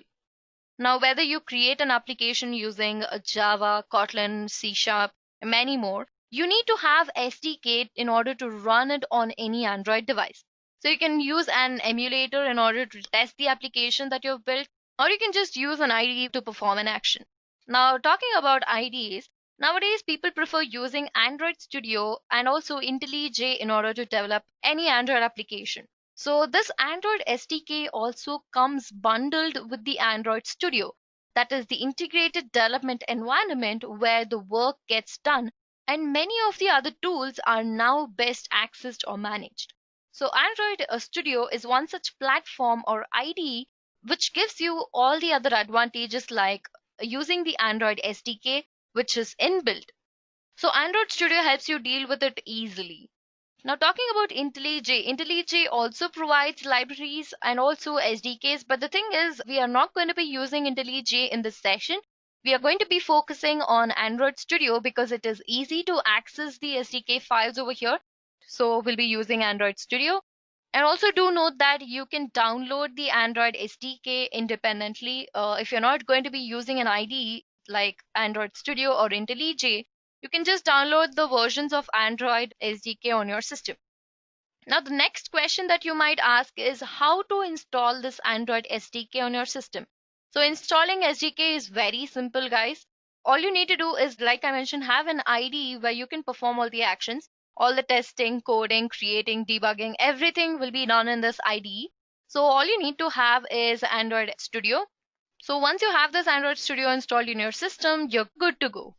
So this is the step one, guys. You need to install Android Studio on your system. I've given a few instructions over here, just follow them. And there is also another video which is put up by Edureka, that is how to install Android Studio on your system. So just go through it before you can go ahead with this session. And the step two is where you get the welcome page of Android Studio. So let me just quickly walk you guys through it. I'll show you how exactly you can access this Android SDK. Yeah, you can see that it is loading my application because I already have Android Studio installed in my system. So this is another small project which I was working on. So I'm going to go to File, go to Close Project. Yeah, so this is what I wanted. So this is the welcome page of Android Studio, guys. So all you need to do is go to Configure here. You can see that there is SDK Manager present over here. So just click on it. And you'll be given a set of options, that is which Android version that you want to work on. That is Android 10, 9, 8, 7. There's so many versions, like from the beginning. There's so many other versions which are available, which is the Android SDK platforms. And there are tools, and also there are some sites. So the current version that I've selected is Android 10 because 10 is the latest version available right now. So I'm going to use 10 in this case. So this is how you can access the Android SDK platform. Click on OK. Now another way to do this is go to New Project, go to Empty Project and click on Next. I'm going to give this as, so I'm going to name this as SDK Tutorial. And you can see that you can select either Java or Kotlin. I'm going to be using Java in this case. And the API level is the same, so do not change anything over here. Just click on Finish. Yeah, you can see that the project is created and it is syncing to Gradle. So let's just wait till it's done. So you can see that the main activity code is present over here.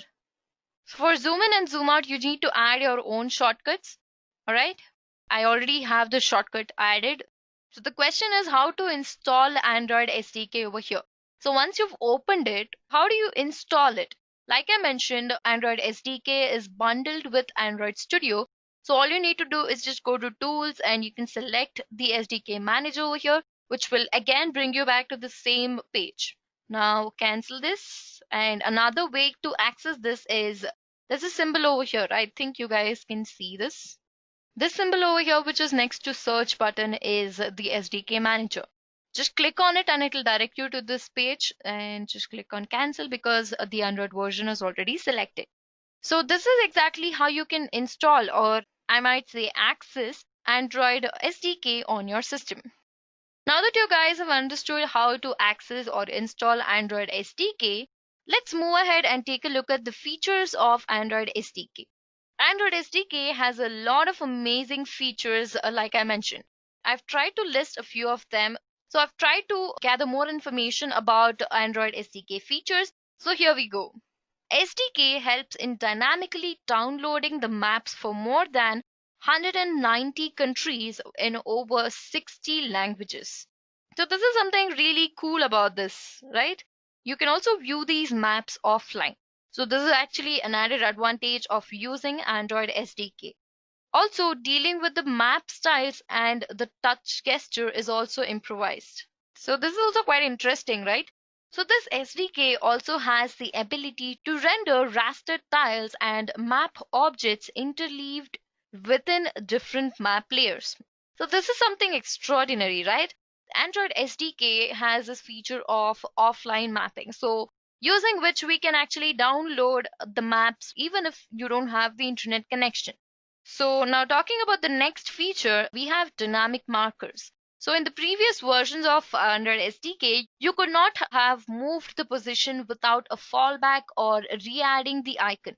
In the latest version or the latest edition, you can update the position of the icon dynamically. Okay, so this is also one of the important uses of Android SDK.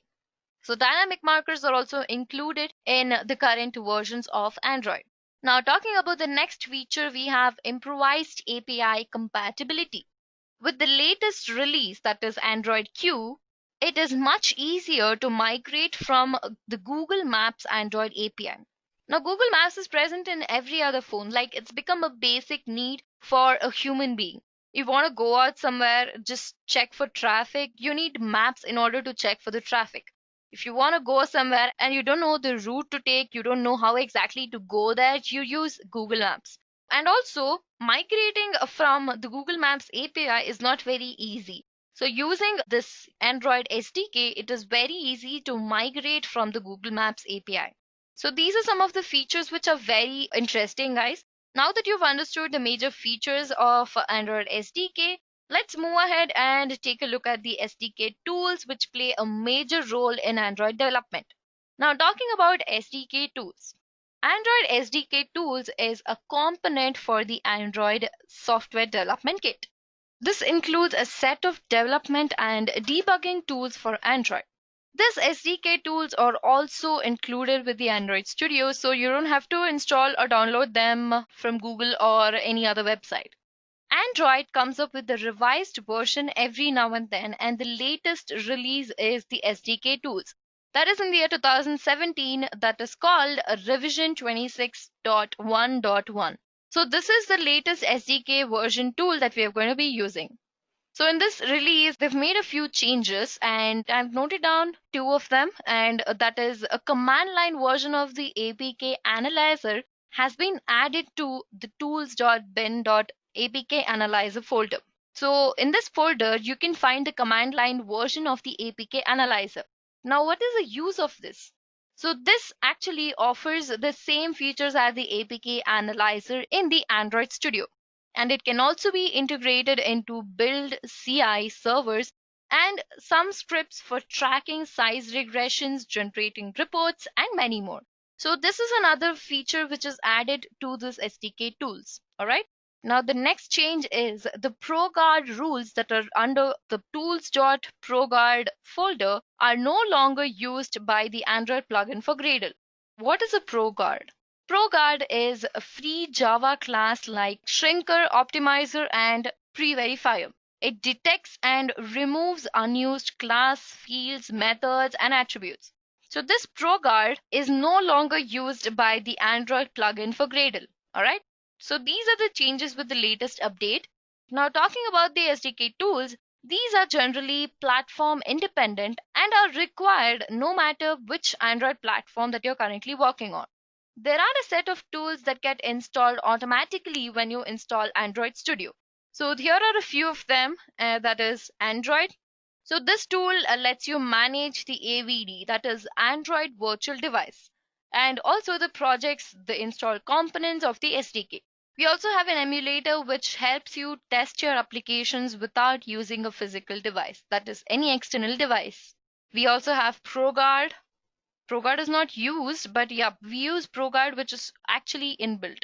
So this helps in shrinking, optimizing, and obscures your code by removing unused code.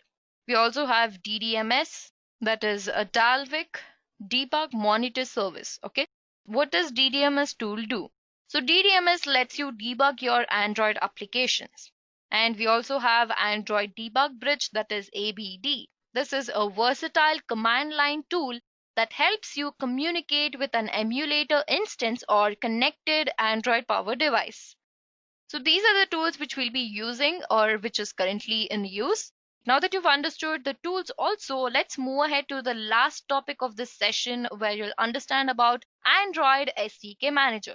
In order to download and install the latest Android APIs and development tools from the internet, Android helps us by having the Android SDK Manager. So this manager separates the API tools and different platforms into different packages which you can download. And also do note that the SDK Manager comes with the Android SDK bundle. You cannot download this separately.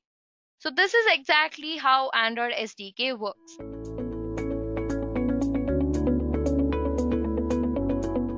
Welcome to this session on Android Design Layout tutorial. But before we get started, let's take a quick look at the agenda for today's topic. So first of all, I'll be giving you a proper introduction to the UI components and then discuss about the views that are present. Moving further to the discussion, I'll be talking about the different types of layouts that are present in Android development. I'm going to be discussing about the units of measurement, which is something new to you guys. That is, we have different kinds of units of measurements that are present in the design layout. So we'll be discussing everything about that. And finally, I'll wrap up this session by walking you through a demo where I'll be explaining different features that are present like drag and drop, text layout, design layout, and all of it. So I hope the agenda was clear to you guys, and I also suggest you to subscribe to Edureka channel to never miss out any updates on the trending technologies and hit the bell icon to never miss out any notifications on the trending technologies on this channel. So let's get started. Talking about the major UI components present, any application that you're working on or any application that you want to develop has and should have a user interface, which is everything that the user can see and interact with. Android basically provides a variety of pre-built UI components such as structured layout objects and UI controls that allow you to build a GUI, that is graphical user interface, for your application. Android also provides other UI modules for special interfaces such as dialogues, notifications, menus, and so on. And talking about the typical UI components that are used for any Android application development, they are namely main action bar, view control, content area, and split action bar. So these play a major role while you're developing a complex application. So you'll get a clear understanding of how these UI components work when we get to the demo section of this video. And another important factor that helps in customizing the UI design would be the view component. So what exactly is a view? Let's take a look. View is basically considered as a basic building block for a proper user interface that is actually created from the view class. View is a small rectangular box in Android development which responds to the user inputs, such as, for example, we have button, checkbox, and so on. And we have something called the view groups here. So what exactly is this view group? A view group is an invisible container of other views, namely a child view and other view groups. This view class is a superclass of all the GUI components in Android. In Android Studio, we have a commonly used views called as edit text and image view. So these are the two views which we'll be working on for now, guys. And it is also considered as the base class for widgets, which are used to create interactive UI components such as buttons, text fields, and so on. We also have different layouts under this subclass of the view group class. Talking about the view group class and the typical layout, which basically defines the visual structure for an Android UI, and it can be created either at runtime using view or the view group objects, or can be declared using a simple XML file which is located in the result layout folder of any project that you're working on. As I mentioned that you can save it in the form of an XML file, Android provides a straightforward XML vocabulary that corresponds to the view classes and the subclasses, such as those which are present for widgets and layouts. So this tutorial focuses on a layout design. So we'll be talking more about layouts, the different types of layouts, and how exactly you can design this layout while you're developing an application using Android. So let's understand more about layouts. A layout basically defines the structure of the user interface of your application. All elements in the layout are built using a hierarchy of view as well as the view group objects. A view usually is something that the user can see and interact with, whereas the view group is an invisible container that defines the layout structure for view and other view group objects. Now, what exactly is a layout over here? How can you work with this layout by looking at the view? A view plays a major role while you want to develop an application because you need to see the things that are present in an application. Like, for example, if you want to add colors to it, you want to customize one of your application page. Like, say, for example, if you're working on developing an application that is solely for login, the layout of this application can be designed using this view class and the view group class. As I mentioned, Android provides solid support for development of any UI-based applications. It also provides a variety of widgets that the programmer can use it to create a desired layout and interface of his choice. These layout elements can be created via programming language directly or through XML layout files. We'll see how to create XML-based layout in Android. First, we'll understand why to use XML-based layouts in Android. And also we'll see what are the different advantages of using this XML-based layouts in Android. So in Android, an XML-based layout is a file that defines the different widgets to be used in an UI and the corresponding relationship between those widgets and their containers. So do note this, guys, that Android treats all the layout files as resources. So as a result of this, the layouts are kept in the folder result layout. So if you're using Eclipse or if you're using Android Studio, it creates a default XML layout file in the result layout folder. So this is exactly why we need to use XML-based layouts. So it helps in treating it as the resources, which is very useful if you're working on a complex Android application. Now, talking about the benefits of using this XML-based layouts. So these XML-based layouts are very useful if you know the basic UI components at the time of compiling. If you require the runtime UI components, then you need to add them using the XML code. So this XML-based layout have the following advantages. It is mainly XML is very popular and widely used format, and the majority of the developers out there are comfortable using this XML-based layouts. It helps to provide separation of the UI components from the code logic, which in turn provides the flexibility to change one component without affecting much the other. Generating XML output is very easy than writing the direct code, which makes it easier to have drag and drop tools to generate interfaces for Android applications. So this was about how and why to use the XML-based layouts in Android applications. Now let's take a look at the different types of layouts that are present in Android development. There are a number of layouts provided by Android which you will use in almost all Android applications to provide different view, look, and feel. So here are a few which I'll be talking about: linear layout, absolute layout, table layout, frame layout, and relative layout. So these are considered as the standard layouts or the view groups that can be used for Android application. So now let's explore each one of them in detail. So first I'll be talking about a linear layout. What comes to your mind when you hear the word linear? Linear in graphical terms refers to a straight line. So this linear in Android development is used to arrange views in a single column or a row. It is further divided into horizontal and vertical layout. So we'll see how this works when we get to our demo section. Now talking about absolute layout. So this absolute layout enables you to specify the exact location of its children. Now say for example, if you're developing an Android application and you want to locate the child element or the child class. So how can you do that when you're working on Android application? This is not any web application or anything, guys. This is a mobile application, right? Android basically deals with mobile development. Using this absolute layout, you can specify the exact location of the children in the class. As the name suggests, you'll have rows and columns.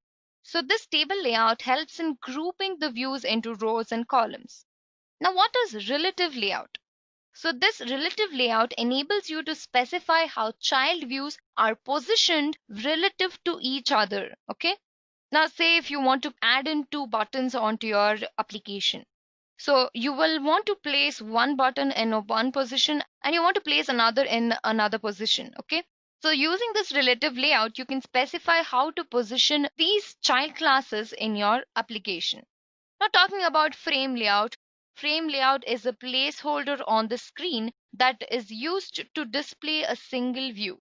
A frame is actually an entire screen. So the frame holds the entire design or the layout.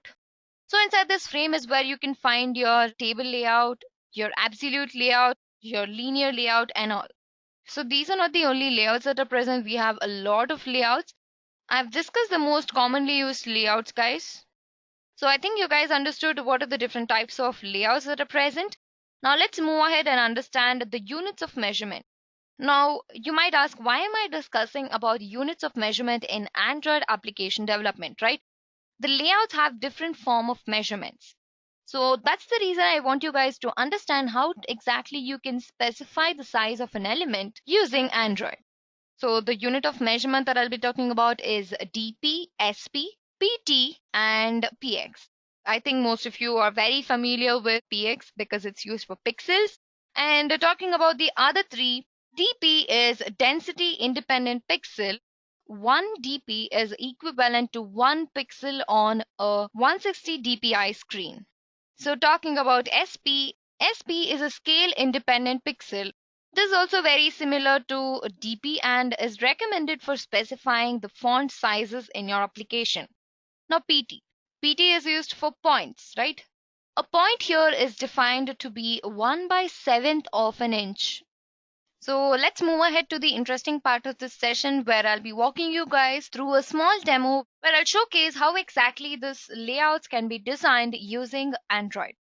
So in order to do this, I will not be considering using IntelliJ here.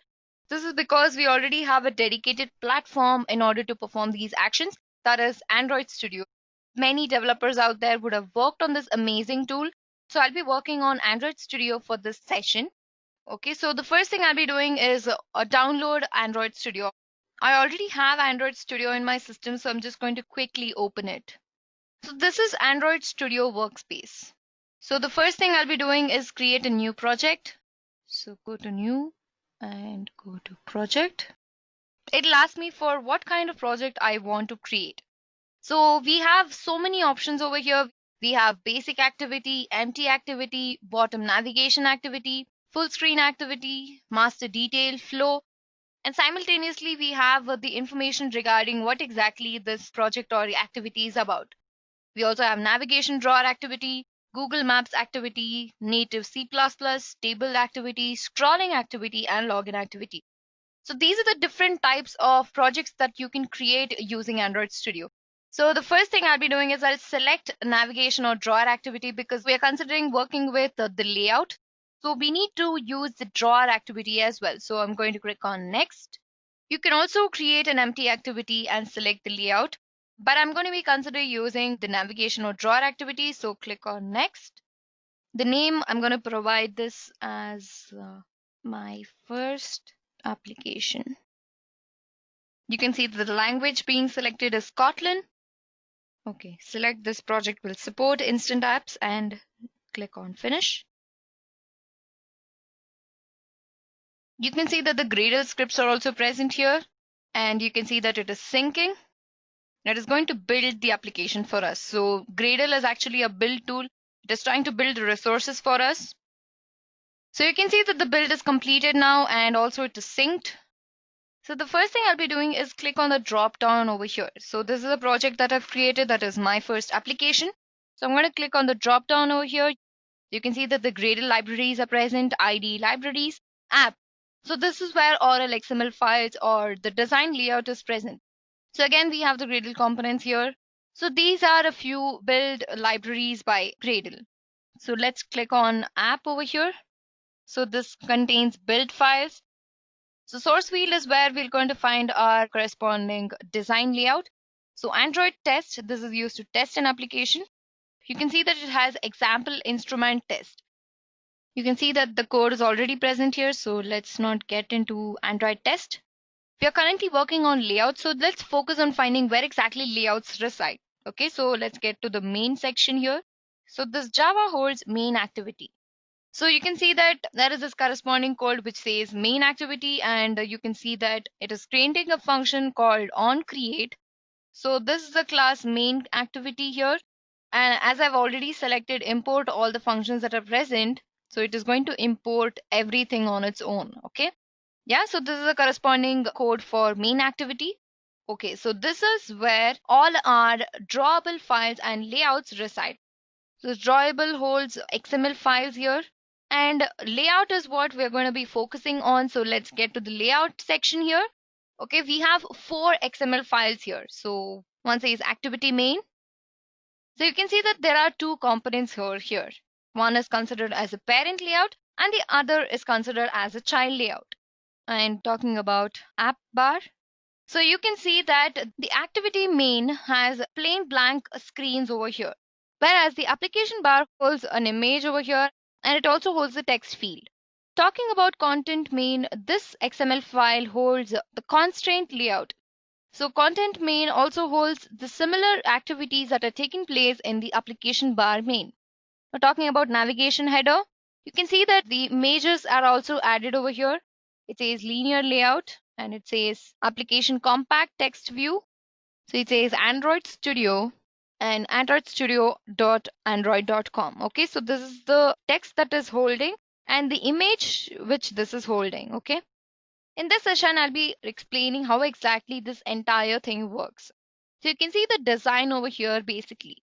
Now, say for example, you can code it on your own and then look at the design. So you have this field called text field. So this text field basically helps you to code the corresponding layout for you. So you can see that this linear layout contains all necessary arrangements or all necessary information regarding the width, height, background, padding, and so on. Say here you can find the layout width to match the parent. And then we have layout height here, which says dimension navigation header height. And do note that you can provide values over here, which is of the decimal format. Okay. And take a look at the background. It says side navigation bar, that is specifying the location of it. Padding bottom, it says activity vertical margin. And you can see that it is saying 16 dp. It says dimension activity horizontal margin. Okay, so these both are same. The padding towards the right and padding towards the left are similar. And the theme is the style app compact dark. Okay, I've selected the dark theme, so it is going to show us in dark, and orientation is vertical. We have the same for the image view, text view as well. Now let's take a look at the design here. I'm going to zoom it for you guys. Now, say for example, if you want to add anything else, you can see that this is saying it is a linear layout. So linear layout can hold a single row and column, right? Now, say for example, if I want to add this button, I'm just going to drag and drop it over here. Yeah, you can see that it is added in this part of the view. This is because this is a linear view and it can hold only one component at a time. Now, if I want to add an image to this, it says add resources. I'm going to say image, click on OK. It is not going to add it anywhere else apart from this section, right? So this is because it is a linear layout. So I'm going to take off this image view. All right. Yeah, we have a button here and I'm going to add text to it. We have palette over here. So let me just talk about what is a palette. Palette is a list of views and view groups that you can drag onto your layout. Now, what about the component tree which is present over here? This component tree basically helps in viewing the hierarchy of your layout. Now, talking about the toolbar. So this is a toolbar. So this toolbar buttons to configure your layout appearance in the editor and helps to change some of the layout attributes. Talking about the design editor, okay, so this exact view that you have here is the design editor. One is considered as a parent and the other is considered as a child. And talking about the attribute, okay, so these are the common attributes that are present, guys. It controls the selected views attributes, okay. So I hope you guys are clear with it. Now let me just go here. It says coordinator layout. So let me just quickly give you a proper or brief introduction to what is a coordinator layout. So this layout is described as a superpowered frame layout which is used to facilitate how views within your layout interact with each other. So let me just show you guys how exactly this works. You can see that it has the app bar layout under which the toolbar is present. It says constraint layout, which includes content main. So this XML file is also included in this app bar main function. So now let's add anything that you want. I'm going to add widgets. I'll go to buttons first. Yeah, I'm going to add a button over here. I can even drag this button till the end of it. Yeah, I can edit it over here. Let me just show you what is written. It says hello world. It is the text which is included, which is of the content main class. Then you can zoom in and zoom out using this toolbar over here. We can change the app theme if you want, guys. You can also check the Android availability over here, the number of pixels. And if you want it in the landscape, portrait, or UI mode, night mode, any other way that you want to display or view this particular layout, you can use this orientation feature. Now, talking about selecting the design surface, we have design plus blueprint. We've selected design plus blueprint by default. We have blueprint alone, we have design alone. You can also alter your specifications over here. You can change the width of the layout. You can also change the height of the layout. ID is most important feature here, guys. If you know the ID of a particular element, you can easily find it or you can easily differentiate it between two parent or two child classes. So the text that is given as button, I can change it to new button. Yeah, you can see that it is changed over here. And the layout width, yeah, you can see that there are a lot of options over here. You can also change the text style, right? You can also include a checkbox over here. So I'm going to just drag and drop it. You can see that the checkbox is present over here. So I'm just going to take the checkbox and place it in here. I'm going to place this checkbox. Okay, so I'm going to put it to left. Yeah, so I'm going to just say wrap component. And I'm going to change the view of this. So I'm just going to place this checkbox over here. And I'm going to select the checkbox value to be true. Okay. So if you're not able to find it over here, you can just go to the text. I can just say true. And let me just check the design over here. Yeah, you can see that the checkbox is selected.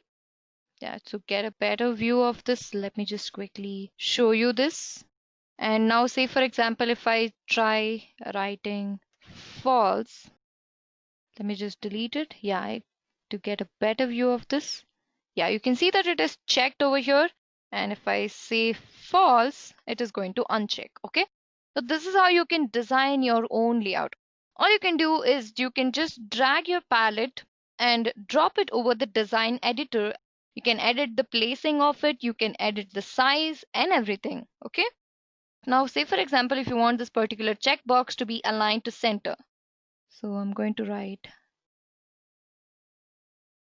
layout as center horizontal, and let's check. Yeah, you can see that it is coming to the center of the design layout.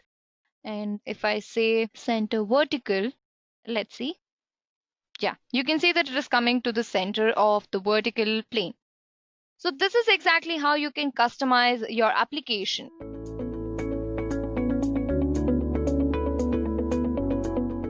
I'm presenting this Android interview questions in behalf of Edureka. Now, in this session, we're going to completely cover the Android right from the first chapter to the last chapter, that what we normally conduct in Edureka. And here I'm going to I'll be walking you through the various questions that what you're going to face in your interviews and how to answer it. And if you really want to go deep into it, and in fact, I'll be highlighting all those places, and definitely Edureka is offering you a beautiful course, and that is what you call it as the AAD program. And after that, you can take up the Google examinations. Then Google examinations is something that it is going to put you all in limelight. And as of now, if you take the Google examinations, you'll be the first person out of, you'll be 1 out of 100 guy. And you still have a lot of reward and you have a lot of opportunities and the world is looking at you. All right, guys, let us start off with the interview questions. So let us go and see what exactly the Android has it on shelf for us. Now, let us take a look at this market and the salary trends. Normally, we all are interested in what kind of a market is it and what exactly is happening in the market and what is the kind of salary that we all will get. Now, we have some information for you from Gartner. And those guys, the Gartner that what you all see here at the bottom right corner of the screen, and these are the guys that in fact, they keep upgrading the information about the IT industry, and they will give you 100% accurate information about the IT industry, and you can trust them 100%. Now here, as you all can see, in a nutshell, you can very easily understand we have different operating systems just under the header operating system. We have Android, iOS, others, and total. Now, if you look into Android, the market share is about 86.1%, and iOS is 13.7. Though the iPhone is fancy and people, they really want to have the iPhone, but the Android has taken over the iPhone, and we are in 86.1%. The other phones is taking up the share of 0.2. That sums up to 100%. So obviously the Android is doing really good in the market, and most of the phone, this is almost touching about 90%. Most of the phone that what people are using today is Android, and a lot of research is on, and a lot of new stuff is coming into Android. Google is bringing mind-blowing characteristics and features into Android, and you're going to be one of those to be with. No, you're going to be with a bandwagon, and you'll be celebrating with Google when you take up this examinations and courses and all that. So let's get going with this, and this is just to get you an information of where exactly you stand and what exactly is Android and what kind of percentage it is holding in the market. And as I told you, Google has promised about 3 billion jobs in the next 2 years, and that is what it is, and almost everyone will get the job, and that is where the industry is heading towards. Now, all of you would be interested with the salary trends, and in Android, you can expect about 2,83,566 per annum, all right? Now, let me share my experience with you. This is not just that. I've got a guy working for the IT, and he is working on Android and NDK and all that stuff, and he has got about 3 to 4 years of experience, and he is getting this 2,83,566 monthly, not per annum, and he is getting it for 1 month. So guys, please, it depends on the qualities and characteristics that what you hold by end of the day, and that is what determines your standard and your salary. So there is no dearth to it, and this is a ballpark figure that what has been stated here, as well as in India, as well as in US. In US, it is 117,564 per annum, and this is what it fetches you in US. And this is just a ballpark figure, and the source is Indeed.com, and you can make much better than what has been stated here. Now comes the most awaited stuff of this particular day is the interview questions. Now guys, it's fairly simple. Now it's just about how much of passion that you have towards Android and how much are you in love with Android and what is that you really want to do. Don't worry about the job. And if you are looking at it with a passion, if you are looking at it with a love, and if you say, yes, I know all this stuff, I know little more than this, then 100% you have a job on hand and you need not even have to think about it. Now the question arises, what is Android? Now you guys, I just want to make it very brief. I don't want to tell you the story of who founded Android and how Google took over Android, and that is not the concept that what we are looking at. We are jumping straight into the stuff. Now, as you all can see, a couple of points. Now here, Android, initially it was not the operating system. Slowly it evolved as an operating system. And this operating system is even more powerful than Windows and compared to any of the other operating system. Because this is almost like writing a kind of assembly language program in a very less memory, in a very less space that you have to write an amazing and a beautiful program. And that is what it is all about. And that is where the operating system predominantly came into the picture, and they got in the Android activity stack and framework and so on and so forth. And that's how the Android became an operating system by end of the day. And by the time that they brought Android as an operating system, earlier they're using a generic editor and IDE called as Eclipse. Now the Google disowned Eclipse, that's about 2 years ago, and they brought in Android Studio, and that makes everything complete. Now, the phone is predominantly been designed for touchscreen, okay? And most of the phone, earlier days, we used to think about the keypads and touchscreen. Now, today, as of today, almost every phone that you buy in the market, let it be the cheap phone or let it be an expensive one, it all has the touchscreen. Now, the other important point that what you have to look at is the Android is open source.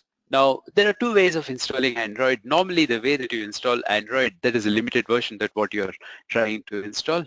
Now, you can install Android open source, that is the complete source code is available for you and it is at your perusal, and you can dig into it and you can study how exactly everything is working. And the complete source, the Android source is open and you all have it at your fingertips. And if you want to do anything creative more than what Android is already doing, and we can take up the open source and we can start rigging up your codes into it, right? And the complete code is being written in Java, and most of us, we jump into Java because Java is very user-friendly and very simple and a very interesting language, and we all move on to Java, and Android is having Java as the base. So you need not have to learn 100% of Java. Even if you know the core Java, that's about 40% of Java, and you're good to go with Android, and it has all been written in Java.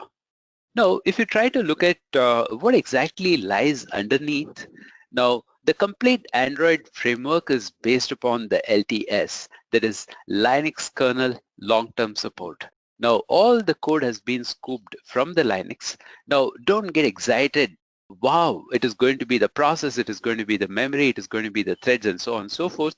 Now, what they have done, they have scooped up everything from Linux and they have remodeled the process, the memory, and everything to the way the Android looks at, meaning they have to make it very concise, right? So they've been using what exactly Android needs, only that they've been scooped and they've modified and they're using it in the applications. So this is what it is all about, Android, and this is how it goes. Now let us try to look at the features of Android. Now you all, even a kid knows most of it, right? So we have the user interface. Now here you have the UI and UX, and normally most of you, when you're working on Android, you guys are going to work on the UI, that is the user interface. And now you have the messaging architecture which has been brought into Android, and you have got the various sources of messaging. It has been brought into Android. We have the web browsers.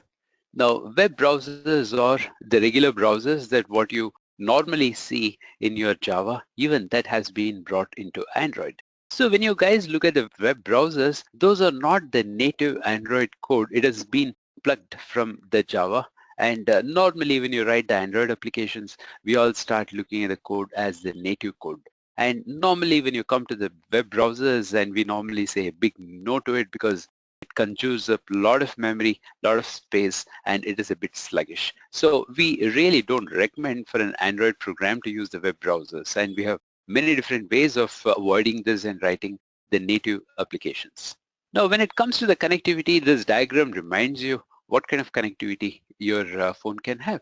Now, you have the Bluetooth, you have USB, you have Wi-Fi, you have Wi-Fi Direct, and these are the basic connectivities that what we can talk about, right? Then we have the multi-touch. Now, you guys would have played the game that instead of just touching on one place, you can touch on 2, 3 areas, and your phone can identify the multi-touch, and it has got the multitasking. Now, do not ask me, is that a process or what is it? What exactly is the multitasking and how it is working? Now, Android in turn has a lot of threads working, and Android in turn has got something called as the services, and services constantly, it works like a process in the background memory, and that is where the Android stands for the multitasking. Multitasking, the Android has the time slicing concept also in threads, and Android has services too. The services in turn will be running all the time in the background. So that's how it got the name of multitasking here. And multi-language. Now, when you guys write an application just for India, that will not really work. Now, you may want to, the people may want to write, they may want to buy the product, your application in Japan, in China, and in France. So they expect their language, their native language. And the Android supports the locale that is called as the multi-language. You can set it up with any language that the user wants. Or if you want to create your own new language, yes, the Android will also allow you to create a new language, and you can even bring it up into your phone. Then when it comes to storage, now Android, obviously, as you all can see, the first thing that what you all can see is what is my RAM size and what is my SD card size and so on and so forth. So obviously the SD card happens to be the storage. Now we have two kinds of storage. One is the internal storage, and the other one is the external storage. The external storage happens to be the SD card. The internal storage happens to be the phone memory. So apart from that, we have got shared preferences, we have got SQLite as what is available for to call it as storage, and this 4 concludes your storage. There is your internal memory, and there is SD card, shared preferences, and your SQLite. All that put together, you can call it as storage. Now we have Android Beam. This is nothing but your near phone communications. There is the NFC, and Android supports the NFC, and in fact NFC also is taking up a lot of new turns and twists, and they're making it more efficient, and they're trying to bring in a lot more stuff via the NFC, and that is what you call it as the Android Beam. Now let's get to the architecture. Now, whatever that we have seen so far is very frivolous, and those things are very obvious that what exactly the Android is. And when you go for the serious interviews, people are really not interested in whatever you have looked at so far. Now, let us get to the thick of it, and let us try to understand what exactly is the Android architecture. Now, guys, this is the diagram that what you all have looked into. Now, it is just not the diagram. It is just not the punishment that what you're going to go through. Now, this in turn will decide what you are going to be by end of the day, whether you're going to be the UI designer, whether you're going to be the Android application level programmer, or will you be writing the NDK applications. This green block that what you all see here, the libraries, it's all been written via the NDK. Or if you have the urge to be a device driver programmer, or if you have the urge to do anything onto the board you're right here at the Linux kernel. And now you can opt for any of these verticals. It can be application, it can be your NDK, or it can be the driver, or you can be a hardware guy who's sitting on top of this board. Now, this is what Android is out to offer you. Now, let us look into this diagram in a very simple way. I don't want to complicate this stuff. In fact, I can go on talking about it for half an hour and I can tell you what exactly is all about. Let me tell you the complete story in about 2 minutes. Now, normally, when we take up the stack diagram, we come from the bottom. So normally when you write applications, you're sitting there here at the application level. So let us try to understand this diagram right from the bottom. Now, any of the companies, let me take any of the healthcare companies, and if they want to use the Android into their devices, they convert the phone into the healthcare devices and they take up the Linux, whatever is available in Android. So whatever else that they want, they scoop from Linux, they recompile the complete Linux and they will try to put it onto the device of what they're using. Now, that is how they mount the Linux onto their devices. Just by doing so, you're bringing in the display driver, you're bringing in the camera, you're bringing in the memory of how it has to work, and you're bringing in the most important thing is the inter-process communications. Now, this inter-process communication is something that it lets two different applications to talk. Now, as you all have understood that Android in turn works on a sandbox. Every application works on the sandbox. Now, if you want to start communicating between two different applications, then you have to bring in the IPCs and AADLs and all that, and then the binders and so on and so forth into the picture. And that is where the IPCs is going to come in. And then comes the power management. Now, the power management has been treated as the most important component in Android. Now, whenever you write your application, it is based on the time and space complexity. The more your time you take, the more your space you take, obviously the more the power you take. So how exactly to reduce the power and how exactly to bring in the schedulers, how to bring in the job schedulers, and how to have your program tagged along to the power management, to the job schedulers, and how to execute all that they have been working on with the power management. And this happens to be the most interesting part of your complete framework, and people are doing a lot of research on day-to-day basis. Then we have the audio drivers, and whenever you listen to a song, now MP3, MP4 and all that, and those are called as the codecs, and now this drivers has been installed here at the hardware level, and the library in turn will start using the codecs, and the library in turn will start spooling. It will start pulling the data from your codec and it will play the songs, the audio or video or whatever. So the library can stream and it can spool, it can do all such things with this audio drivers. Now we have the Wi-Fi driver, we have the camera driver and so on and so forth. Now let us hold on to one of the drivers, that is a camera driver, and I'll be talking more about it to relate the other blocks and how exactly it is being linked. Now, whatever you have seen here, it is all about the device drivers and it is all about the hardware. Now, when it comes to the library, now we have the library files that is normally called as .so files. .so files or the library files, and we have the Surface Manager. Now, when you want to display an image or when you want to play a video, it happens to be on top of the Surface Manager. And when you want to record a video, obviously you'll be using the OpenGL. Now this OpenGL, you have to have your 3D this thing in it in your phone, and without which the OpenGL will not work, right? So the camera in turn is going to use the OpenGL. The OpenGL in turn will allow you to have all the 3D recordings and so on and so forth. And even this 3D chipset is a must for you to have it on your phone to use the OpenGL. And when you come to this SSL, and it is all about the 2D that what you're looking at. And also you guys can see the WebKit. This in turn will help you to run your Chrome and your Safari and all such things using this WebKit. SQLite, predominantly all of you know, this in turn will carry the complete SQLite database, and that happens to be a part of your Android framework. Now, we do have the runtime. Now, in fact, we are going to go deeper into the runtime as we start moving into this interview questions. There, I'll be talking about the core libraries. I'll be talking more about the Dalvik virtual machine. Guys, please hang on as we start going further down. I'll be talking more about the Dalvik virtual machines. Now comes the application framework, and these guys are the managers without which you cannot write an APK, you cannot write an Android application. Now, if at all, if your application has to work, the application framework manager has to be active. Now, for example, if you receive a call that is happening at the low level, that is happening at the Linux kernel, and you have to receive your IR, and then somebody has to go up all the way to the application and say that you have a call. Now, when there's a call, the library in turn will spool the information that there's a call. It tells the telephony manager that there's a call. Telephony manager in turn will penetrate through the application layer, and it tells that, hey guys, you have a call, take it. And you'll be receiving the call.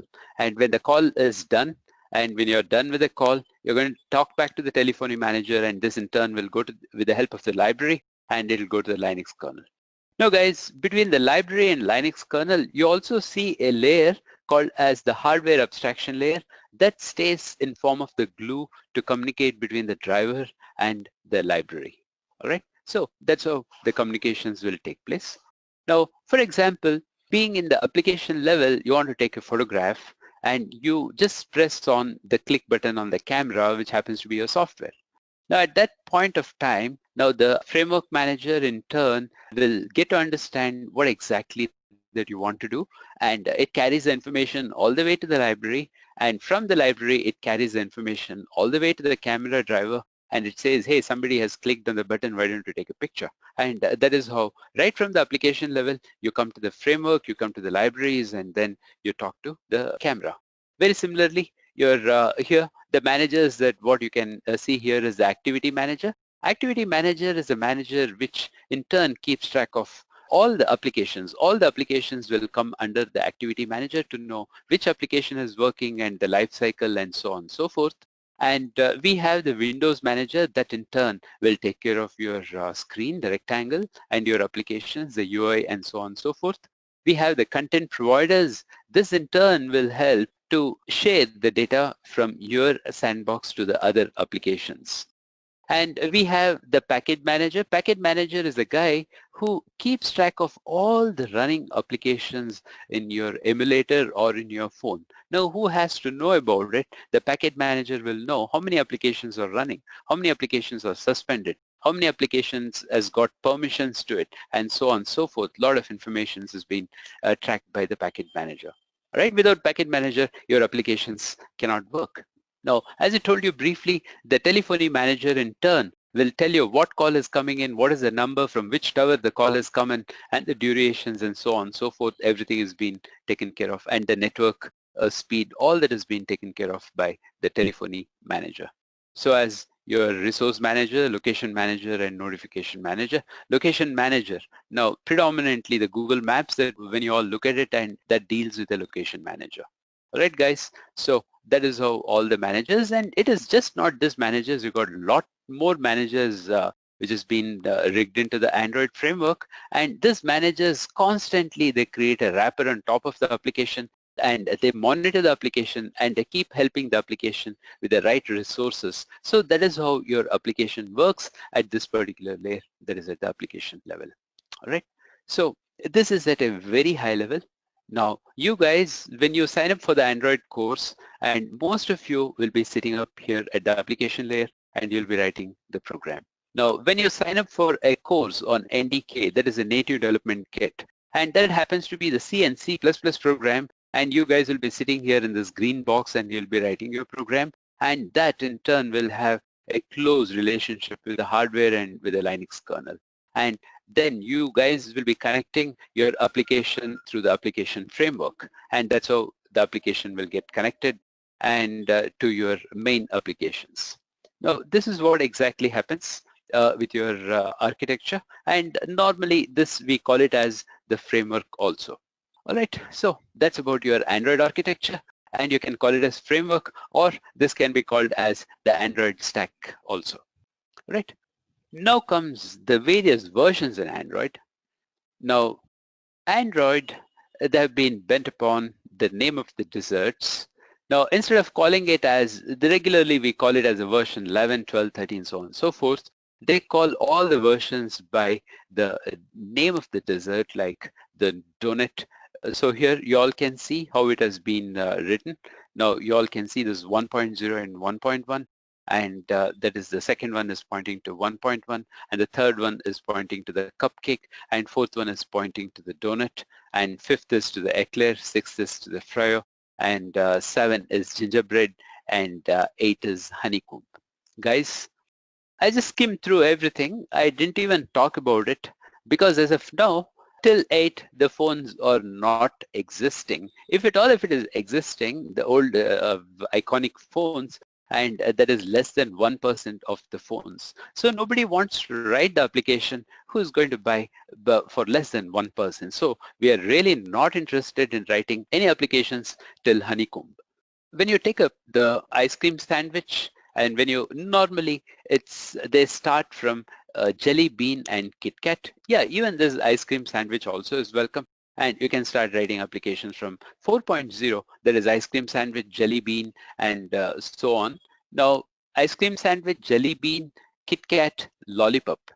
Now, this 4 version, as of now, is the major versions, and a lot of people they're using. More than 75% of the industry of the users, they're depending on ice cream sandwich, jelly bean, lollipop, and Kit Kat. And so many of them, they're using these versions as of now. And if you say that, hey, I'm getting excited, let me go to Nugget, let me go to O. Now, less than 1%, they're using the Nugget and O. So stick to this, and this is how the versioning will work. And when you, since you all have had the experience of writing applications, and you would have seen at the compilation time when you click on lollipop for compiling, and you would have seen how many percent of the users are there to work on it. Now, as you all can see, we have various versions. Now, from ice cream sandwich to jelly bean, it is 4.0 to 4.1, and from 4.1 to 4.4 is your Kit Kat. Now, whenever they change the version, obviously the hardware too will change. Now, the new hardware will be released into the market. And obviously, when the new hardware is released into the market, when you're writing a software, when you're using the Lollipop API, now it is not downward compatible. We cannot take it onto Honeycomb, or we cannot think about Frio to execute your applications there, because it is completely dependent on hardware, and that is what you guys have to look at. And that's about your various versions of Android. Now, if you take Marshmallow, if you take Nugget, it is still buggy. So not many people have put their hands as of now into Nugget. It may take a while to have the perfect version. Now comes an activity. What exactly is an activity? Now, normally, when you guys write an application in Android, the extension is called as APK. The file extension is called as an APK, and it is also called as, your application is also called as an activity. Now let us take a look at the activity. What exactly is activity? Now guys, as I go on explaining, do not come to the conclusion that I'm only talking and I'm reading the slides out for you. Now, I'll be taking you right into the Android Studio to experience a couple of things. And whenever you see it in Android Studio, it stays in your mind forever. So I'll be taking you into the code, and I'll be showing you the code, and I'll also be explaining you what exactly it is and what it means to you. Now, when you all see the screen, you all can see this. This looks more like an application for you. Now, there are two important things. It has been rigged into this particular screen. Now, let us take a look. What exactly is that? Now, an activity is the window representation of any application in Android. Now, you see a beautiful screen, right? Now, the question is this a UI or is it an activity? Is what would be the first question. Now, my answer is whatever you're seeing here is normally called as the UI. Now, whatever you're seeing beneath this, whatever that cannot be seen, is what you call it as an activity, and UI is sitting on top of the activity. The activity is the core application that in turn is going to render the information from here to the server and so on, so forth. Now here, as we saw, activity is a window representation of an application in Android. It serves as an entry point for user interaction. The user they have to say something. So the activity takes it, and meaning the UI takes it and it gives it to the activity to perform the action, to do whatever it has to do with your username and password. Now each activity has a layout file where you can place your UI. Now whenever we talk about the activity, whenever you guys create an activity, now you all would have seen activity main underscore XML or main underscore activity dot XML. That XML happens to be the UI. Now every activity that you create has an XML, and in your XML you can design the screen so that it becomes the UI and activity will become one. Now, when you have an application, when you create a project, you can create as many activities you want. But guys, do remember, when you have about 10 activities in your application, one activity happens to be the launcher activity. The rest of it happens to be the default activities. Meaning, when in Java, you write public static main, isn't it? That is a program, it's called as a launching program. And in Android, you will have a launcher too. When you go to the manifest.xml, you guys, in fact, I'll be showing you that also down the line.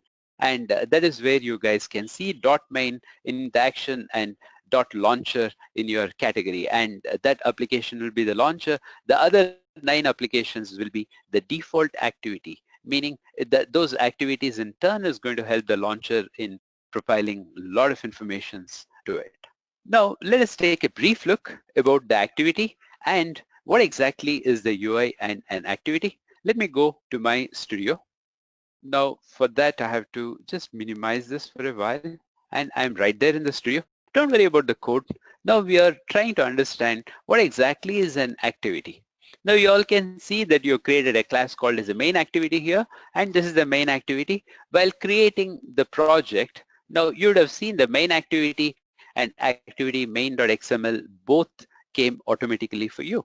Now activity main.xml is where you have the UI. This is the user interface. Guys, this is how the first application screen will look like, and this is what is your UI. The UI sits on top of this main activity. If you ask me how, it's very simple. Now you need not have to worry about these lines. Now I can put entire thing in a remark. You need not have to worry about it. Now all that you see here is set content view. Now to set content view, you're calling resource. That means you're coming here to resource, and you called layout, and you came here to the layout, and you gave the name activity main. Now this is the file name. So however the file has to be shown, has to be represented, that will be represented by the set content view. Now what exactly is that you're trying to see here is we are bringing in the view, or I can say UI in our activity. Now this is what it is, and this is where you all have seen the activity, and you all can see your UI. Now as I told you that you can have many activities, you know what I'm doing? I'm just going to new, and let me create one more activity that let me call that as the blank activity, that is the empty activity. Let me click on this. Now other activity. I'm just going to call it as other activity. Now you all can see the layout name. The layout name is the activity other. Now this is the UI for the other activity that what I have created. Let me say finished. Now I created, now you all can see 2 activities. Now I told you one activity is the launcher activity, and all the other activities happens to be the default activity. And also the main activity is being related with your activity main. Now let me click on this. It says hello world. Now other activity, now let me go to this hello world, to the text, and all you can do is just copy this right here in your other activity. Now instead of hello world, let me call this as activity. Now this is the screen that what you guys are designing, and when I click on this, it says the other activity. Now the other activity is related to the other activity. As you all can see, it is a set content view, and the content you all can see is the other activity. It holds the other activity. Now the other activity happens to be the default activity. As I told you, let us go to the manifest quickly and see what it is. Now the first activity is the main activity that you all can see here, and I told you the action area, you can see the main here at the end. Now the category that is called as the launcher, at the end you all can see the launcher. Now the launching, when you have your project with about 20 different activities, now you may want to know who is the launcher. So just come to the manifest and you can check the activity, whichever the activity has got the main and launcher, and this is the launching activity. You can come to a conclusion. Now getting back to the other activity, now it's fairly simple. Now this guys will not have, you will have the intent filter. You can bring in an intent filter here, and here I can say dot other activity. Now here I can say dot default, right? So I can bring in the default here. So that is how you can have all the other activities. You'll see the activity name and action, and you'll get to see something called as the default. So these activities are not the launching applications. So just to keep it simple, now when you don't see anything here, now by default it is called as the default activity. The any other activity that what the compiler is going to, what your Android IDE is going to create, everything is going to be the default activities by default. Now the other activity is the default activity. Guys, please do remember this, and that is how it happens. Let me move on to my slide. Now we saw an activity is a window representation of any application in Android. It serves as an entry point for the user interaction. Now because you have to give the username and password, each activity has the layout file where you can place your UI. Right now I've shown you what exactly is UI and how the UI can be brought on top of your application. An application can have different activities. I've shown you how many default activities that what you can have in your applications. So that's about your activity. Now comes the most interesting and the important aspect of the Android, that happens to be the activity life cycle. Now you have to understand something here. Whatever the applications that you have copied into in your phone, all the applications are working, or few of the applications would have killed because the Android does not have much of resource, so it would have deleted few of your applications. Now you don't have anything called as an execute, or you don't have anything called as an delete. Now after installing, all the applications will live in your phone. That is something that what you have to remember, and I'm going to build upon this as we start progressing further down. Now when you start looking at the activity lifecycle, now you click on your application. Let me say that you're clicking on the gallery. Now the activity is launched, meaning you would have copied, you would have compiled it, and you would have launched your gallery application onto the emulator or onto the phone. Now the very minute the gallery application is going to come up, meaning you're starting your application, it calls the function called as onCreate. This happens to be a kind of constructor for your Android applications. Now when I say constructor, what rings in your mind is the constructors cannot be called repeatedly. The constructor will be called only once when the object is coming into the scope. And that is what exactly happens in your activity. When the activity is coming up for the first time, the constructor is getting called. Then comes to onStart. Now this after onCreate, the control will come to onStart, wherein your activity is getting ready to start. Now as of now, I don't want to talk more about it. I'll come back and I will tell you the meaning of onStart in a minute from now. Now the control comes to onCreate, it goes to onStart, and it goes to onResume, right? Now you'll be curious to know what exactly is resume. I'm going to come to it. Now comes the activity, and it is running. Your activity is running. Now guys, what you did, you clicked on the gallery. Now the gallery is running. Now I did not talk about the start and resume, and it is in suspense, and I'm going to come back to it. Now the activity is running as of now. Now imagine a call is going to come in. Now the call has the highest priority in your phone, right? Now, when the call is coming in, you cannot hold on to the gallery. The gallery will go away and you have to take the call. At that point of time, the gallery that what you have been working on will go to on pause mode. Whenever other application comes up on top of the stack, that means when it is springing up, when it is coming up, or you would have gone and clicked on WhatsApp, or you would have gone and clicked on Facebook.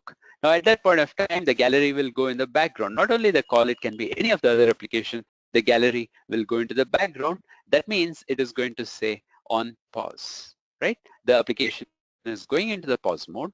Now, when the application is going into the pause mode, guys, do remember the activities that what you're trying to run, you're running the activity with the space, with the time and space complexity, and you have a lot of problem with the memory, and you don't have, the Android does not have too much of memory to give to all the applications generously.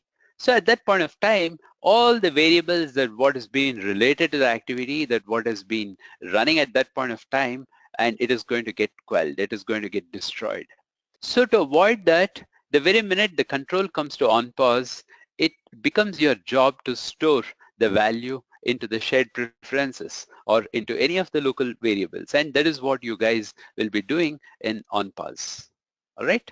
Now, when you want to resume, now after pause, you want to resume. Now, how this can happen?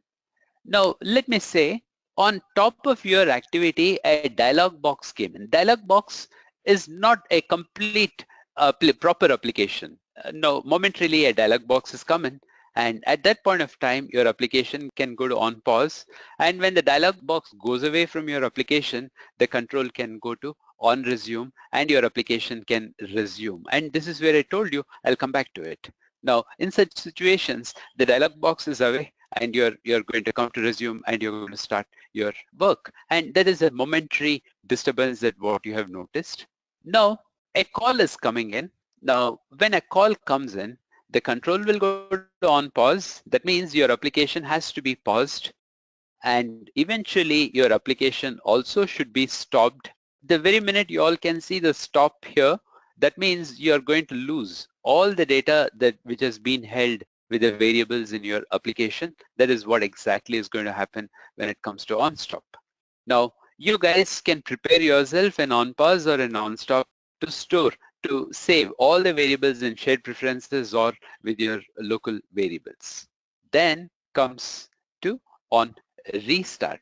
That means when your application, when you're done with the call, the control will come to restart and the control will go to start. Now, when the control goes to start, now it is your option to bring all the values back in your on start.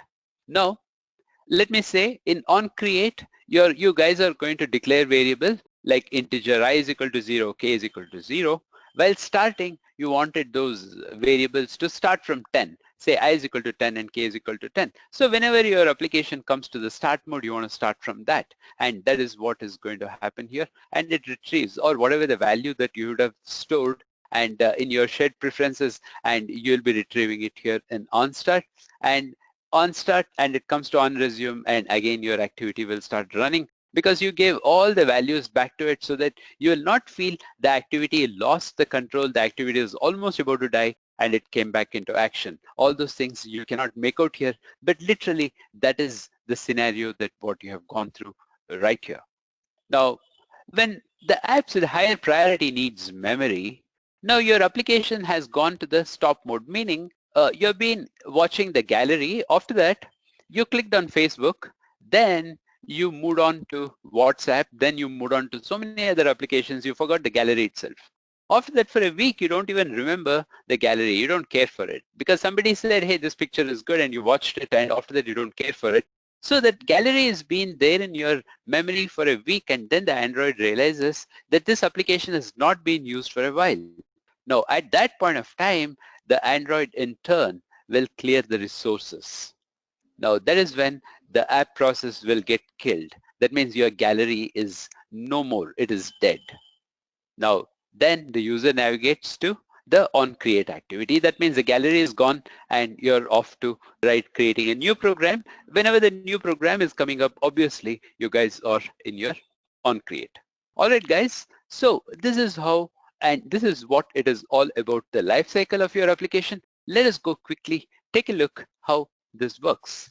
Now we do have the last interesting stuff that happens to be on destroy. Now whenever you guys click on the back button, now the back button meaning you don't want that application. That's what you mean. When you say I don't want the application, you're disowning the application. That is when the on destroy gets called. Now when the on destroy gets called, now if you want to bring back your application all over again, going and clicking on your icon, now your application has to start all over again from on create. When the application is dead, it has to start from the beginning. Meaning only in two situations the on create will work. Whenever you press the back button, the application is destroyed. So when you want to bring back the application, it has to work from on create, or your application has not been used for a long time, the Android killed it. Now whenever you want to bring it back, it has to come through on create, and this is how the on create, only in these two cases the on create will come into the picture, or when you're running the application for the first time, right? So you can have it as three different scenarios. Run it for the first time, you'll go through on create. When the memory is, when Android is struggling for memory, it has deleted your application, and when it has to come in all over again, it'll go to on create. All right. So when you have clicked on the back button and when you want the application back, it will start from on create. These are the three cases that you guys will be onto on create. Right. So on destroy means it is the activity shutdown. So guys, before I move on to intents, let me walk you through a brief code of what exactly you guys have understood till now. Let us see, let us take a quick recap of what you guys have learned. Now, guys, you know all this. Now, I am not teaching you how to write the application and how to write on start, on resume, on pause. And when you bring in, when you start on create, I told you this is the constructor, and now on create is going to be here. And you have seen on start, on resume, on pause, on stop, on destroy. Everything is right there. Now, you know what? Let me compile this code to see what exactly is going to happen. Now our application is running. Now imagine some other application has to come up now. Now in that situation, now let me bring in this. Now let me click on this rectangle. Now you see so many applications are already there. All right. Now let me click on the browser. Now when I click on the browser, you all can see the Google application right here. When the Google browser came up, obviously your application has taken the back seat. That means your application has completely gone out of focus. Now let us go back to this program. Now let me minimize this so that we can have this guy here.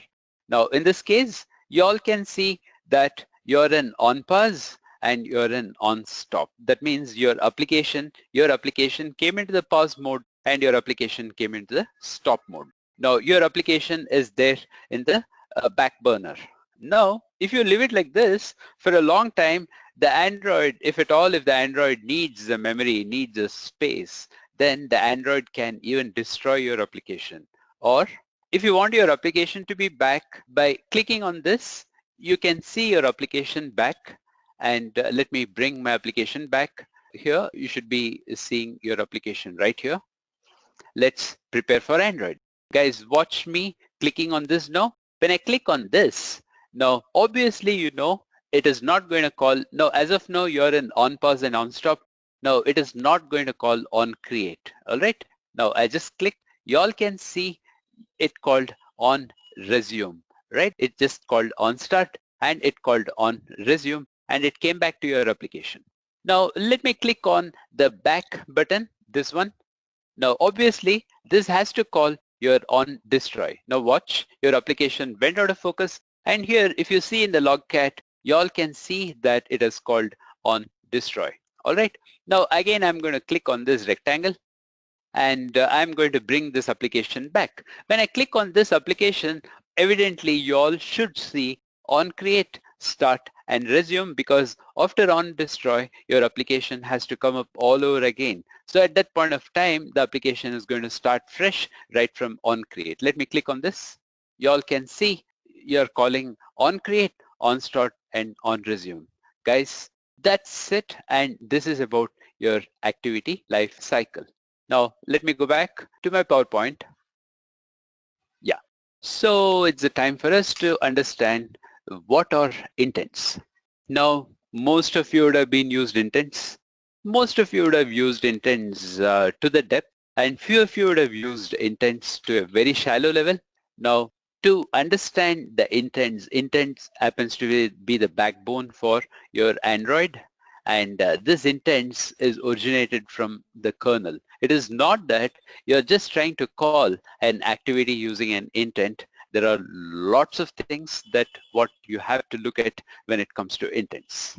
Now let us take a brief look on intents. Now when you guys think about an intent, you always think, oh, to call the second activity, being in the first activity, if I have to call the second activity, I have to use an intent. Obviously, this is what will ring in your mind. Now, first activity, click me, it takes you to the second activity and it says you're in the second activity. Now, that is one of the ways that the intent is used, but that's not all. An intent is a messaging object you can use to request an action from other app component.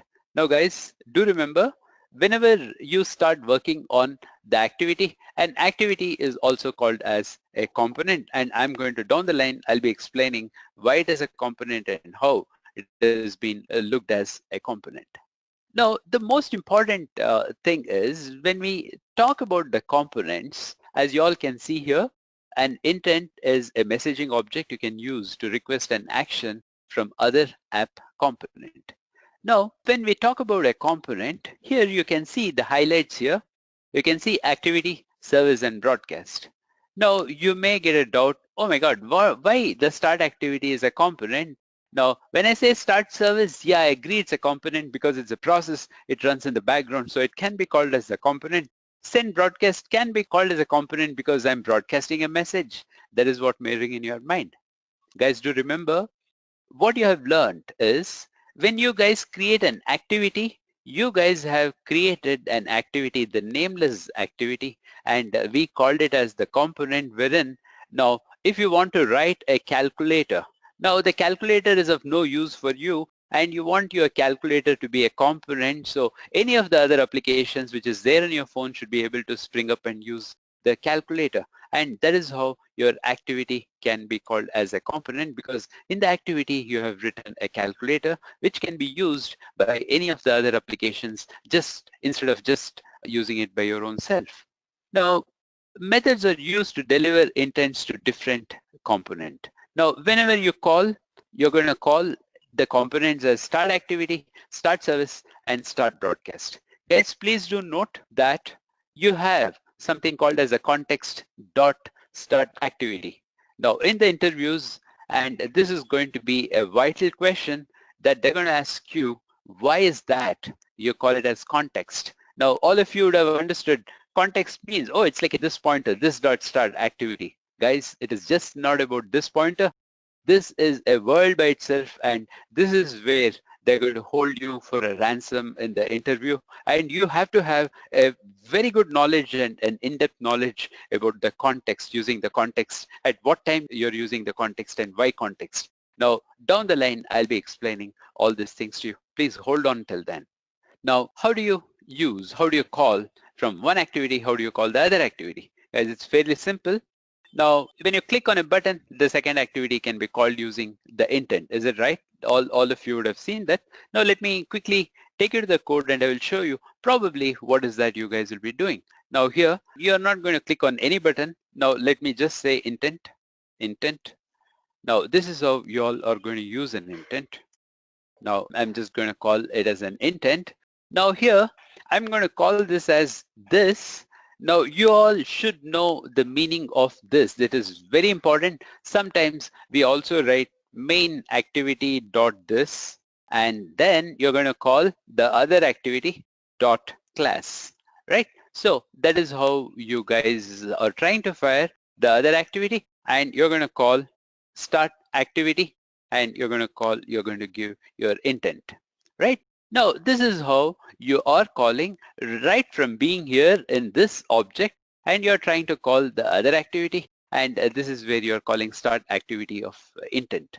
Now guys, I told you this intent happens to be the binder, and this in turn comes from the kernel, and this in turn binds your first activity to the other activity, and you've got a lot of stuff that what you can look at it at the later state and about the intent.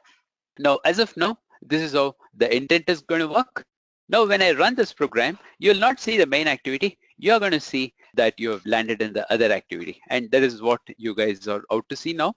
Look at this. You all can see that you're in the other activity because I called my intent right here. Guys, this is what you have learned as of now, just plainly about an intent. All right. So there are three components, important components: activity, service, and broadcast. Now they may ask you a question. How many important components are there in your Android? Now, incidentally, when we talk about intent, there is also a subtle difference to this. We also have something called as the content providers. And the content providers are not there in this diagram because that happens to be, it is even more complicated, it is even more powerful than intent, and the content provider in turn indirectly uses the binder to it. And there are four components: that is activity, service, broadcast, content provider, and this is what it is all about when it comes to the components. Now, when it comes to the intent, now we also how to call the start activity, and we also how you ended up in the other activity. That is one way of calling the intent. Now, whenever, in fact, I'll be showing it to you later, I'll be taking you through how to start a service, and that also is an intent. Very soon you're going to see it and you'll understand how to call service and how to call the broadcast. Now, it's all almost the same way that you guys are going to call. Now, whatever that you have seen here so far, now this happens to be the explicit intent. Now we are moving on to the implicit intent. What exactly is that? Now, in the previous case, what did you all do? You said intent main activity dot this comma other activity dot class. That means you knew the name of the other activity to call. But when you do not know the name, I want to call an activity and I don't know the name of the activity. Now the activity has to do something. Now that is when we use the implicit intent. Now let us take a look at the implicit intent.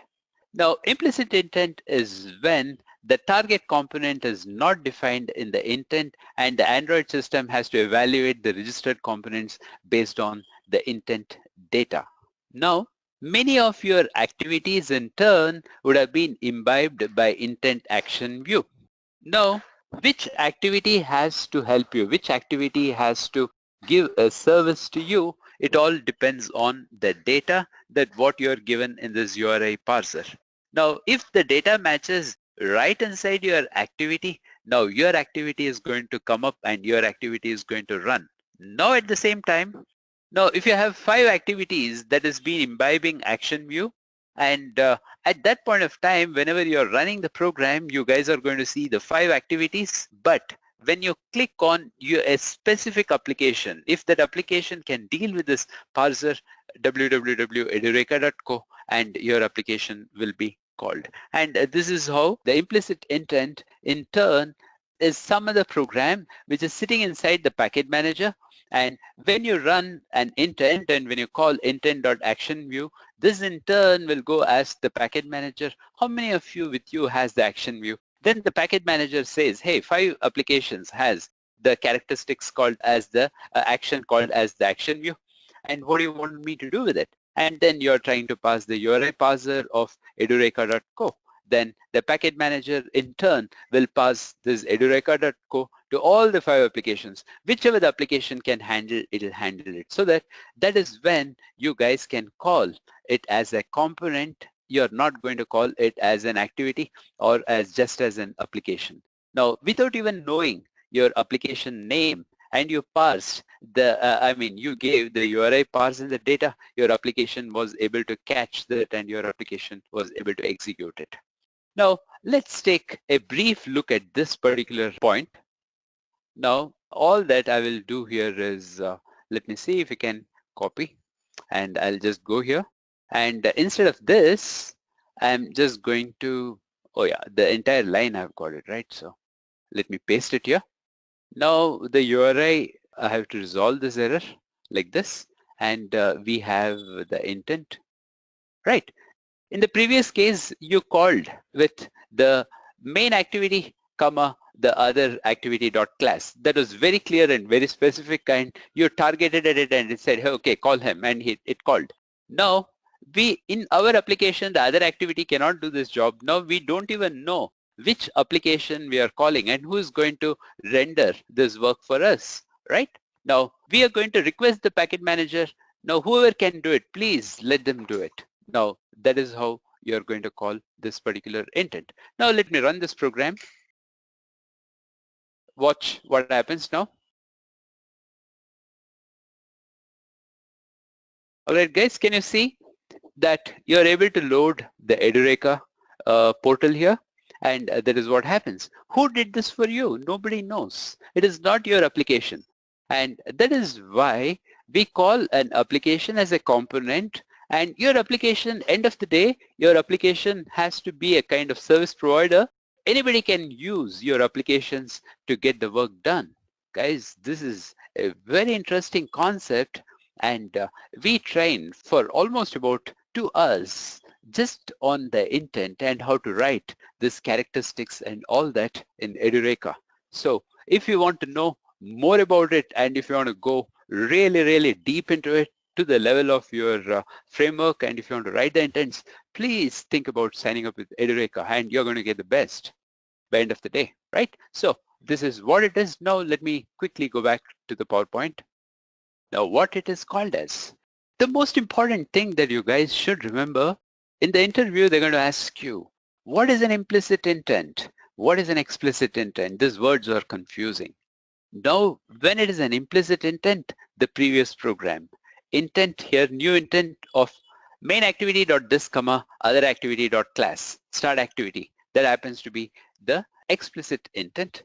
Now, the implicit intent is the action, and you're giving the URI parser. Whenever you give the action view, action call, action dial, it can be any action, and then the URI parser appropriately to that is what you call it as the implicit intent. Please do remember this, guys, and this question is there for sure, 100% that they're going to ask you this question.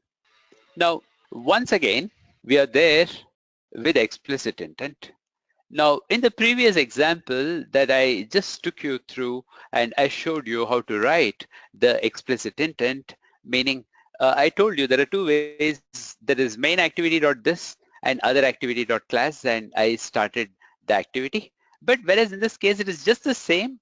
You're trying to see here in the explicit intent, but you're also trying to give the value to put extra. The put extra in intent.putExtra works, acts as the key value pair, and you're giving the key that is a value 1, and the value is, this is activity 2. The key is value 2, this value 2 for activity 2, and these are the values that what you're trying to give it to the intent, and you're starting the activity. Now, this values is what would be transported to the activity 2. So these 2 sentences that can be retrieved in activity 2 with the help of the key, so that you guys should know the value 1 and value 2 to retrieve the keys. Now, when we practically talk about the explicit intent, it is just about these 2 lines. And they may ask you a question, how is that you can transport, how is that you can pass a value? There are 2 ways. One is you can use put extra, and the other way around is you can use bundle, transfer the value from one activity to the other activity. Now, what is explicit intent? Explicit intent is when an application defines the target component directly in the intent. Now, what it is? Now, the target component is activity2.class is directly being given here, the start activity. That's about it, and this is what is called as the explicit intent. Now, guys, you have seen this earlier. Just go back in the video and go to the previous program, and you have already seen this. Now, that's the difference between the implicit and the explicit. Implicit is action view and URI parser you gave. Explicit is you're giving the target class directly, because you know him and you're asking him to come up, and that is what is your implicit intent. Now, another interesting question, what are the tools placed in Android SDK? Now, you have the Android emulator. Now, the emulator is the one that what you have seen so far. I've been running all the applications in my emulator, and that is what is your Android emulator. Now, let me show you that emulator all over again for you. Now, this guy will be hiding here. And when I bring this emulator here, now this, while creating this emulator, now we cannot afford to buy 5 different phones to test the product. I cannot buy 3-inch phone, 7-inch phone, a tablet and a TV and this and that and all that to compile the product. You know what? I can create so many emulators and I can start testing my applications on my emulator. That is what I can do. So this in turn will cut the cost of buying the phone. Secondly, the emulator, the Android emulator that what you guys are seeing here is typically a phone. Now, whenever you are trying to bring up the emulator, it takes all the time the phone takes to come up.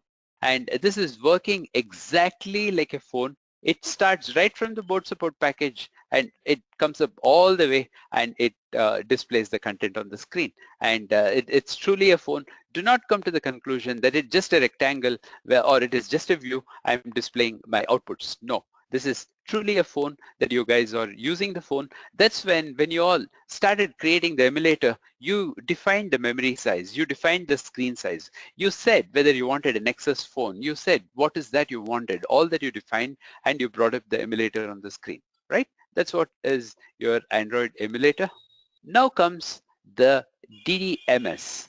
That happens to be the Dalvik Debug Monitoring Services. This is what happens to be the DDMS. Now guys, the DDMS happens to be a very vital part of your development. Now, whenever you complete the program and when your program is ready to be rolled out and it has to go through the harness test, and that is where the DDMS will come into the picture. Now, let me briefly show you what exactly is a DDMS is all about. Now, let me go back to my app. Now, let me pick some other application just for the heck of it. Now, let me take one shared preferences application here. Yeah. So that I can give you a demo of the DDMS too. Now, I'm just trying to load one of the shared preferences application. As I told you all, that the shared preferences in turn uses the internal memory, that is the file system of your Android. And if you want to watch that internal memory, now you all have to open up your DDMS, right? So let me open that application. Now this is the application. Now still the process is on. Now all that we do in this code is we're going to enter the login and password. The login and password is stored in the file system, right? That happens to be the internal memory and that happens to be the secured memory. Nobody can go see what is there in that memory because it comes under the sandbox. All right, now let us see how that works here. In the meantime, let me compile this before I explain the code or before I take you into the code. Now here in the shared preferences, you guys have given the file name as login edureka. All right. Now you're going to create the shared preferences in login edureka. Now whatever the username and password that you guys are going to type in, it will be stored in the file system that is in login edureka that can be watched using your DDMS, and that is what we are out to do now. Now let us give a couple of seconds for him to finish compiling. So I told you the shared preferences comes in form of the internal storage. The SD card is the external storage. Now we are going to see the internal storage with the help of our DDMS. Now, when you all get to, let me click on Android Studio and I'll go to Tools. All right. So guys, we are back to the code and you all can see a shared preferences application and your login. It is asking me for the login. Now let me say, I'll click here and let me type in Satya. And the password, I'm going to give Edureka. All right. Now I'll say login. Let's say Satya and Edureka logged in. Now this information is stored inside the shared preferences. Now this happens to be the internal storage in your file, right? Now how do I see that? Where do I see that? Now all we have to do is we have to go get our DDMS. So I'm just going to go to tool, but you have to understand something here. We always end up this DDMS Android device monitor and your application, these two guys are rivals.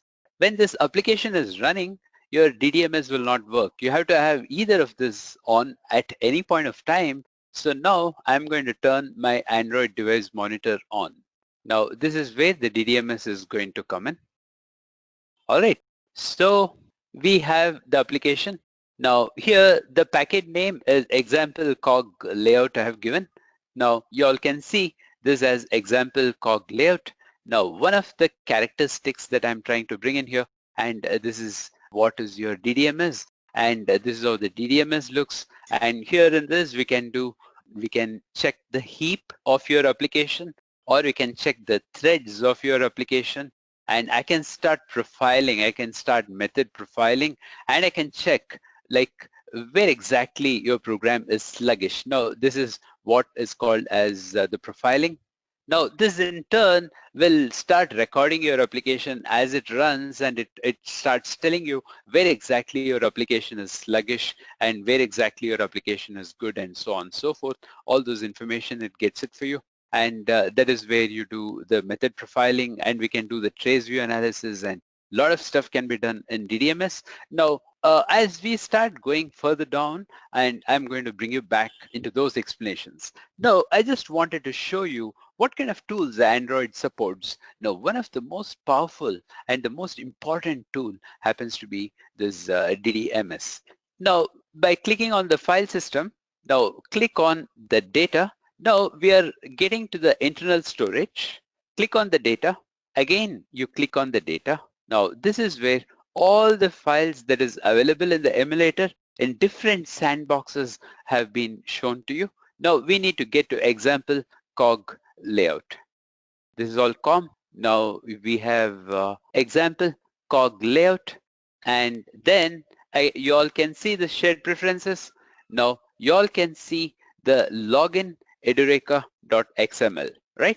Now this is what is present inside the shared preferences, and if you can see the icon here, it says pull file from the device. I can pull this file out. Now login edureka.xml. Now I just want to show it in my, let me say, documents. Login edureka.xml. I've just stored it in documents now. I'm saving it. Now, being in my file, I can open. I can go to my documents. Let me go to my documents. And there we all know it is login edureka.xml.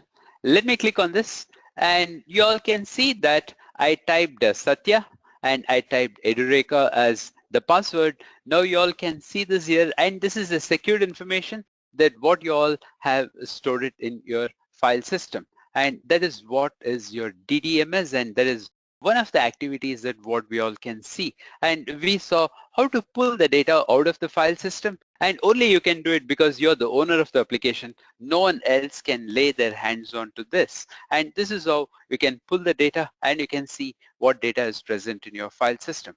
Now this is one of the characteristics of your DDMS. Now we have got a lot more to talk, a lot more to discuss. As we start progressing, as we start going further down, I'm going to explain this to you. Now, as of now, what is that you guys have seen is, what is Android emulator? We have seen. Then the DDMS, the Dalvik debug monitoring system, is what we have seen at a very high level. Now comes the AAPT, happens to be the Android Asset Packaging Tool. Guys, now the APK that what you all have seen is being made out of this Android Asset Packaging Tool. And this happens to be one of the tools which is available in your build folder, and whenever the APK is created, and the APK is created, all the files, the jar files and all that, it has been zipped and it has been put in to the .apk with the help of this Android Asset Packaging Tool. So this happens to be the default tool, and you may not have to do much with this particular default tool. And if you go to the build folder, and you guys will get to see this AAPT. All right. Now comes the other important thing that happens to be the ADB. that happens to be the Android debug bridge. Now, this ADB happens to be the Android debug bridge. Now, whatever we do with the help of the IDE to compile the program and to put the program into the emulator. And we went to DDMS and we pulled the file out of the DDMS. All that work and lot many things can be done with the help of the Android debug bridge without the IDE. Now, this is what can be done. Now, further down, in fact, we're going to talk more about the Android debug bridge. At that point of time, I'm going to show you how to use a couple of functionalities via this ADB. Okay. Now, in this session, you guys have learned about the emulator, about the DDMS, about the AAPT, and the ADB. Now, what exactly is the Android runtime? Now, after the runtime, you guys will hit that AAPT, right? The packaging stuff. Okay. Now, let us take a look at the runtime. Now, it's fairly simple. Now, Android runtime has the Dalvik virtual machine and core Java libraries. In Java, you all saw the Java virtual machine. In Android, you guys are out to see the Dalvik virtual machine, right? Now, DVM is optimized for low processing power and low memory environments. Now, the Dalvik virtual machine is meant to run on this smaller devices with very little memory and very little power. That is nothing but your mobile applications, right? And that is where the DVM will come handy. And that is where you're going to see predominantly you're going to see a difference between the Java virtual machine and then the Dalvik virtual machine. Now, unlike Java virtual machine, the Dalvik virtual machine doesn't run the .class files. Now, the .class files is just the files that what has been created by Java, and it stops right there. And now, henceforth, the .class files is being converted. Instead of .class files, the Dalvik virtual machine will be using the DEX files, right? Now, it uses the DEX files. Now, it really started, the DEX file started coming into the mushrooming up from the Fryo 2.2. Now, they got in a lot of other interesting characters into the DEX file. That is, the DEX file, you understood what exactly it is, right? Low processing power and the low memory environments, and the DVM, that is where the DVM comes in, and the DVM in turn will create the DEX files, and DEX file in turn has got something called as the JIT, called as the just-in-time. Now, when it comes to the just-in-time, now that's really very interesting. When your program takes about 3 minutes to compile, after that you would have added 2 more lines to your source code. When you compile, it'll take milliseconds and your program is ready to go.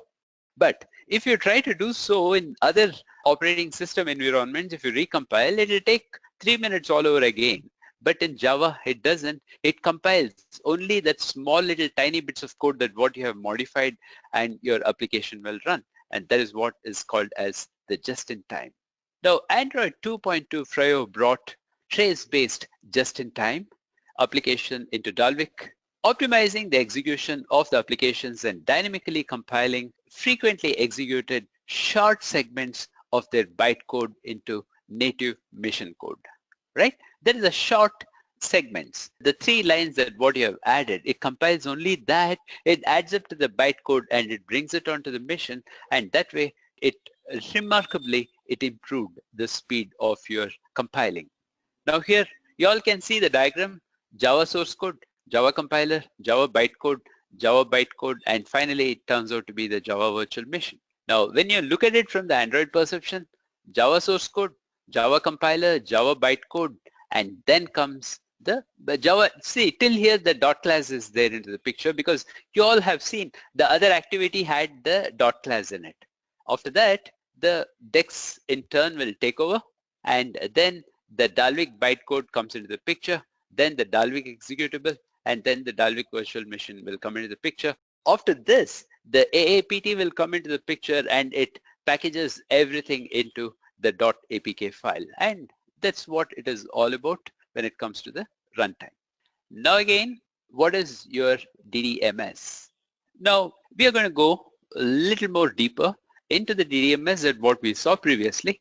It stands for the Dalvik Debug Monitor Server. it gives the wide array of debugging features. One is the port forwarding services. Guys, this is very interesting, and this has got something to do in depth. For example, you're connecting one of the healthcare devices into the phone.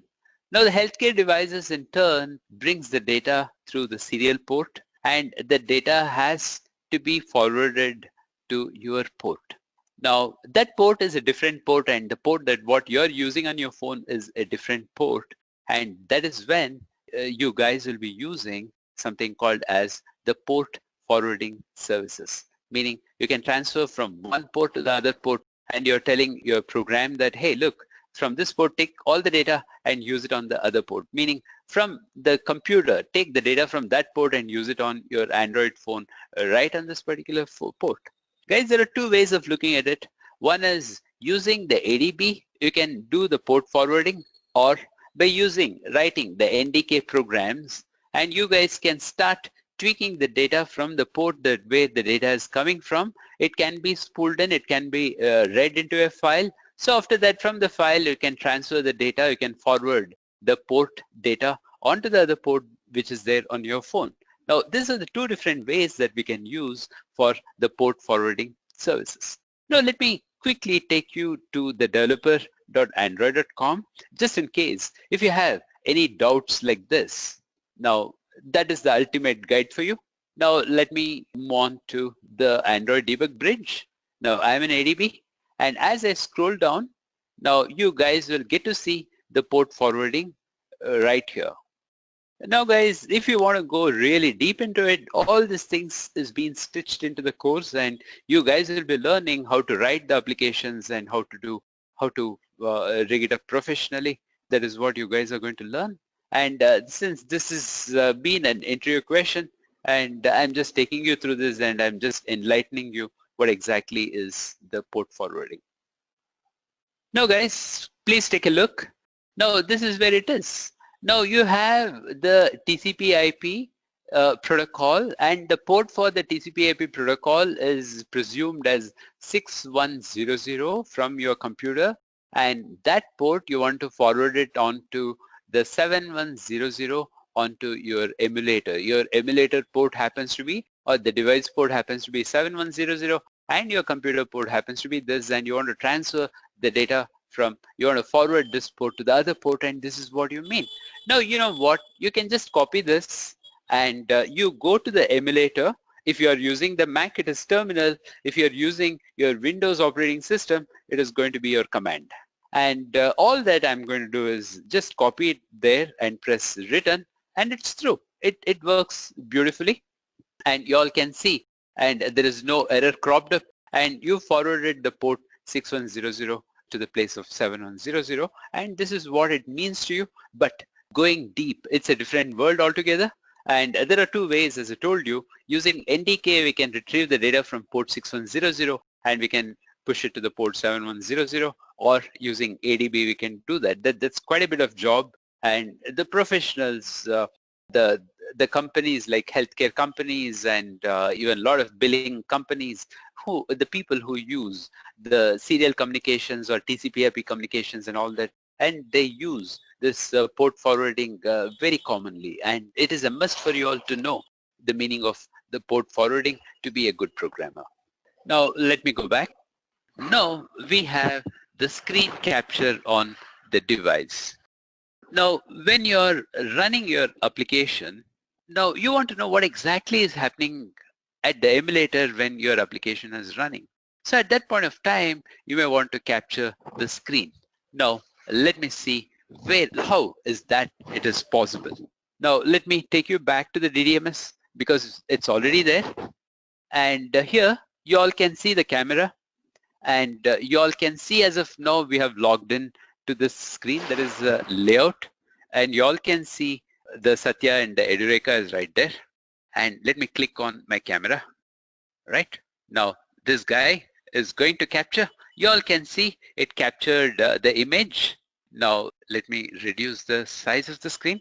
Now, as we scroll down, you all can see, now this is what it is. Now you all can see 4G808, and there is an image that what has been captured. And if you save, this gets saved onto, see, look at this. This is the device image that what has been captured, and this can be stored onto the document file and in form of a PNG, and that is what it is. And this is how it allows you to take the screen when you're executing your program. So the DDMS. Now this is where you saw how to capture the screen right in your DDMS, and that is one of the option what your DDMS is giving you.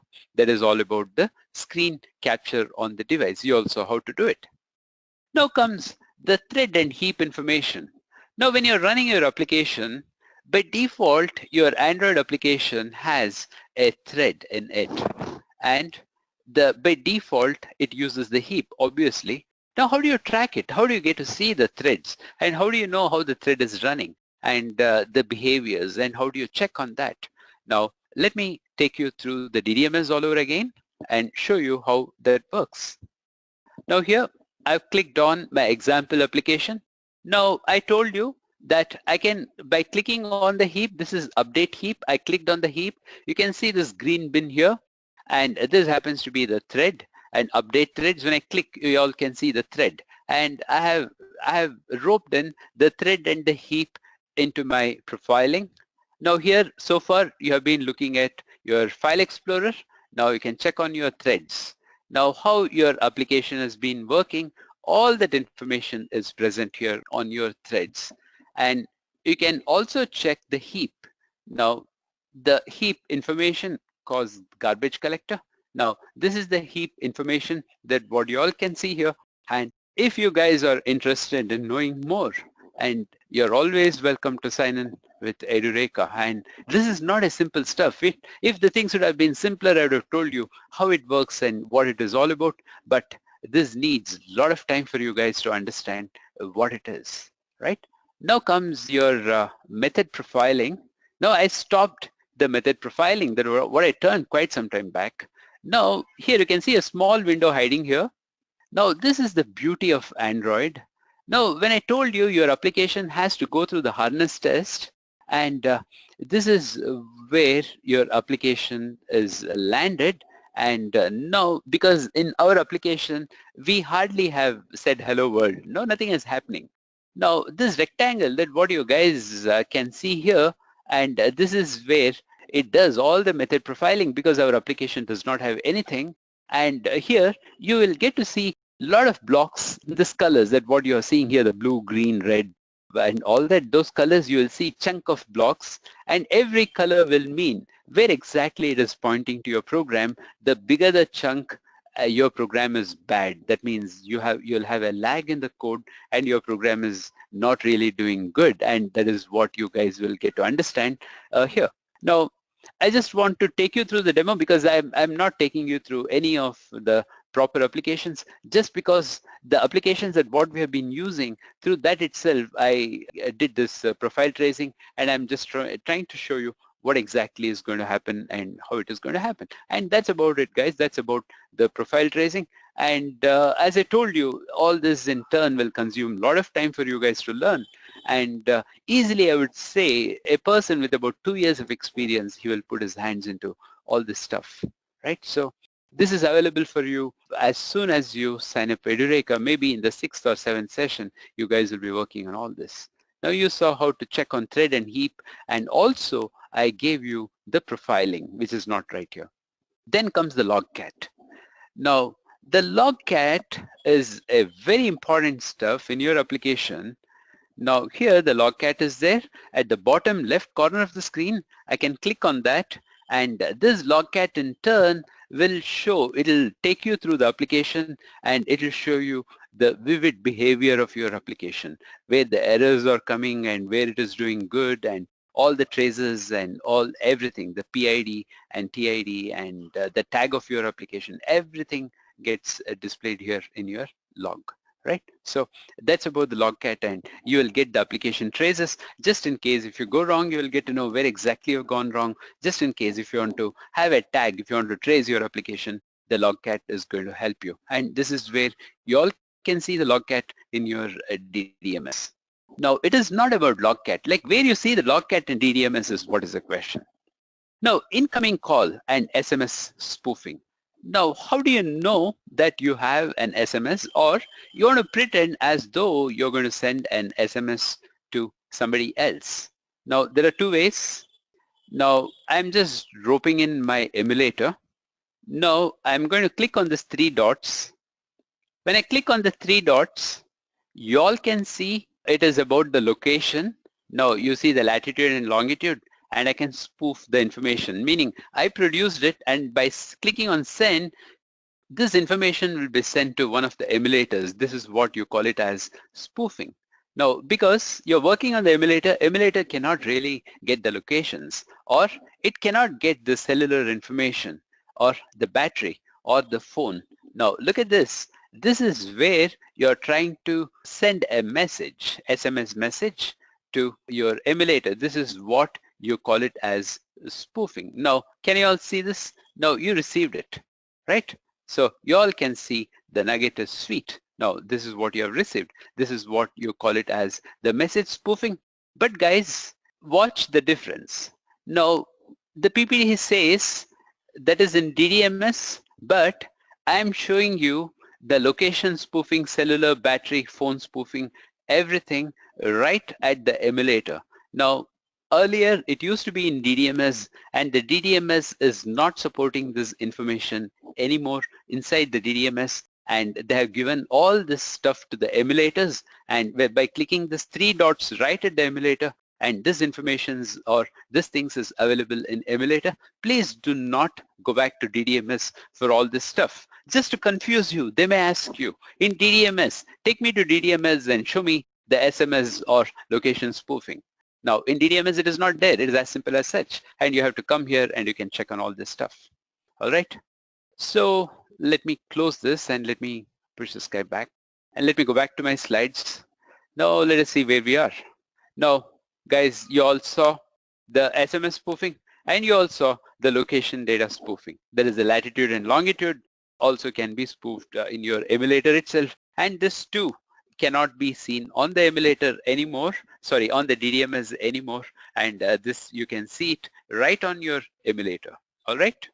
Now, what exactly is the meaning of the file, folder, and the app? Like, explain briefly about the important file and folder when you create a new app.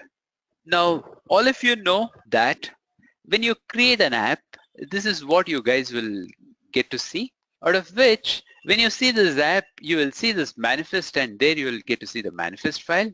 In Java, you all will see the app file in com example aishi.myapplications. There you guys are going to see the apps, whatever the apps that you're going to write, and when you click on this arrow, you're going to see main activity application right here. Now this Android test and Android, the other small little thing that what you're trying to see here, this is for testing. Like you guys are going to learn about the espresso test and unit test and all that, and that testing is going to come in these two particular packages. And as of now, the app comes under Java and under the first package. It describes the fundamental character of the app and defines each of its components, right? Now, getting back, sorry, this app is all about the manifest he's talking about.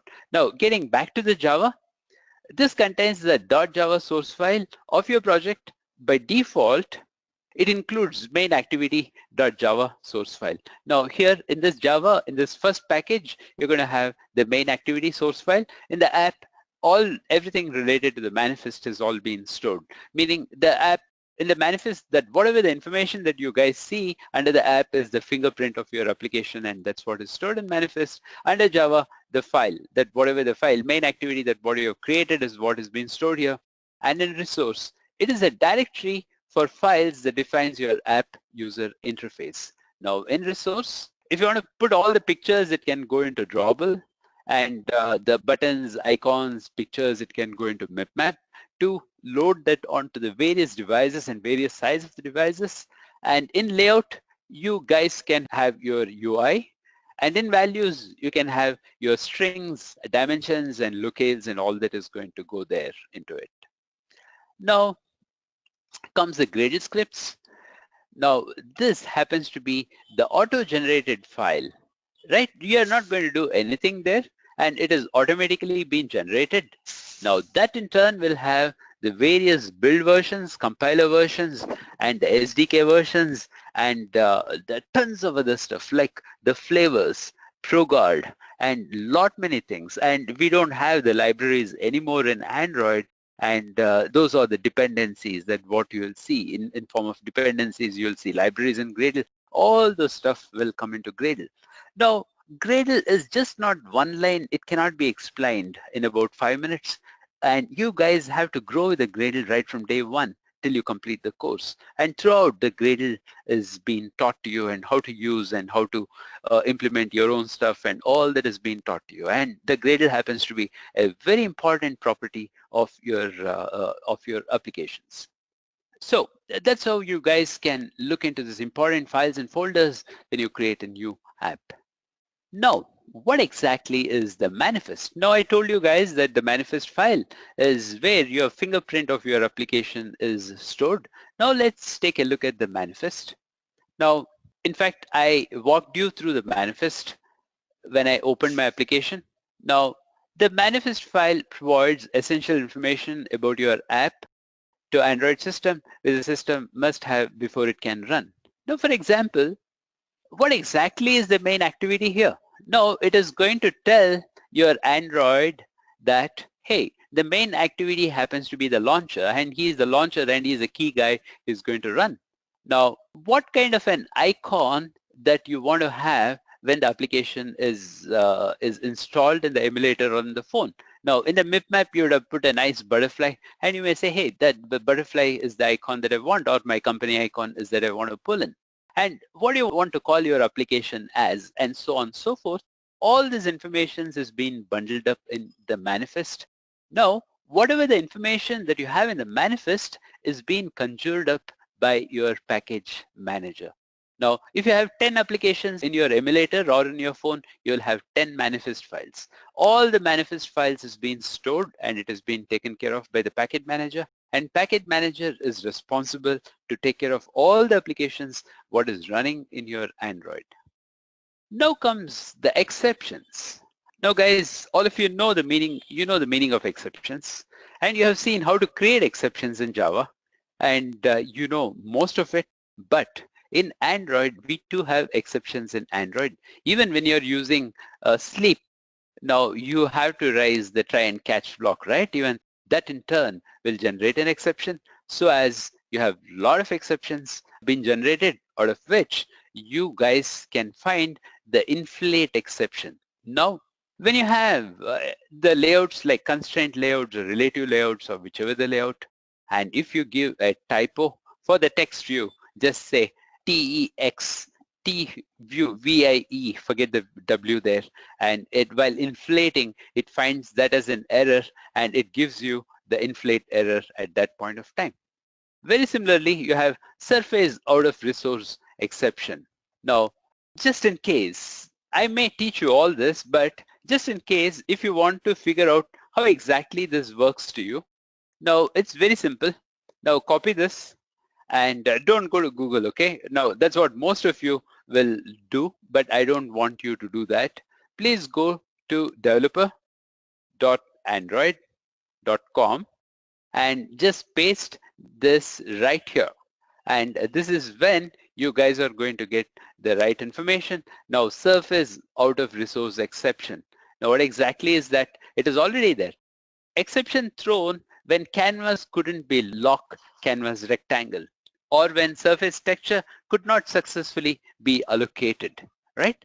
Now, the canvas has to be locked for many reasons, right? When you're trying to render an image, you don't want something else to happen on top of that surface. So you want to lock. And just in case if you're not able to lock, or if anything, if you're goofing up at that particular point, now it will give you the exception thrown that when the canvas cannot be locked, and that is what you call it as the surface out of resource exception. Now, very similarly, you have surface holder bad surface type exception, right? So now guys, this is the authority for you, right? So you just put that right here, and you have your answers. And you guys have learned how to use the Developer Studio also at this point of time. Now you need not even have to click here. It says, okay, there's nothing much here. Now, it is again the same exception that is thrown from lock canvas when called on surface. Those type is surface type push buffers, right? So the same, almost a similar kind that you all can see here. Now let me go back. Now comes the window manager. Now I told you about the window manager. Now he manages the frame. He manages your applications. He manages the view of your applications and so on and so forth, right? So that's what it is. Now this error. No, it's very difficult to remember the exceptions. It is not just about the 4 exceptions. There are hundreds of exceptions for you. But the most important exception, the people who tend to ask, because these are the elementary stuff that what you'll be working on. So you have to know about this. Now, exception that is thrown when trying to add view, those whose window manager layout param token is invalid. Now, that is when you're trying to add the view, when the tokens are invalid, and that is when the view cannot be managed by the window manager, and then it says the bad token exception, right? So this is the feeler of your exceptions, and that is how the exceptions are occurred. Now name the dialog box which are supported in Android. Guys, this is fairly simple. Now you have the alert dialog. Now the alert dialog is something like this, that what you all are seeing here to the right. It's a simple dialog. It comes with the OK and cancel button. It's a white dialog, nothing so fancy about it.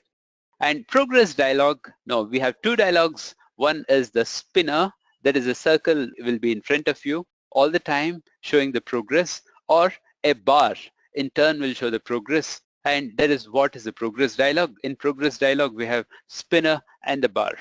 Now date picker and time picker dialog, or the dialogs which has already been created. Now let me show you how to get that and how it looks. Now let me take any of the resources. I'll just go to layout, and let me go to one of this file, and let me say I just want the time picker. Now I'll just say time picker, wrap content, and that's about it. Now when you click on the design, you all can see the time picker dialog.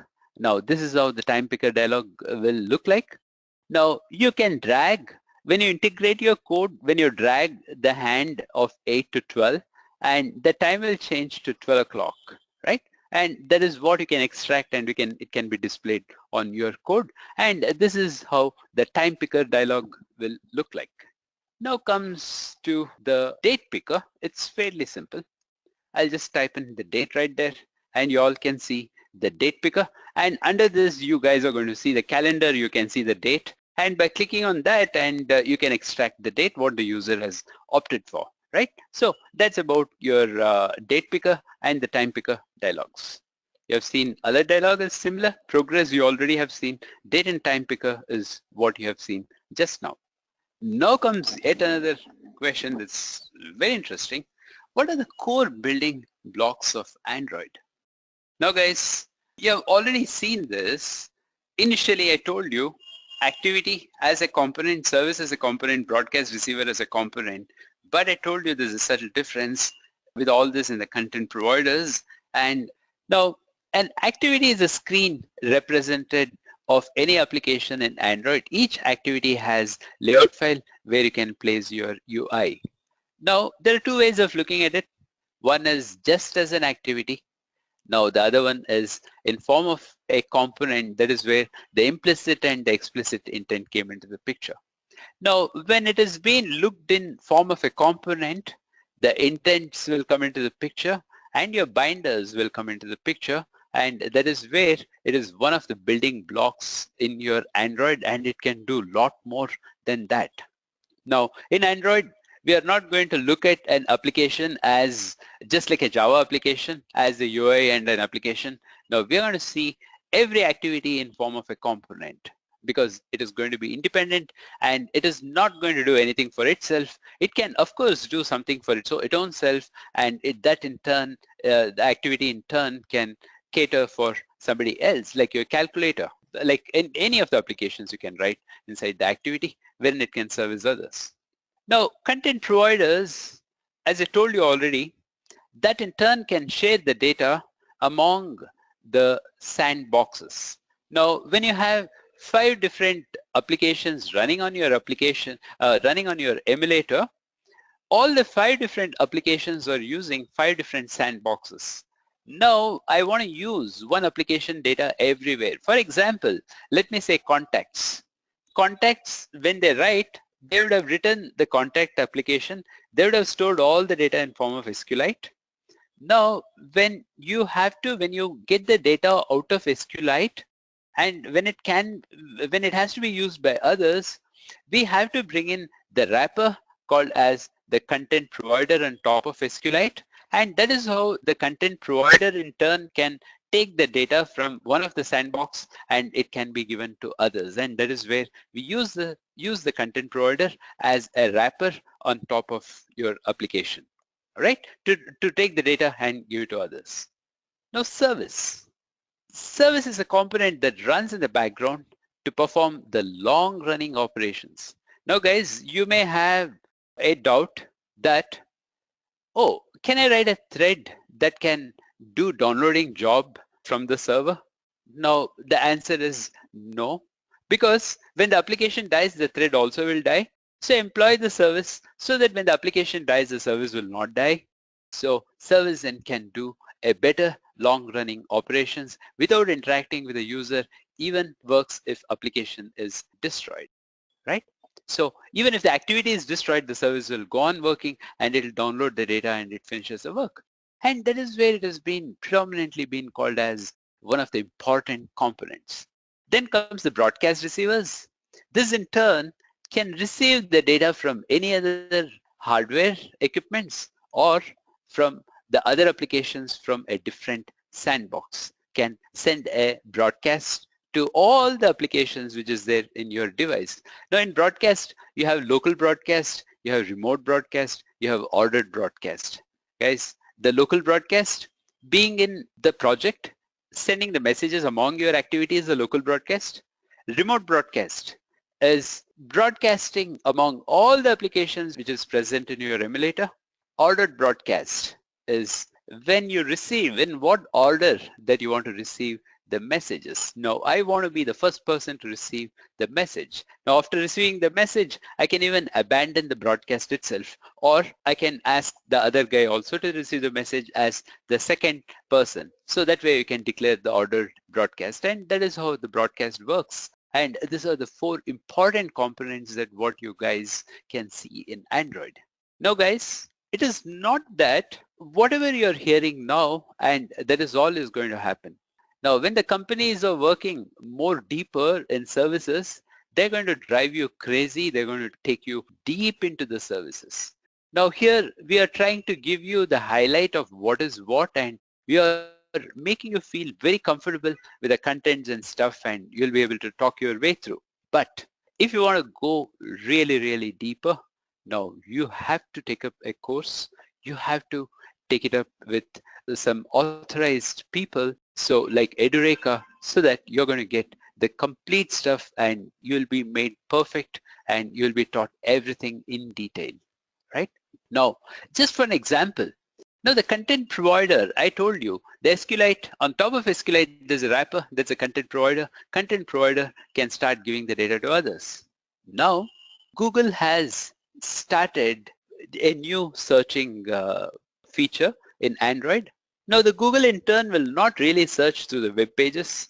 The Google in turn can come into the Play Stores and it can search through all your applications. When Google is searching through your applications, if your applications has been made shareable and if your application has the content provider, now Google in turn can come right into your application, it can pick the data and it can go give it to the world. So that way you can start sharing your applications and you can have in fact, we can incorporate a search option on top of your content providers, and the Google in turn can come all the way through to the Play Store. It can come through the search, it can go to the content providers, and it can pull the data out and it can give it to the user. So there are a lot of other creative stuff that what we can do. So do not treat just content providers as content providers, services as services. Services has got a lot many things to do with ADL and components and all that. Broadcast receivers too has got a lot many stuff. Now, What you guys are seeing here is just about the high level scenario, all right? Now comes the content provider. Now this is the SQLite database, the app database that what you're trying to see here. Now that is wrapped up with another wrapper. Now what you see here, the query, insert, update, delete. Now all this comes under the framework called as a content provider. Now the content provider acts as a frame on top of your SQLite. Now the other application can query the content provider. The content provider will read the data, gives it to the other application, right? Now this application can be a search application, the way that you all search on your phone. On top you will see the Google search, right? Now when you search there, it will search the data externally in your phone, and it can also search the data internally. At that point of time, it can come through the searchable activity. It can come to the content providers, and it can go to the SQLite, it can pick the data and give it back to the main app. Or even it can give this back to the Google also. There is one more layer where you can create on top of this, and that is how interesting your components are. Now, we have seen service, but what is a service in Android? Now, it's a background process. Even if the application dies, your service is going to run, and that's what it is. Now, the local service is accessed within the application. Now, within the application, you can have a service, but you can have a service in the remote applications also. The service is accessed remotely from the other applications running on the same device. Now, in this case, we have to bring in the AIDL, that happens to be the Android Interface Definition Language, to share the data between two different sandboxes. Now, the AIDL will be vehement and it will do all the job for you. Now, it says, hey, this is how you can extend the service and you can implement the program. The most important thing that what you have to understand here is when the service dies, your application will not die. The service will go on running. Now, please do understand, the service happens to be a part of Android, but your main activity dies, but the service is still on. That is an unbelievable stuff, right? Now, let us quickly go take a look at the code and see how that works. Now, let me come back to the file. Let me open up one of the applications in Edureka.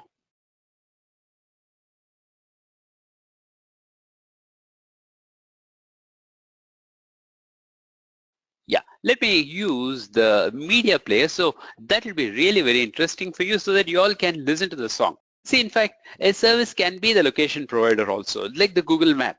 Now, when you're on Google Map, you're listening to the song also. And whenever it happens to be the turns that you want to take, and the Google Map in turn will start talking to you, take a right turn at the circle, but the song will go, the volume will be reduced, and then the Google Map comes up and says take the right, take the left, and go around the circle, and so on and so forth. That means your service is still on, isn't it? So that is how the service works. So service works as the background process, and even if your main activity dies, the service works. Now guys, you all remember that when I press the back button here, obviously your main activity will die, but you'll go on listening to the song. Your song is not going to die. Now, if you all can see, it's just about a small application that I have just written using 2 lines. Now, let me open it and I will show you how to activate a service. Now here you all can see start service. Inside that you're firing an intent. In intent you're giving this. This happens to be the main activity.this and media player audio.class. Now this is where you saw the activity can be called using the intent. So start service, stop service can be called using the intent, and even the broadcast can be called using the intent, and even the content provider uses the intent and binder, and that's how these are the most powerful components in Android. These are the 4 powerful components in Android. Now let me start service. This application is called as Service Media Player Basic. So this is a kind of slow song. Gradually he takes over, but you all can listen to it now. All right, you all are listening to the song, isn't it? Now what happens when I click on the back button? No, I told you very clearly, your application will close. Definitely, your main activity will close. The service happens to be a part of main activity. If that is the case, the service also should close, isn't it? Now let me click on this. So did your song stop? No, right? So it is on. The service is on. Your activity is no more, your activity is dead, but your service is on and you're still able to listen to the song. That's how when you're listening to the song, whenever you come out of the song and work on the other application, you can still listen to the song. This is how it works.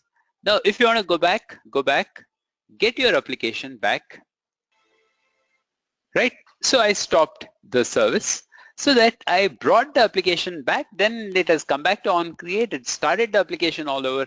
And when I clicked on the stop service, now you entered this main activity and then you entered this stop player and it went and told the service you stop it now and it stopped. So somebody has to start the service and somebody has to stop the service, or there are ways that the service can stop by itself. And this is how you guys have taken a brief look on the service, right? So that's about your service. Now, this is a very interesting question. What are the different types of services? Let's see what is it. First comes the handler service. Now guys, you are trying to avoid the AIDL. That happens to be the Android Interface Definition Language. And you're trying to avoid that, and you're trying to communicate between two different processes in the sandbox without the ADL, but using the handlers. The advantage and disadvantage. The handler service in turn can deal with only 1 MB of data. You cannot send as much of data as you want into the other process. You can deal only with 1 MB of data. The handler services will work on the thread and it is asynchronous. Now, only one thread you can execute. You cannot bring in multiple threads into the handler services. Now, one thread has to talk to the other thread. Now, this can be like a single chat application, not a group chat. Now, you can talk to me, you can send me a text and I can send you a text. You can send me a small picture, I'll be sending you the small picture. And this is the kind of work your handler service can do. Then comes the intent service. Now, the intent service is more or less like your asynchronous calls. That means if you want to download a photograph from the server or a movie, and you tell your program to download the movie from the server, it downloads the movie and the service stops by itself, and that is what you call it as the intent service. Now we have the third one is the service, and this happens to be the most powerful service. Now when you start the service, there is no end to it, and it goes on and on and on for days together if you want to. Now the way that we went in and we stopped the service, that's how we have to go in and we have to stop the service. Now this, like, it can be the intent service or the service. This in turn can support the ADL also, wherein you can bring in the function so that it can start talking between the different process, and that is how the ADL comes into the picture. And this is how the services are laid, and this is how the services works, and at a very high level. But we have got lot many important things to understand and to know about the services. Depending on the experience and the intensity, the people may ask more questions like how to write a plugin and how to make the remote services to understand with each other, and how to make that to communicate, and so on and so forth. The people may ask, and that happens to be a kind of advanced questions, and all that is there is a part of your course, and that happens to be the integral part of your course with Edureka. So guys, we have just seen the different types of services so far. Now comes even more interesting question. What is a service and a thread? When thread 2 can work for a long time, why not a service? But we have a problem. When a thread works for a long time, the choreographer in turn will start throwing an error. It says, hey, you've been working for too long and you're holding the parent thread on a ransom, and you cannot do that. So you have to spawn the other child thread. Whenever your application dies, the thread 2 will die, and that is where the thread lands into the trouble. Now let's go quickly take a look at the differences. Now when you all see the thread, since I already started talking about it, let me explain this to you. A thread is a concurrent unit of execution. That means it is the time slicing. It gets 1/4 of a millisecond to execute the task. After that, the operating system snatches the control from the thread and gives it to the second thread. And the thread works in form of the round robin concept, right? By default, all components of the same application run in the same process and thread called as the main thread. That is where the thread gets overloaded That is where you guys have to spawn a child thread, and you can have as many child threads that you want. But when your application dies, all the threads will die. Do remember, that is where, that is what is the disadvantage that you will see in threads. Thread is killed when an application is killed.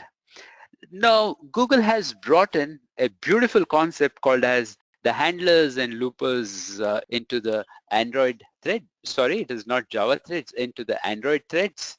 Now, the handlers and loopers are not a part of Java, and that happens to be a part of your Android, and the very interesting concept.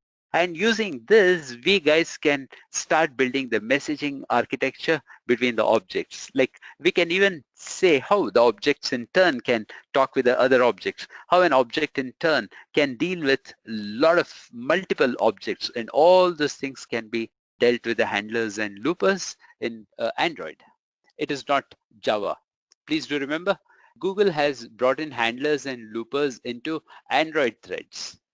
Now coming to the services, now when there is a lag executing the program, and the choreographer and when the Android emulator will start throwing in ANR, Android not responding error and all that, and that is when we have to take a turn and we have to think about the services, how to write the program in a better way. Now that is when forcefully you guys will be moved on to services. Now services is like an activity but has no interface, right? Now service is a part of the activity, but service in turn will go on its own, and it cannot talk, and there is no interface to the activity that we have to build on our own using the handlers and looper, or we can talk from service to a thread or to the activity using your broadcast. Broadcast is not a good idea, but using the handlers and loopers you can talk, and there are many ways to talk between the service and activity. Now, service is not a separate process. No, it works in the background until the service or someone else explicitly they stop it.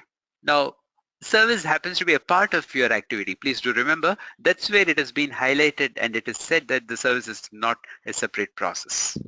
Service is not killed when the application is killed. You saw an example right now, right? So you all have been hearing the song even when I came out of the application. It exposes some of its functionality to the other applications by calling bind service. Now, the bind service is a beautiful concept in your content providers. It's a beautiful concept when you have to talk between two different processes. The bind service will come into the picture, and this happens to be the property of kernel, and that in turn throughout Android framework the bind services and intents are used. Let's take a look at the fragment. Let us see what a fragment is all about. Now it's fairly easy to understand. Like when you all created an application, an activity had an UI, but fragment is different from the way that you have seen the activity in UI. Now first, the fragment is part of an activity. Now fragment is not a different program, or it is not a different element. It happens to be a part of the activity. If the activity dies, the fragment dies. If the activity passes, the fragment passes, and it's so on and so forth. So the fragment happens to be a part of activity. You can combine multiple fragments in a single activity. Now when I talk about the fragment, now I can call a fragment as many different slices of the screen. Now you can see in the second example, second UI, you can see two different blocks, right? One is the header and body kind of a thing. Now in an UI, I can have two different blocks, or I can have 5 or 6 or 10 different blocks. And that is how the fragments have designed. Now you can combine multiple fragments in a single activity, which helps us to display multiple screen and reuse the fragment in multiple activities. Now the fragments you can add, you can delete, you can change, you can do all that. Now when the orientation changes, you need not have to bring in another UI. You can rescale the fragment and you can replace the fragment on the screen, and you can fill the screen up and you can start using it so that you'll not be calling the UI. So the fragment happens to be very powerful compared to the regular activity and UI programming, and you can do a lot of stuff using fragments. Now, what is the difference between the fragment and activity? I told you the fragment and activity is one. When the activity is created, the fragment also becomes a part of it. Activity is typically a single focused application that a user can perform, such as dial a number, take a picture, send a mail, view a map, etc. Just a single application. Now when you are using the dialer, something else cannot happen. Now by creating the fragment, now you can divide the screen into many different pieces, wherein if I want to see a message like a banner data, now I can have a screen wherein constantly my share information will be scrolling on the screen even if the call comes in, or even if I am on the map, right? So that way you can create fragment and simultaneously all the fragments can work together, or it is up to you how do you want to use it. Fragment is a modular section of an activity with its own life cycle and input events, right? Because it has its own life cycle the way that you have seen the activity, and which can be added or removed. Now, the fragment also has the bundle, and it can store the information in bundle the way that you have seen an activity, or you can add the fragment, you can remove the fragment that what you have created. And also fragments lifecycle is directly affected by the host of activity lifecycle. As I told you, when the activity passes, fragment passes. When the activity is destroyed, fragment is destroyed, and so on and so forth. Now comes the APK. Now guys, it's very simple. You all have seen how the Dalvik virtual machine comes into the picture. Now when you come to the bottom of the diagram, the APK is generated. It is as simple as such. Now APK stands for Android Packaging Kit. Android Packaging Kit is compressed with the classes UIs, support your assets and manifests. All these files are compressed into a single file which is called as the APK. That is AAPT, right? Now there is the Android Packaging Kit. That is what you have seen earlier, and it is, again, it has been explained to you. Now this is a beautiful question. Now will Android support any other language other than Java? Now guys, you already have the answer. Do you remember the green block that what I've been talking about? That is the NDK. NDK supports your C and C++. NDK in turn can talk to the kernel. Your Java cannot talk to the kernel, right? That's what you guys have learned. That's what it is. Yes, Android app can be developed in C and C++.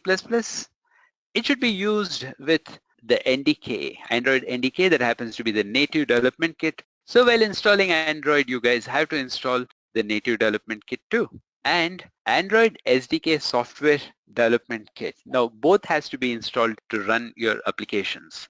Now when you want to talk to the hardware, like you want to talk to the camera driver, like you want to zoom in, you want to zoom out, and you want to do such stuff, now you have to write an NDK program. That NDK files in turn is called as the .so files, and that in turn will talk to the hardware, and eventually the .so file will talk to the application managers. The application managers will take the data all the way up to the application level, and it has been given to you, and that is where the NDK comes into the picture, right? Now please do remember, NDK is not a part of your Android course, and NDK is a different animal by itself. And that happens to be a different book, that happens to be a different course, that what you have to take it up.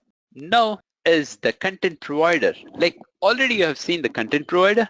Now you got a little more in the shelf. Let us see what a content provider is all about. Now content provider manage access to the structured set of data. It is a standard interface that connects data in one process with code running in the other process. This is what I told you guys earlier. Now, when you have the data in one process that can be shared by the other process, you may ask me, can you show me what exactly is a content provider in the emulator or in the phone? Now guys, please take a look at your contacts. Contacts is eventually it's an SQLite database. The content provider has come on top of it as a wrapper. Now the contacts can be used by any of the other applications which is running on your phone or the emulator. So as your calendar, so as your SMS, all these are the content providers. Now if you write your application to store all the movie information and data and all that, what do you do with that information? You'd love to share it with others, right? So bring in a content provider. That way you can start sharing it to others, and everybody can start accessing your data, updating the data, and they can do all that. Now they encapsulate the data and provide mechanisms for defining the data security. Now the data what is going to go out of your sandbox is going to be a very secured way. Now you can, the people, they can sign in, they can use the permissions, they can have permissions to use. All that security can come on top of this content providers. Content providers are used to share data between different applications. Obviously, you know that. Now it is implemented as a subclass of content provider class and must implement a standard set of API that enable another application to perform the transactions. Now you guys are going to extend the content provider. By extending the content provider, you saw in the diagram that you have on create, and there are 4 different functions that what you have seen, and all that functions is being overridden automatically. There is implementable function comes in and you have to implement those functions in form of the wrapper. Please take a look at the diagram once again. Now let us take a look at the singleton. Now the meaning of singleton itself says it all. That means an object is going to create a single instance. Now let me give you an example. Now you have a server or a login. Now you want to log in by typing in your username and password, or you want to log in by speech recognition, or you want to log in by Facebook or by Google or by LinkedIn. Now all that you do is on the single object. When a guy is trying to log in through the various sources, you don't want to create many objects. No, you want to create a single object. Now however you come in, you have to come in through one single entry. That is what you call it as the single instance. Now the other example could be you have a Citibank. 1 million people in a day, they want to enter the Citibank. They want to access the data and resources in Citibank, so that you practically cannot create 1 million objects to let 1 million people enter the Citibank.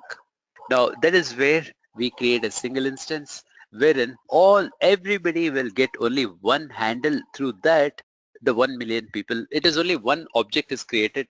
Through that, 1 million people can walk into that particular object. And that is the whole idea of creating a single object. Now here, how exactly that we can do this? Now it's fairly simple. Now we have to stop multiple people creating multiple objects. So all that you do is put the constructor into the private area. When you put the constructor into the private area, now people cannot create the object. Then create an instance variable, a static instance function. The user can access the function even without creating the object. And if the object is not created, they're going to create an object being in that static function called as a get instance. Or what they will do, if the object is created, they will return the same instance back to the user. Now guys, if you have a question on this, it is fairly simple for you to take a look. Now let me briefly show you how to get to that. Now let me take one of the examples, and here I'll right click and let me go to new, and let me go to other. Yeah, it's right here, singleton. So just before the activity, you'll get to see the singleton, and I'm just clicking on it, and I'll call this as Citibank. I'm just going to call this as Citibank singleton, and it creates a complete class for me. Now you all can see the most important thing is you have created a static function called as the Citibank, and then you're constructing an object. All right, now here you have the get instance. Now when the user is trying to use the get instance, you're returning our instance. All right, so what is that you're trying to do? You're creating the object here once, and whenever the people call, you're returning our instance. Now here you have made, please do remember, you have made, this is what I told you, you have made the constructor as the private. When it is private, nobody can create an object. Now the people can access this object only through get instance. Now when they call the get instance, and you always return our instance, what is already been created. And now let 1 million people call, you'll be returning the same address over and over again. And they have simplified it. And this is what is the meaning of singleton, and this is how you guys are going to use the singleton. All right. A singleton class is a class which can create only an object that can be shared by all other classes. Okay, that is your singleton. Now, what is the difference between file, class, activity in Android? This is fairly simple, guys. Now, file is the file. It's a chunk of arbitrary information or resource for storing information. Class, you know the meaning of class. It is a compiled form of Java file. Android uses a class file to produce the executable APK. .class in turn gets converted to APK. This is typically the Java class, and that gets converted to the APK for the execution purpose. Now, when it comes to activity, this has already been explained to you. An activity is comparable to frame window in GUI. Now, in your regular Java, when you go to the frame window applets and all that, and to that screen, it can be compared. GUI toolkit. It is not a file or a file type. It is just a class that can be executed. Android for loading UI elements on view. Now, in fact, you need not even have to take the difference, or you need not even have to compare yourself with the frame window GUI and all that. And I have made it very clear to you about the activity. Now, the difference between the activity and UI. UI happens to be a part of the activity. The activity in turn will inflate the UI so that the screen will become visible for you. And the activity as such does all the background job after bringing up the UI element on the screen. Now, that's about your file, class, and activity. This happens to be a very simple question. Now, what is a Dalvik virtual machine? Now, this in fact, we have been discussing over and over again because you're going to get questions on this. And you already have the answer. Dalvik is the name of Android virtual machine. You guys know about it. The Dalvik virtual machine is an interpreter only virtual machine that executes files in Dalvik executable format, that is .dex format. Now, you guys know how the .class gets converted and all that you have seen in the earlier stages.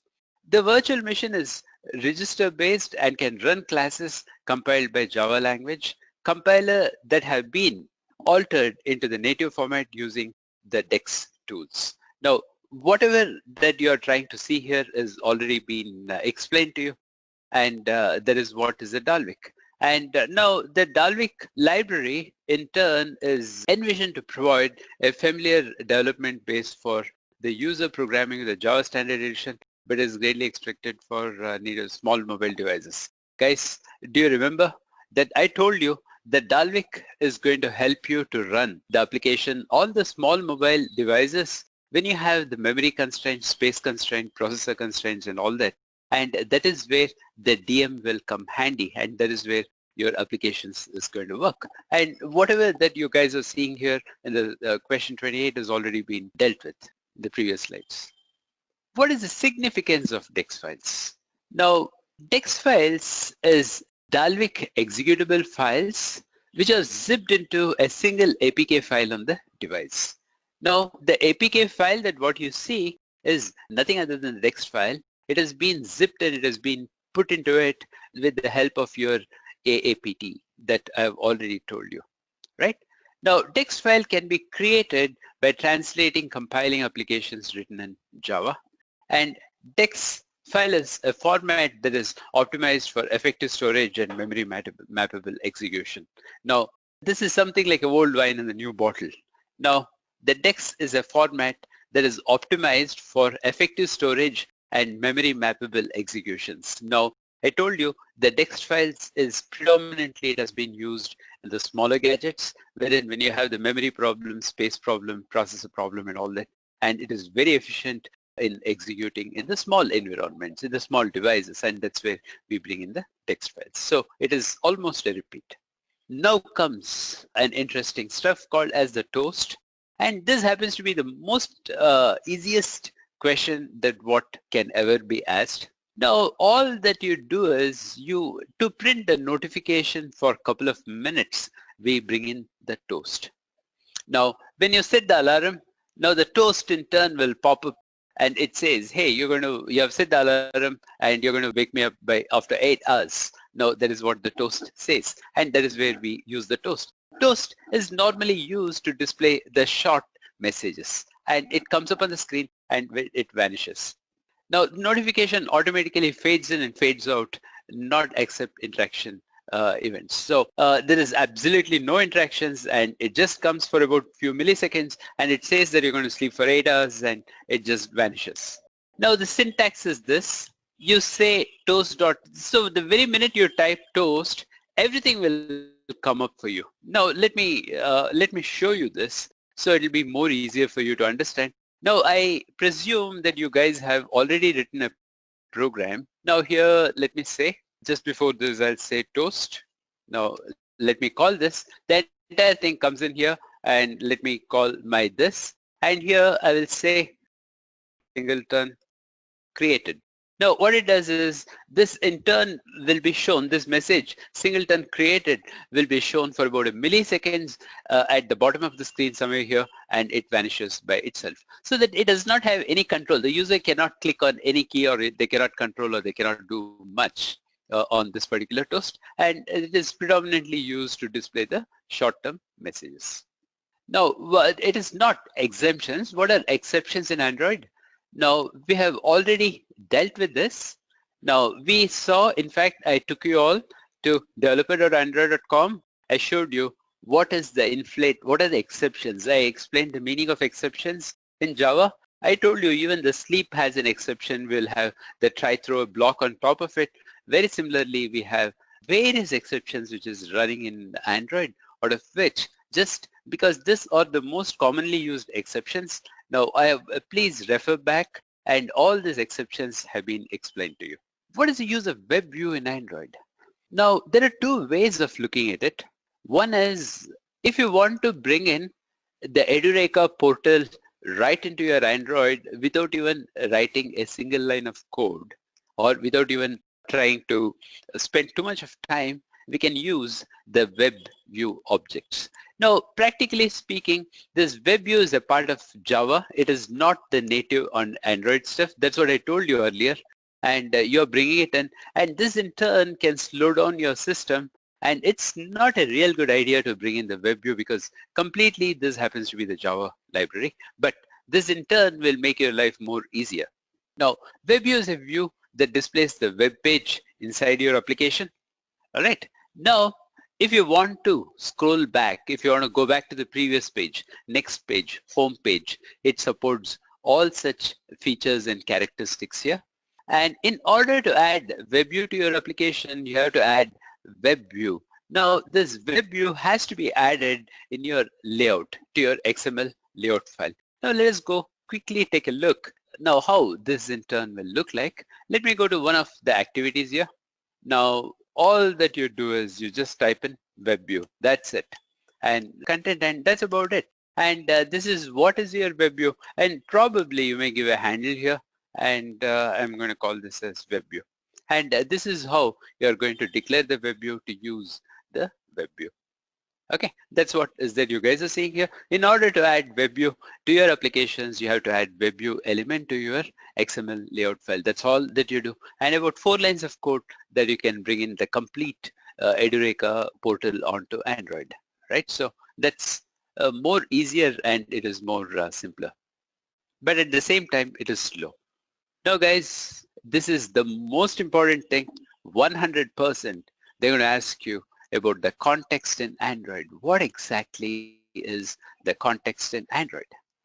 Now, initially when we started, we had something called as get context. Even today it is there, but this is slightly phased out, and the Android, they stopped using it. Instead, they got in this pointer and get activity.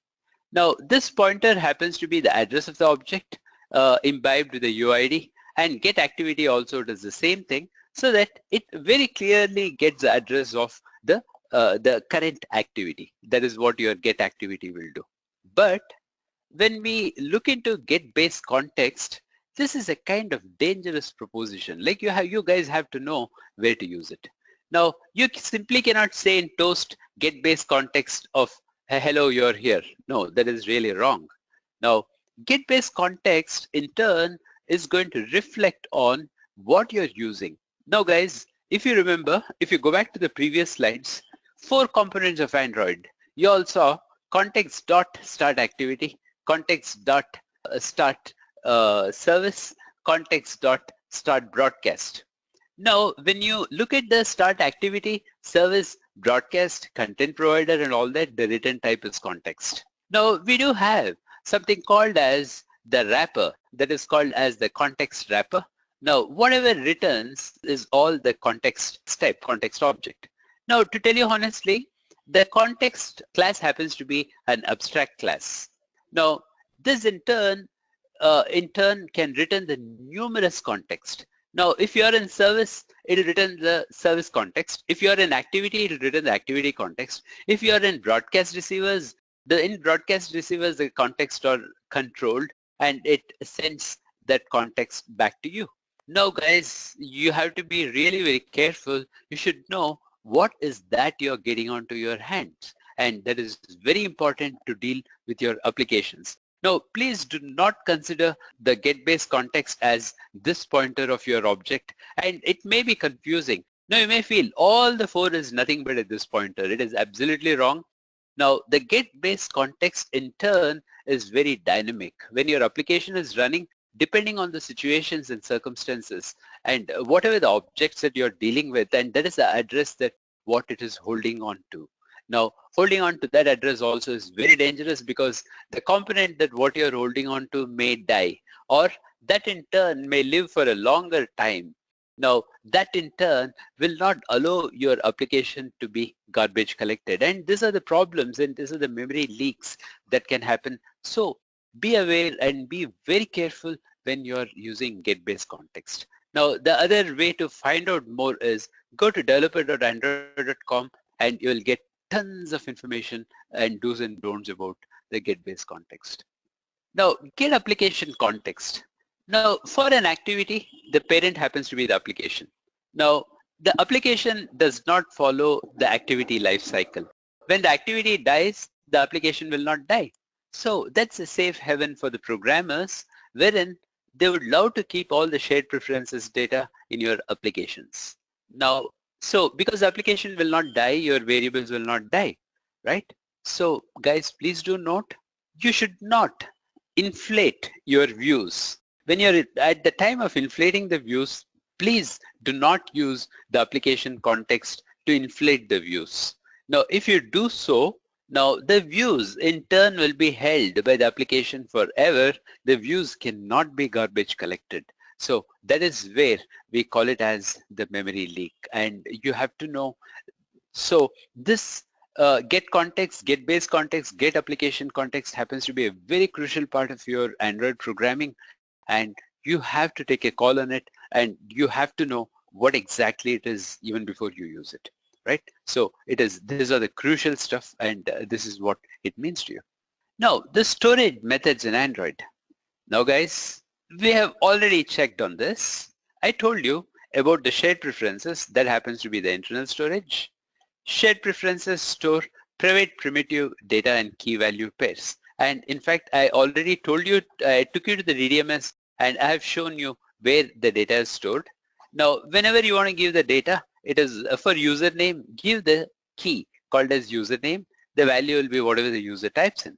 For the password, the key is password, the value whatever the user types in, and that is how it takes. That is how the shared preferences works with the help of the key value pair. Now, internal storage, we have already dealt. Store private data onto the device memory. Now guys, I have even showed you what exactly is the device memory in your DDMS, and that happens to be the file system, and that happens to be the secured place where you can store your data. Nobody can sneak into it because it comes under the sandbox. External storage happens to be stores public data on the shared external storage. That means onto the SD card you're storing the data. Now the SQLite database stored in the private database. It is stored in the private database, and it is also being pushed into the device memory. Like the way, the place that where you all saw the folder shared preferences, very similarly, it will create a folder called as a database, and it will store your SQLite database right there. Now, can you deploy the jar and Android? Which package is supported by it? Guys, please do remember, the jar file took its own death. That's about 2 years ago, and when we all used to work on the Eclipse. After Eclipse, we don't use the jar files anymore in Android Studio. In Android Studio, we use the dependencies, the libraries in form of dependencies. Now, no, Android does not support jar deployments. Applications are packed into Android package.apk using Android. Now, asset packaging tools and then deployed onto the Android platform. Now, guys, do remember, jar files are gone and dead long ago, but few of the applications like your Dropbox, they are still using jar files. They may ask you a question. Can you point out where Android Studio is using the jar file? Which application in Android Studio is using the jar file? Now you can easily say in the Dropbox, you have to go to the library, you have to copy the 2 jar files into it even before you compile your code. And that is where they're using the outdated stuff, and they don't consider the jar files anymore in Android Studio. So don't worry about it. Don't try to even go deeper into it. Now, what are containers? Now, containers are the object, it holds the object and widgets together depending on which specific items are needed and in what particular arrangement that is wanted. That means you would rather call the containers relative layout, constraint layouts, percentage library as same. Now, all these guys in turn will help you to call the root layout, and they in turn will help you to arrange the widgets right in that particular containers. Now containers may hold label, field, button, or even child containers as example. Now that is what it is all about, containers. If you have seen the linear layout, you all have learned how to create the child in the linear layout, right? So you can create any number of child. Inside the child, you can create any number of widgets, and that is what is called as the containers. Now, can you change the name of an application after its deployment? It's a big no. We cannot change the name of the application because it comes with a package and with so many other properties. So by changing, you may have to refactor the complete project. So the answer is a big no to it. Do not do that. Now, define Android application resource files. Now, when you're creating the application in resource, we all went to layout and saw values you roughly saw, and you came back. Now, in animator, you can have all the animations in animator and anim, and all the color tables can be declared inside the color.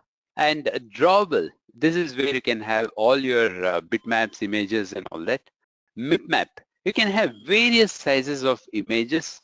Now, when you're trying to implement, when you're trying to deploy your code onto tab, now you need a different size of bitmaps. Now the same application, when it has to go onto 3-inch device, the bitmap has to change into the smallest of the bitmaps. And then if you're using it on 7-inch phone, the size has to vary. If you're using it on TV, it has to vary. Now the various sizes of your button or the screen or the widgets, you're going to put it in mipmap. Depending on the device that what you use, it will map onto it by itself. Now XML, now this XML file is yet another interesting thing. Now this XML can be used in for many different reasons, and just for example, when you're writing your search application, now to define the property of search application, we have to define it in the XML file. So we have to create a folder called as XML, and we have to put everything into it. Now in layout, you know all the UIs will come in here, and in values, you know what exactly you saw. You saw the dimensions and all that, and where you can pad the screen, or we can set the values of, you know, what kind of padding you want and what kind of the padding you want on top or bottom or right or left of the screen and things like that. And menu is where you're going to bring in the menu related stuff, and raw is where you're going to create a folder. Now you can have the consolidated data like a novel, and if you want to convert that into the locale, it is a good idea to bring it in raw. Or if you want to bring in if you want to have a song to be stored, it can be stored in the raw folder and it can be used so as your asset. Now, what is the importance of the emulator in Android? In fact, we discussed about this in the beginning itself. Now, the emulator lets you play around an interface that acts as it were an actual device. Now, I told you very clearly, it is not a rectangle, it is a phone by itself. And it starts the way the phone starts, and it brings up the application, and all the characteristics is imbibed when you create an emulator that is going to be the phone. Now, for testing purpose, you can create 5 different emulators, 5 different sizes, 5 different stuff you can create, and you can test your applications on it. Now, it is the best way to test your applications by having many emulators. How are escape characters used as attribute? Guys, this is Java question. The escape character are preceded by double \\. For example, if you want to write /n, you have to write //n. For /t tab, //t, and so on, right? It is just about the double \\. Now, what is an NDK? Now, NDK happens to be a very important part of your development. This happens to be the native development kit. And in this NDK stands for the native development kit. And you normally get to write your C and C++ code, the .so library to communicate with your kernel. And after that, it spools in the data and it gives it back to the application managers or it gives it back to the application. And that is how it builds a bridge between the application and the kernel. Now, broadcast receivers. Now, this receivers in turn can listen to the system level events. For example, a call is coming in. The broadcast receiver knows that a call is coming in. And you're not able to handle the call, the broadcast receiver knows. Or when an SMS comes in, the broadcast receiver knows about it. Or if you're writing a healthcare device, and if it has to pump the data, if that has to broadcast the data to your application, and you'll have a broadcast receiver right in your application, and that'll be listening to the devices. Now, that is what it is. And even the second line, he says that you'll be listening to the events like incoming call, SMS, or from any of the other hardwares. That is what is your broadcast. Now, broadcast receiver helps in responding to broadcast messages from the other application or from the system. Now, as I told you, it can be a different device. Even that in turn can broadcast a message to you and a remote message, and you guys can receive it. Now, predominantly, broadcast receivers will help globally. Now, you can listen to the broadcast which has been broadcasted by any application. Now, when you broadcast, all the other application can listen to what you have been broadcasting. Now, that is where it helps, and anybody can listen to you. Now, in fact, previously I told you how many types of broadcasts are available, all that I have already mentioned. And to use the broadcast, you have to extend the broadcast receiver. Just by using this extend broadcast receiver, you're going to get an implementable function called as onReceive. Right inside this function, you guys can bring in your intent, you can check. Now here you got context and intent. Now guys, please note, this is the context that what I was talking about. Now when you're in this environment, the meaning of this context is different. So be careful. Now it's a controlled, you're inside the controlled environment. When you say context, this is not your this pointer, please do remember. And using the intent, you can check from whom I am receiving the broadcast, right? And if you don't check that, and you have to be careful, even a virus will be creeping into your application. So that it's a good practice to check where the intent, now who is sending me the broadcast, and then go ahead about it, right? So that's the best way to use the broadcast. Now, what are the security measures which has been taken in Android, and what makes the Android secure? Now, first of all of you know the Android application is a sandbox that is popularly and allow limited access to the information that is very private to the private and sensitive for the user. Now, as I told you, the sandbox information cannot be used by or seen by the other applications, by the other sandbox. So that itself is very secured. And then you can also set the permission on top of your program. And when the user is trying to use your application, they have to use the same permission to use your application, right? Now, and also you have the encryption scenario for all your messages. Now, whatever that you're trying to send between the applications, it has all been encrypted. So it is very safe. You need not have to worry about it, right? So even when you're trying to send the SMS or WhatsApp or whatever it is all secured because it has all been encrypted. And at the same time, the agreements, the user term, everything has been taken care of. Then apart from that, you have something called as the enterprise security that happens to be the device policies. Now, if you use this enterprise security, you can even control every variable the other application uses, because this device policies in turn is going to come in form of a wrapper on top of your application. The security application can watch at every point of time what exactly is happening in your application. Even if you want to use a variable, the super has to give, meaning the device policy has to authenticate. Only after the device policy gives a permission to you, your application will start working. And that is how the device policy has come in form of a security for the enterprise applications. And secondly, as I told you, The file system is very safe and secured, but people have hacked it. Now that shatters your thought, isn't it? And to hold onto it and to secure the file system, now the cipher, they have come up with the crypting scenario, and we can use the cipher that happens to be the third-party library, and you can crypt the complete data, what you have in the file system or your SQLite. Now, as I told you earlier about the ADB, now it's called as the Android Debug Bridge and what it stands for. Now, whatever you guys do in IDE can be dealt at the command prompt using the ADB.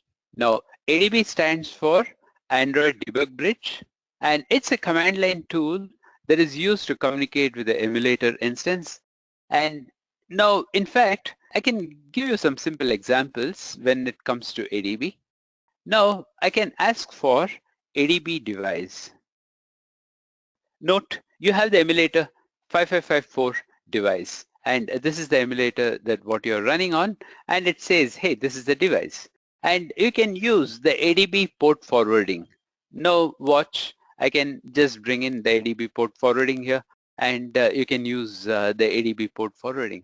And you can use the ADB to install package, to uninstall package, and to watch the logcat. Now I can say ADB, let me say logcat. Right now, look at this. This is all the logcat information that what you guys are able to see here. Now, if you want to, it is also possible for you to pipe the logcat information into a folder. All right, so I'll say ADB logcat. Now I can also pipe the entire thing to logcat.txt. Now everything goes right there into the logcat folder, and that is how you can pipe it. Now, like this, the ADB can used for numerous purposes, and you can completely avoid your IDE when it comes to ADE, and everything, ADB, everything can be done via the ADB. Now, the ADB in turn will deal with the client and server, which runs on your development machine. You can invoke client from shell by using ADB command. Another ADB tools such as DDMS are also created by ADB clients. Now, as I told you, whatever you guys do in IDE, it can be invoked by the ADB commands. Now, guys, please visit your developer.android.com and you'll get to see tons of ADB commands right there. And you simply copy that onto the terminal and it works the way you want. Now, the server, which runs in the background process on your development mission, the server manages to communicate between the client ADB daemon and running emulator on the device. Now, guys, when we practically look at Android, now Android in turn has got two different variations. One happens to be the client and server. Now, server is a very thin line and it is a bridge that what it is trying to connect your hardware with the client. In between, the server is running. Now, whenever the server collapses, now the client also will collapse. That is when we will get to use the ADB called as a kill server, and we'll call ADB start server to bring up the server. Once if you are able to bring up the server, this in turn will recreate the bridge between the client and the hardware. And that is where the server comes into the picture. And the server in turn, ADB, that is a daemon process that is going to run on your emulator, on your device. All right. So the daemon which runs, just the meaning of the daemon, which runs the background process on each emulator device instances, right? So once the very minute the daemon dies, now even the client dies. So in between the server has to build a bridge.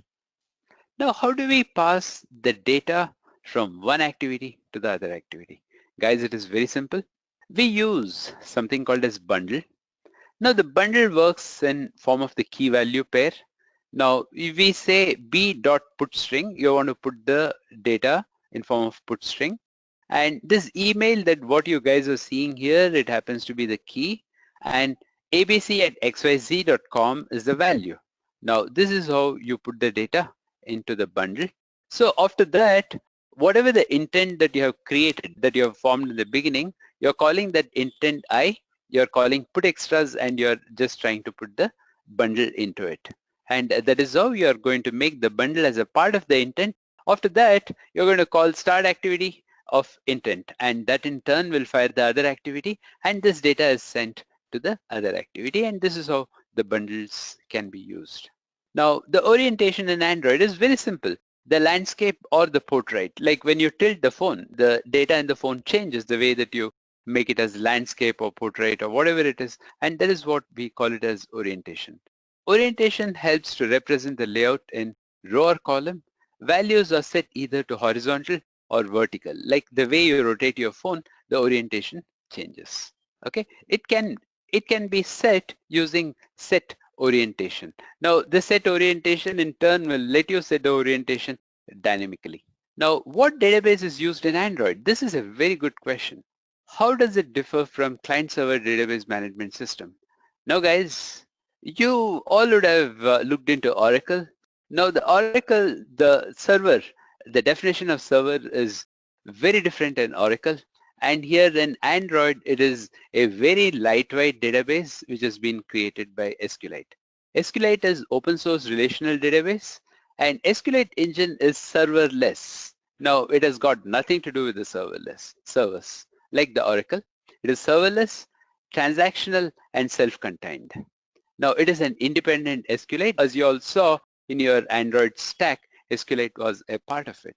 Instead of typical client-server relationship of most database management system, the SQLite engine is integrally linked to the application. It has been built in to the Android. No, it is not different. It is not a third-party library.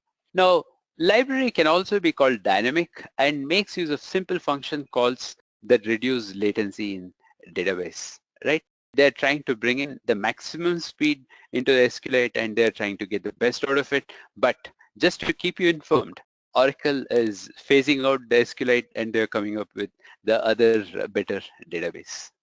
Now, what exactly is sensor? Can you list all the 4 types that what normally we use it in sensor is what it is all about? Now, let us take a quick look. Now, when we use the sensor manager, now the sensor manager in turn will return what kind of sensors are available with your device. Now, take that sensor. The class creates an instance of a specific sensor providing method that allow you to determine its capabilities. Now, when you have a compass, what the compass can do, it gives the capability here. Or when you have the accelerometer, what it can do, it gives the capabilities here. Then we have another class called as a sensor event. Now this class provides information on sensor event by creating sensor event object. Now what it can do, because as I told you, like when it is accelerometer, what it can do, when it is compass, that what it can do, the qualities and behaviors will change. Now to that, what you guys can do is you can add the sensor event listeners. Just by adding the sensor event listeners, whenever the direction changes in compass, and it reports the sensor event listener saying that the compass is changed. And the event listener in turn will show you where exactly the north is and south is in your compass, and that is how it works. So we have various sensors available in the sensor manager, and all the sensors has the same functionality to use, and using this you'll get to know how the sensors will work. This is fairly simple. Now almost we are getting to the end of the session. What exactly is ANR? That means Android not responding. In fact, we started off discussing when we started off with threads and services. Now this in turn happens when the activity's main thread has got too much of work to perform. That is when the ANR is populated, and that is when it throws the ANR. Now to avoid the ANR, an application should perform lengthy database or networking operation in the separate threads. Now guys, I told you, even if it does in the separate thread, the choreographer in turn will start throwing an error. Now that is where we have to shift this onto the services. Now it can be passed on to the intent services. Now when it can be passed on to the intent services, I told you, this intent services is something that it takes up the job and it goes on executing the job once. If the job is executed, it stops by itself. But the other service will run forever. It will not stop unless and until you ask the service to stop. All right. So that's about it when it comes to the ANR. Now, what is AIDL? This is the Android interface definition language. Now, the AIDL in turn is going to create an interface That interface will be used by the process A and process B, so that interface will create a bridge between the process A and process B, so that you can start sending the data from one process to the other process. And that is what is your AIDL. Now, what are the data types supported by AIDL? Meaning what I can pass from one process to the other process. I can pass a string, list, map, character sequence, and then the native data types like integer, long, character, boolean, all this can be passed on to these are the data types what your ADL supports. Apart from the data type, you have a possibility that you can still pass the objects also, and this is what it is all about with the ADL.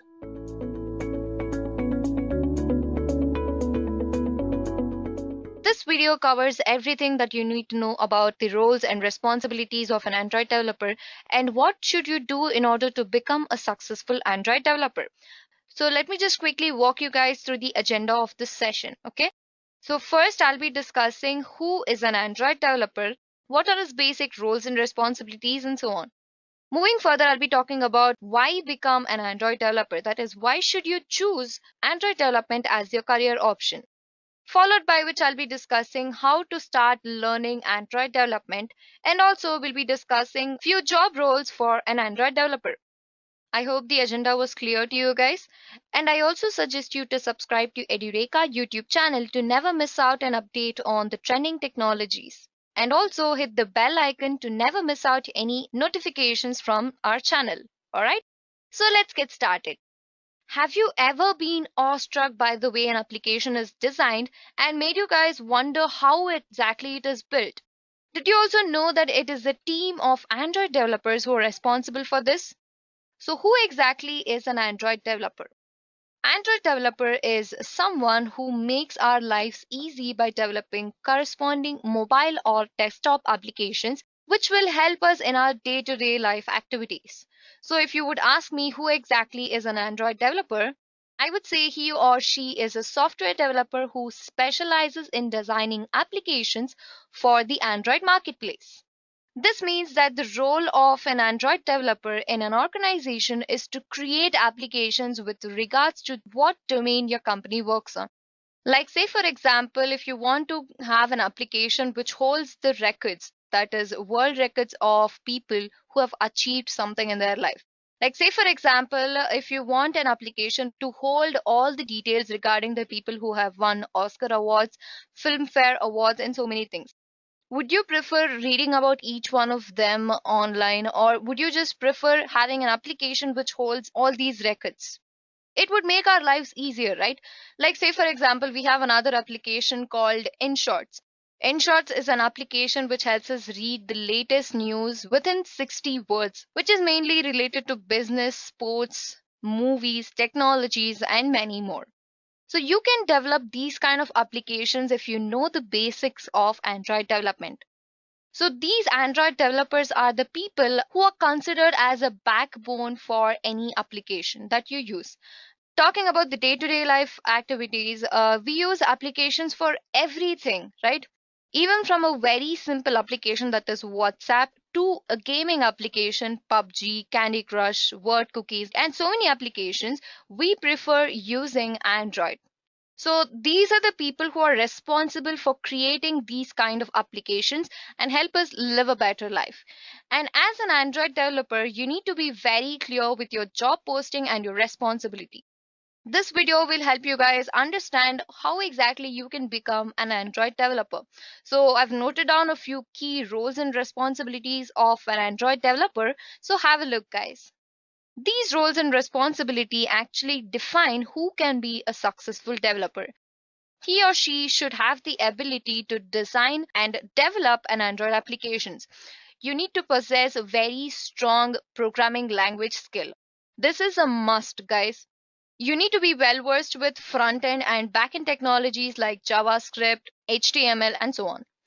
Should work in coordination with the design and the testing team in order to develop better product with fewer bugs. And you should also know how to deal with the bugs. This is where software testing comes into picture. You need to understand how to develop an application with fewer bugs. You need to learn how to work with different APIs and data sources that are available. You need to be well versed in handling situations where you'll be given tasks to run applications on different platforms, and also you'll be asked to work on different APIs at times. So you should be able to work with different APIs. Knows how to fix bugs, this is a must, and also continuous evaluation and discovering new technologies and exploring them. You need to have a clear notion of what you must develop, have an idea about how you can go around with the things, and learn how to deal with bugs by yourself. So now the next question you would ask is, why choose the role of an Android developer when there are so many other development job roles? Let's see what are the major reasons to become an Android developer. So I would say there are n number of job roles for development purpose. But when you talk about Android development, the standard is a little too high. This is because applications that are created will have a number of people who consider using it. Android development is one such field where you'll find no shortage of job roles. I'm going to be quoting this point, guys, because there is a lot of vacancies in a lot of companies out there who try to get Android developers to their companies, who try to get in a lot of experienced guys for their company.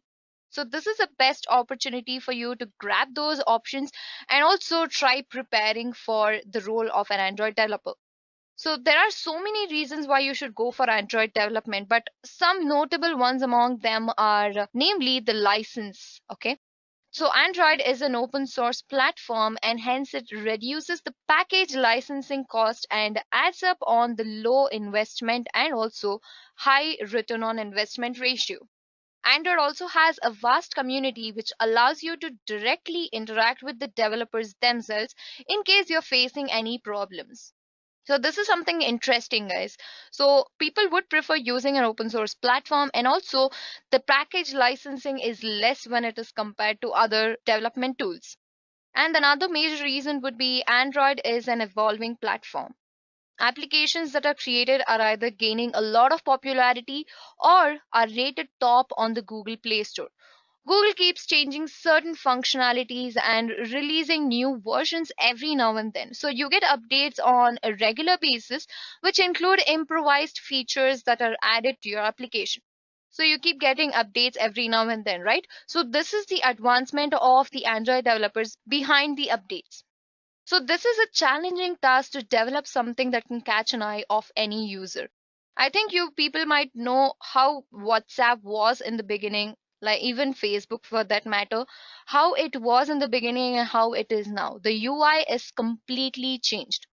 And also there are so many other features which are added on to these applications. And the next reason would be it is easy to adopt. Like, say, for example, if you're working on any technology like software testing, full stack development, you would find it easy to know how Java programming language is one among the foremost trusted languages that are used to develop applications. It is also true to say that any user with the pure knowledge on Java can easily develop an Android application.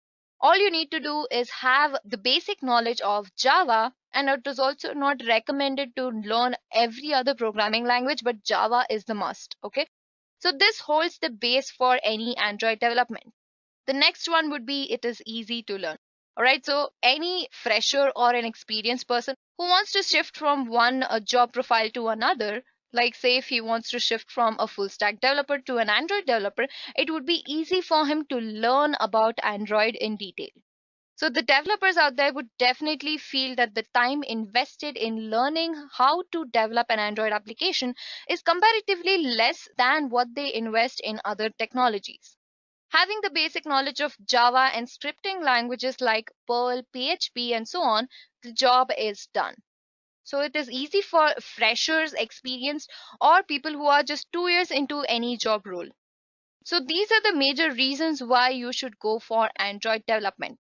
Now, talking about the job roles, there are n number of job roles for Android development. They are namely mobile application developer, So this mobile application developer is going to vary based on the level of experience and the type of the application platform that he's working on. This application developers often have the duty of creating, maintaining, and implementing the source code that makes up the application or the program. This mobile application developers may also be responsible for designing the prototype application and also indicate the program unit structure. They also need to have certain skill set like application design, software design, coding in programming languages like Java or Kotlin, native application writing ability, and so on. So this is about mobile application developer. Now talking about Android engineer. So don't be confused, guys. Mobile application developer is different from Android engineer. So let me just quickly walk you guys through what exactly an Android engineer does. So this Android engineer should be able to translate the designs and wireframes into a high quality code. They should also be able to design, build, and maintain high performance, reusable, and reliable Java code. You should also be well versed in programming languages like Java and Kotlin. As Kotlin is a new growing programming language, Kotlin is also more preferred when you talk about Android development programming. Or he or she should identify and correct the bottleneck and fix the bugs that arise in an application. And talking about the skills that are required to become an Android engineer, you should have strong knowledge of Android SDK and also have worked with different versions of Android and also how to deal with bugs that arise in an application. You should be familiar with RESTful APIs to connect Android applications to the backend services. Should have strong knowledge of Android UI design principles, patterns, and best practices. Should also be able to design applications around the user interface. So these are the two major job profiles that people look for. And talking about other major job roles that are there in the market, we have mobile architect, embedded software engineer, lead software engineer for mobile application development, right? So these are the job roles that are currently on fire in the market.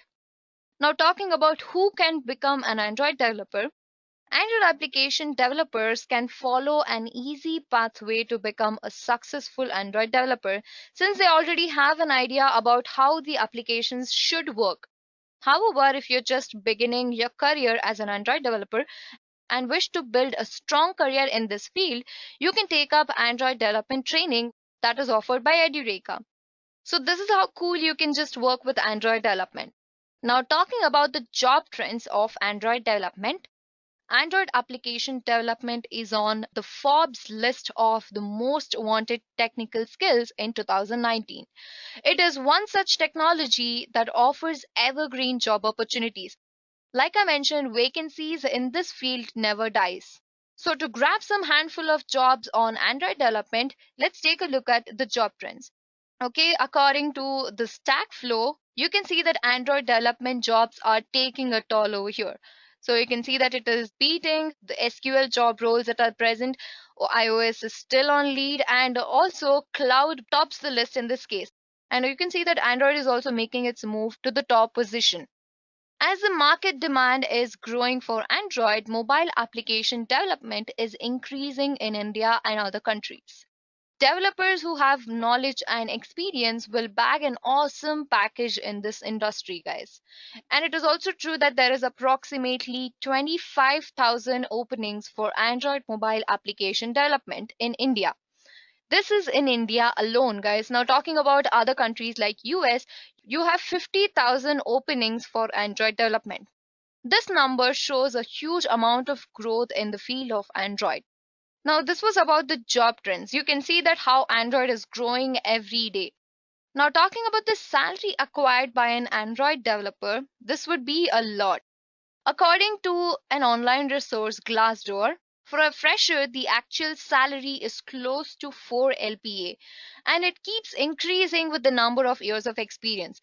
And the average base salary of an Android developer in New York is close to $108,000. And this is 11% more than the national average salary. So think about the other countries or other places across the globe. You can see that in a major city like New York, it's close to $108,000. So this is the average base salary, guys. Now think about the actual pay that you might get when you become an experienced profession and start working your way out across the things. And also the number of job vacancies are increasing, so the salary is also pretty damn good. So this graph here shows the salary trend of the year 2019. Just look at the median line over here. You can see that it is growing constantly. Notice the rise in the median salary acquired. It is close to 65,000 euros per year, which means it's quite a lot of money, guys. So go out there, back these job roles, and kickstart your learning. So now that you guys have understood who exactly is an Android developer and what are the current job trends and salary acquired by them, let's move ahead and take a look at how exactly you can become a successful Android developer.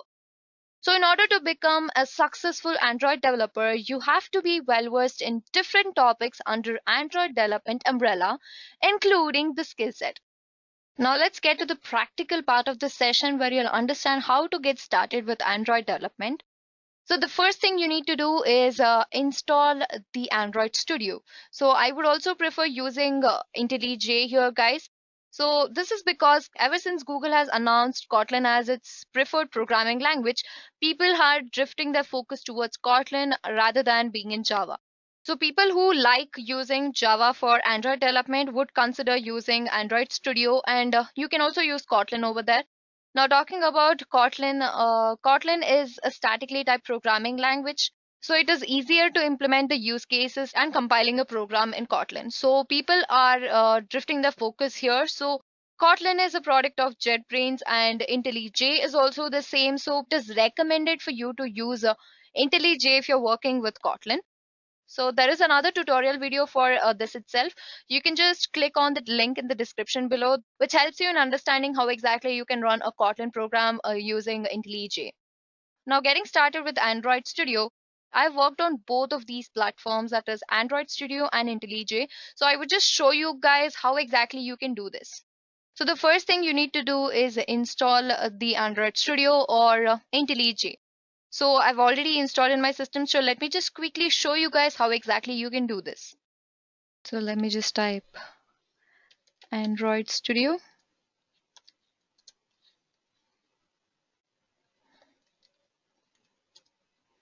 Yeah. Click on the first link over here. Yeah. You can see that there is a box here which says download Android Studio for Windows. Okay. So you just have to click here and it'll be downloaded as soon as that. Okay.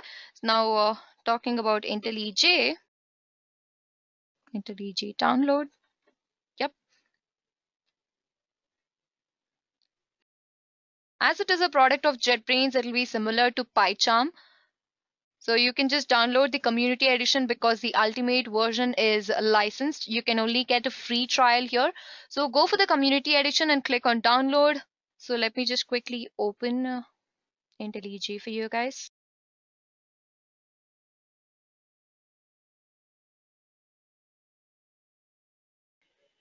Yeah, you can see that it is loading.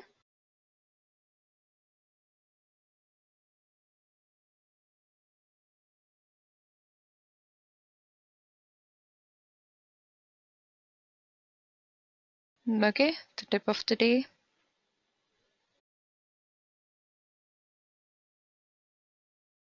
Okay, so this is the IntelliJ workspace, guys. So the first thing I'll be doing is create a new project. Go to File, go to New Project. Okay, you'll be asked for these options here. So I'll be working with mobile development, so mobile and iOS. Click on Next. Automatically import. Click on Next. Okay, so I'm going to name this as Demo. The project name would be Demo and click on Finish. New window. So this is the IntelliJ workspace, guys. So you can see that the name of the project is present over here. It has Gradle libraries, the IntelliJ IDE libraries, the application libraries, and also it has Gradle properties as well. And the first thing I'll be doing is go to applications. the source field. And under the source field, we have common main, common test, iOS main, iOS test, and main. So I'll be going to the main, Java, sample, where I'll be getting a small Kotlin project or a Kotlin program over here. You can see that I did not write this program. It was already present as the main activity, right? So it has created a class called main activity of the type app compact activity. And this is the code under this class. All right. So this is how simple you can work with IntelliJ for Android development. Talking about Android Studio, let me just quickly open it. Yeah, Android Studio.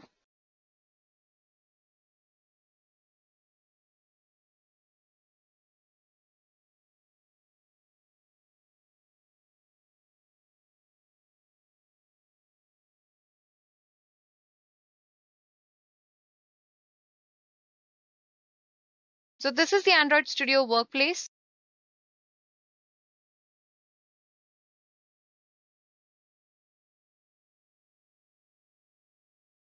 All right. I have a few files open over here. Let me just quickly close them.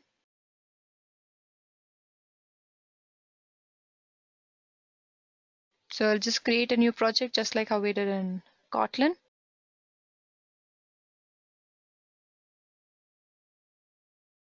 Here you have the ability to write a program in Java or Kotlin. It's like empty activity, my application. See, you can either choose Kotlin or Java. I'm going to choose Java. I'll click on finish.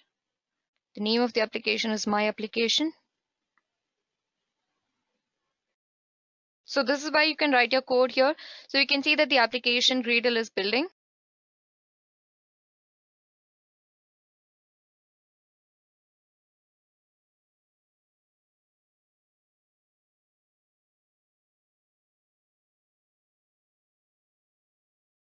All right. So this is the project, guys. There is already a piece of code over here, right? You can see that the two phases of these exist. One is for design and the other one is for text. Where text is a backend process where you can add any of your code over here and it'll reflect on your design. These are called the palette, where you can just drag and drop any of these features or buttons, widgets, and so many things onto your view. So let me just quickly drop a button. Yeah, you can see that the button is dropped over here. Yeah, I can just edit the size of this button using these functions or these parameters over here. Yeah, text size is 14. All right. So this is how you can work with Android Studio, guys. I hope you guys are clear with this. Like I mentioned, it is very easy to deal with Android Studio and also IntelliJ platform. You can choose either of these IDEs, or you can also choose any of the programming languages that you like, namely Kotlin and Java. So the final topic would be, how can you become an Android developer? What should I do in order to become a successful Android developer? So in order to become a successful Android developer, you need to be well versed in different topics under Android development umbrella, including the skill set. So these are the few notable skills that you should master in order to bag the role of an Android developer. So I've created a roadmap over here. You can see that the first one would be, you need to possess the basic knowledge of Java, Kotlin, Android SDK, and should be familiar with different versions of Android. You should be proficient in programming languages like Java and Kotlin, and you should also have strong knowledge of Android UI design principles.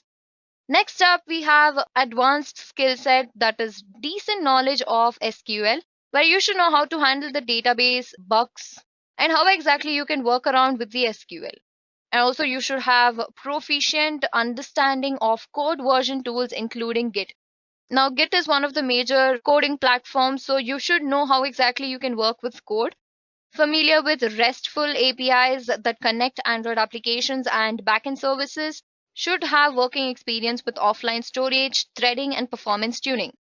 Moving ahead to the professional skill set that you need to possess, that would be should have the ability to design the application around UI such as touch and so on, should have the ability to understand the business requirement and translate them into technical requirement. Okay, so it should be very sound in technical knowledge and also should be familiar with cloud message APIs and push notifications.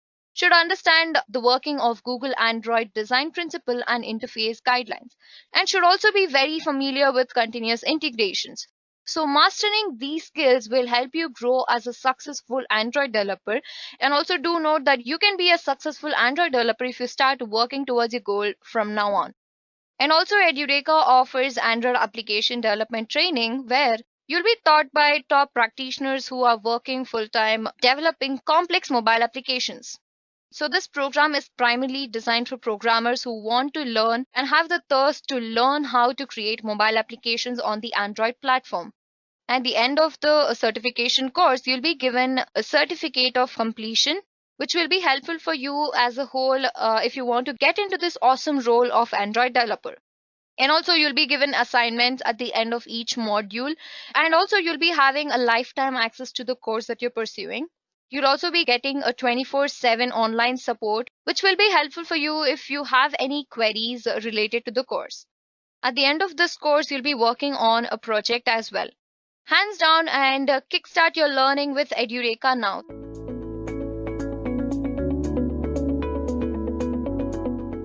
This video mainly focuses on the Android developer salary, okay? But before we get started with this session, let's take a quick look at the agenda. First of all, I'll be starting off with who exactly is an Android developer, followed by which I'll be discussing about the job trends in this field. And also we'll take a look at the salary acquired by an Android developer based on the experience and the location. Okay. So these are the topics that we'll be covering in this session, guys. And also I hope the agenda was clear to you. And don't forget to subscribe to Edureka YouTube channel to never miss out an update on the trending technologies and stay connected with us. So let's get started. There are close to 3 million smartphone users across the globe, and surprisingly, the mobile applications usage is growing very vigorously. Therefore, this results in the rise in demand for Android application development certification. So, who exactly is an Android developer? An Android developer is someone who makes our lives very easy by designing and developing corresponding mobile or desktop applications. So you might have come across all these applications like namely WhatsApp, Facebook, Instagram, Quora, and many more, right? So these are Android applications which are developed by an Android developer. An Android developer is basically a software developer who specializes in designing applications for the Android market. So this means that the role of an Android developer in a particular organization is to create applications with regard to what the company works on. Also, you can create very simple applications like calendar, calculator, and so on, up to complex level applications like gaming applications mainly. That would be Candy Crush, PUBG, and many more. So this Android developer is referred to a key in the field of Android development. So he or she is a major reason for the development or advancement in the field of Android development. Now, talking about the job trends in the market for this role of Android developer, you can see that the demand has been increasing from a past few years. This chart here shows Android market growth in terms of number of installs. This chart displays the total number of installs that have taken place between the year 2011 and 2019. So this displays the total number of installs for all active applications. So there are so many applications in the market right now which currently works on Android.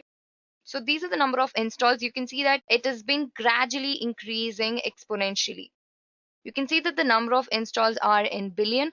So if you see that the graph is gradually increasing, you can see that we have already reached close to 250 billion installs. I wouldn't be surprised if we reach close to 500 or 1,000 billion in this case. So this is where Android lies. Also, check out the market trend for Android. It is also predicted to grow around 100 billion USD by 2022. You can see that the growth of Android is going to be at its peak by 2022.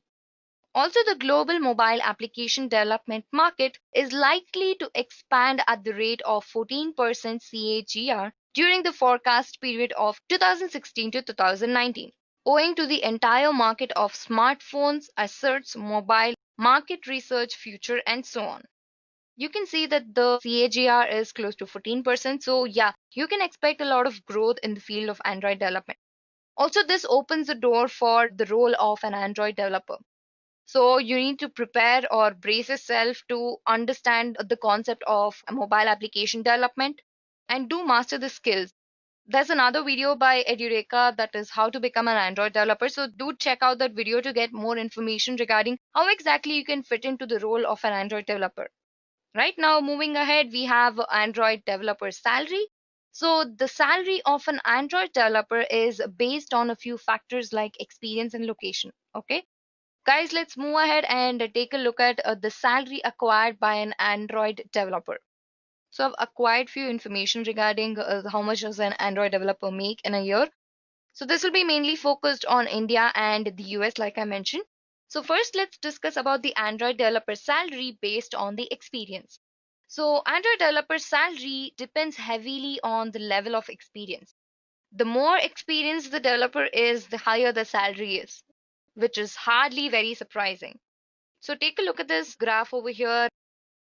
You can see that an entry level Android developer salary is close to 76,000 US dollars per year on an average. So this is excluding the bonus and the overtime pay that you get. So this is the high amount of money that you're going to be earning as an entry level Android developer. 76,000 is not a joke, guys. And an average junior Android developer salary stands up to 98,000 US dollars.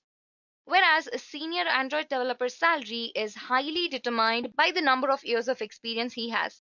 So the average total compensation for an Android developer with 10 to 20 years of experience amounts to $114,000. And a developer who has more than 20 years of experience can expect to earn at least 130,000 US dollars on an average. So this is on an average, guys. So people who have more than 20 years of experience can expect more than what it is mentioned over here. Now, talking about the pay scale in India based on the experience, the pay scale might vary with the number of years of experience you have. Okay. So in India, an entry level developer may earn up to a minimum of 2.3 LPA. And the upper limit, however, depends on the skill set that you have and also the knowledge about the subject. So on an average, an Android developer can easily earn up to 4,50,000 rupees. Now take a look at the survey which was conducted by Indeed for Android development. These are still the highest salaries that are reported by Indeed with an average of 122,851 US dollars per year. This is a golden opportunity for you guys to actually start preparing yourself for the role of Android developer. Also, Payscale has some amazing records about Android development salary. So have a look at this. So the median salary range for an Android developer in India is close to 2,04,000 rupees. Okay, so this is the median, guys. It might vary based on the experience you have and also your skill set, especially. Now, talking about the US, the median salary range would be around 81,948 US dollars. So there is a good opportunity for you guys to bag these job roles. And also the senior level Android developer with 1 to 4 years of experience will make around 345k US dollars per year. And also this might vary based on your organization. So to get a clear picture of this, take a look at this graph by pay scale. So you can see that a fresher with 1 to 4 years of experience will get close to 3,45,000 in hand, followed by which we can see that 5 to 9 years of experienced developers will get close to 7,87,000 rupees. And also developers who have 10 to 19 years of experience will get close to 1 million. You can see that the graph is gradually increasing, right? So this is exactly why the demand for the role of Android developer is also increasing. And also the job vacancies in the field of Android development is also increasing. So you have many job roles like mobile application developer, Android engineer, mobile architect, embedded software engineer for mobile application development, and lead software engineer for mobile application development. So these are the very known job roles in the field of Android development. And also people are trying to adopt themselves to Android development because it is license free.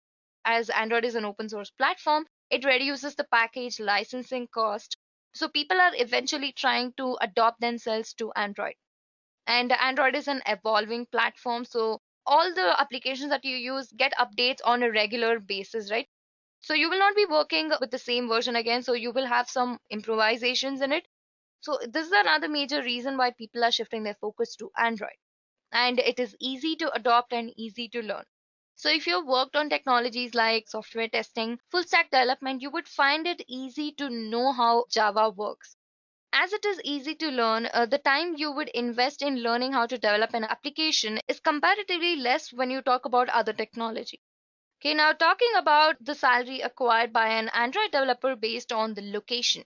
There are major countries or subcontinents across the globe where Android development is a booming technology and the demand has also been drastically increasing. Take a look at the salary acquired by an Android developer with their location specified. So the salaries of an Android developer varies geographically. So in India, the major cities like Delhi, Mumbai, Bangalore, Chennai, Gurgaon, and so many other cities, the salary that they provide for an Android developer is a little high. So in Delhi, you get close to 5 lakh per annum, and Mumbai, it is 4.8 lakh. Bangalore, it is 4.8. It might not be 4.8, it will be more than that. And talking about Chennai, Chennai provides close to 4.6 lakhs per annum. Gurgaon is 4.8. Ahmedabad is 4 lakhs. So on an average, I can see that it is close to 5 lakhs per annum. Okay. So an Android developer in India can easily make up to 5 lakhs per annum. And talking about the Android developer salary in European countries, you can see that Switzerland gives up to 82,878 US dollars. Norway is close to 71,000 US dollars. Denmark is 70 again. So on an average, I would say it comes up to 60 or 70K US dollars. Okay. So this is not a very small amount. So this is the average number of salary acquired by an Android developer. Now talking about the future of Android development. Like I mentioned, there are close to 3 million smartphone users across the world. So the number will be increasing drastically in the next few years. And eventually, everything that is present on your desktop will come onto your mobile application, that is, Android application. So the number of people who are trying to create something innovative or design something very efficient can take up this Android development certification because everything that we use on a day-to-day life basis is Android. So fix your focus and kickstart your learning with Edureka now.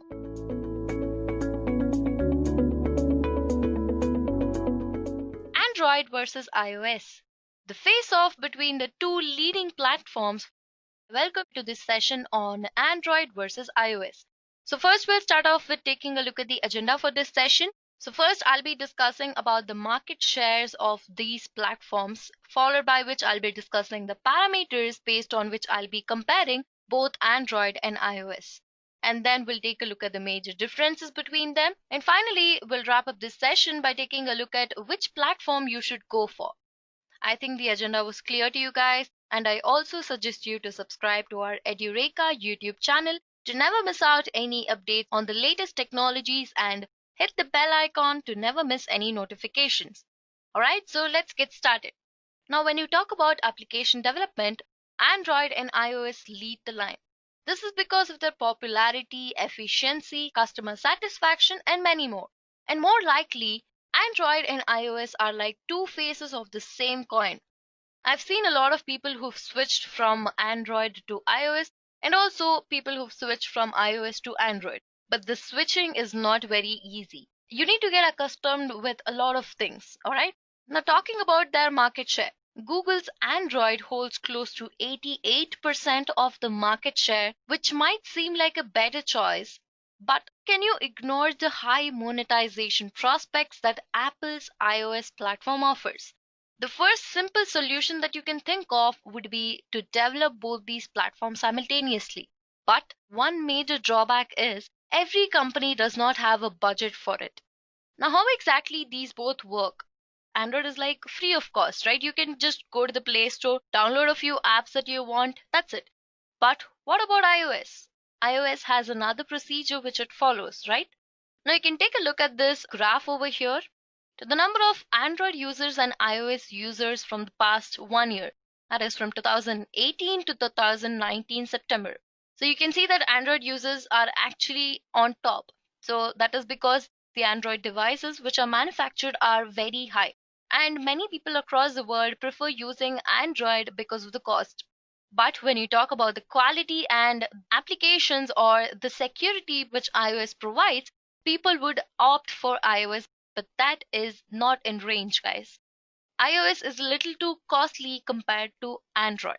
So the cost that you're going to be spending on Android is less, and the cost that you're going to be spending on iOS is going to be a little more. Now you can see that Android leads in the section of mobile development. And this is a demography where you can see that the number of customers using Android and iOS. And here also you can see that Android leads with a solid 74.45%. This is way too massive, guys. This is about their market share, guys. Now, in total, if I have to sum up this entire market share of Android and iOS, Android has scored a goal over here. Because, like I mentioned, the cost, which is actually the first factor which anybody would look out for. And people who look out for security and more other features which is not provided by Android. But when you talk about security features which are not present in Android, iOS is going to be leading the industry there. But overall, Android actually leads the market, guys, for the year 2018 and 19. So now that you guys have understood the market share for Android and iOS, let's move ahead and discuss the parameters based on which I'll be comparing both Android and iOS. So these are the parameters, guys. I'll be comparing them based on their development complexity, their cost, the programming languages which is used, the security, and the speed. Now let's start pointing out the major difference between them. So Android has a very high development complexity. So it normally takes around 30 to 40% more time to develop an application on Android rather than doing it on iOS. Okay. So the development complexity, like I mentioned, in Android is a little high compared to iOS. Now talking about cost. Like I mentioned, cost is a major factor which people would look out for. And now Android costs more due to higher testing period. iOS does not require more testing, so the cost which you're going to be investing on the development purpose is going to be less. Now that's another reason why iOS devices or Apple iPhones are a little too costly, because the development cost is less, but the investment on the company and the product is going to be more. So that's the reason the device is a little too costly. Now talking about the programming language. Android mainly requires Java and Kotlin, which is actually very easy to learn and understand. Whereas in iOS, you need to have basic knowledge of Objective-C or Swift for native development. This is also a little too tough, guys, because Java is an open source programming language and most of the people out there know how Java works. I know it is a little too complicated when it is compared to Python, but yeah, Objective-C or Swift is a little too tough when it is compared to Java. Okay, now talking about the security. Android is not very secured when it is compared to iOS, but iOS is highly secured. You're going to be paying so much, but it is worth spending so much money on something that is going to keep you secure, right? Now, talking about the speed. Android has a faster mean download, but when you talk about iOS speed, it is much faster than Android. So you can see that here we've actually got into a tie. That is, Android has its own advantages and iOS has its own plus points. So which platform should you work on in order to develop the right application?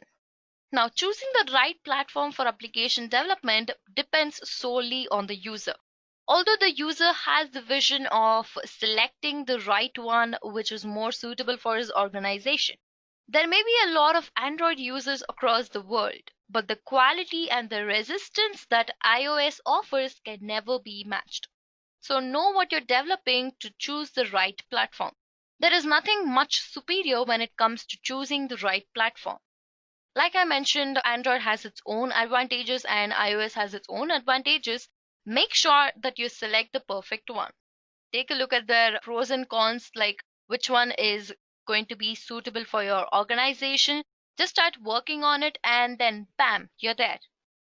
So with this, we come to the end of this video. I hope you guys have understood everything that has been discussed in this session. If you have any queries related to any of the topics, just put them on the comment section below and we'll get back to you at the earliest.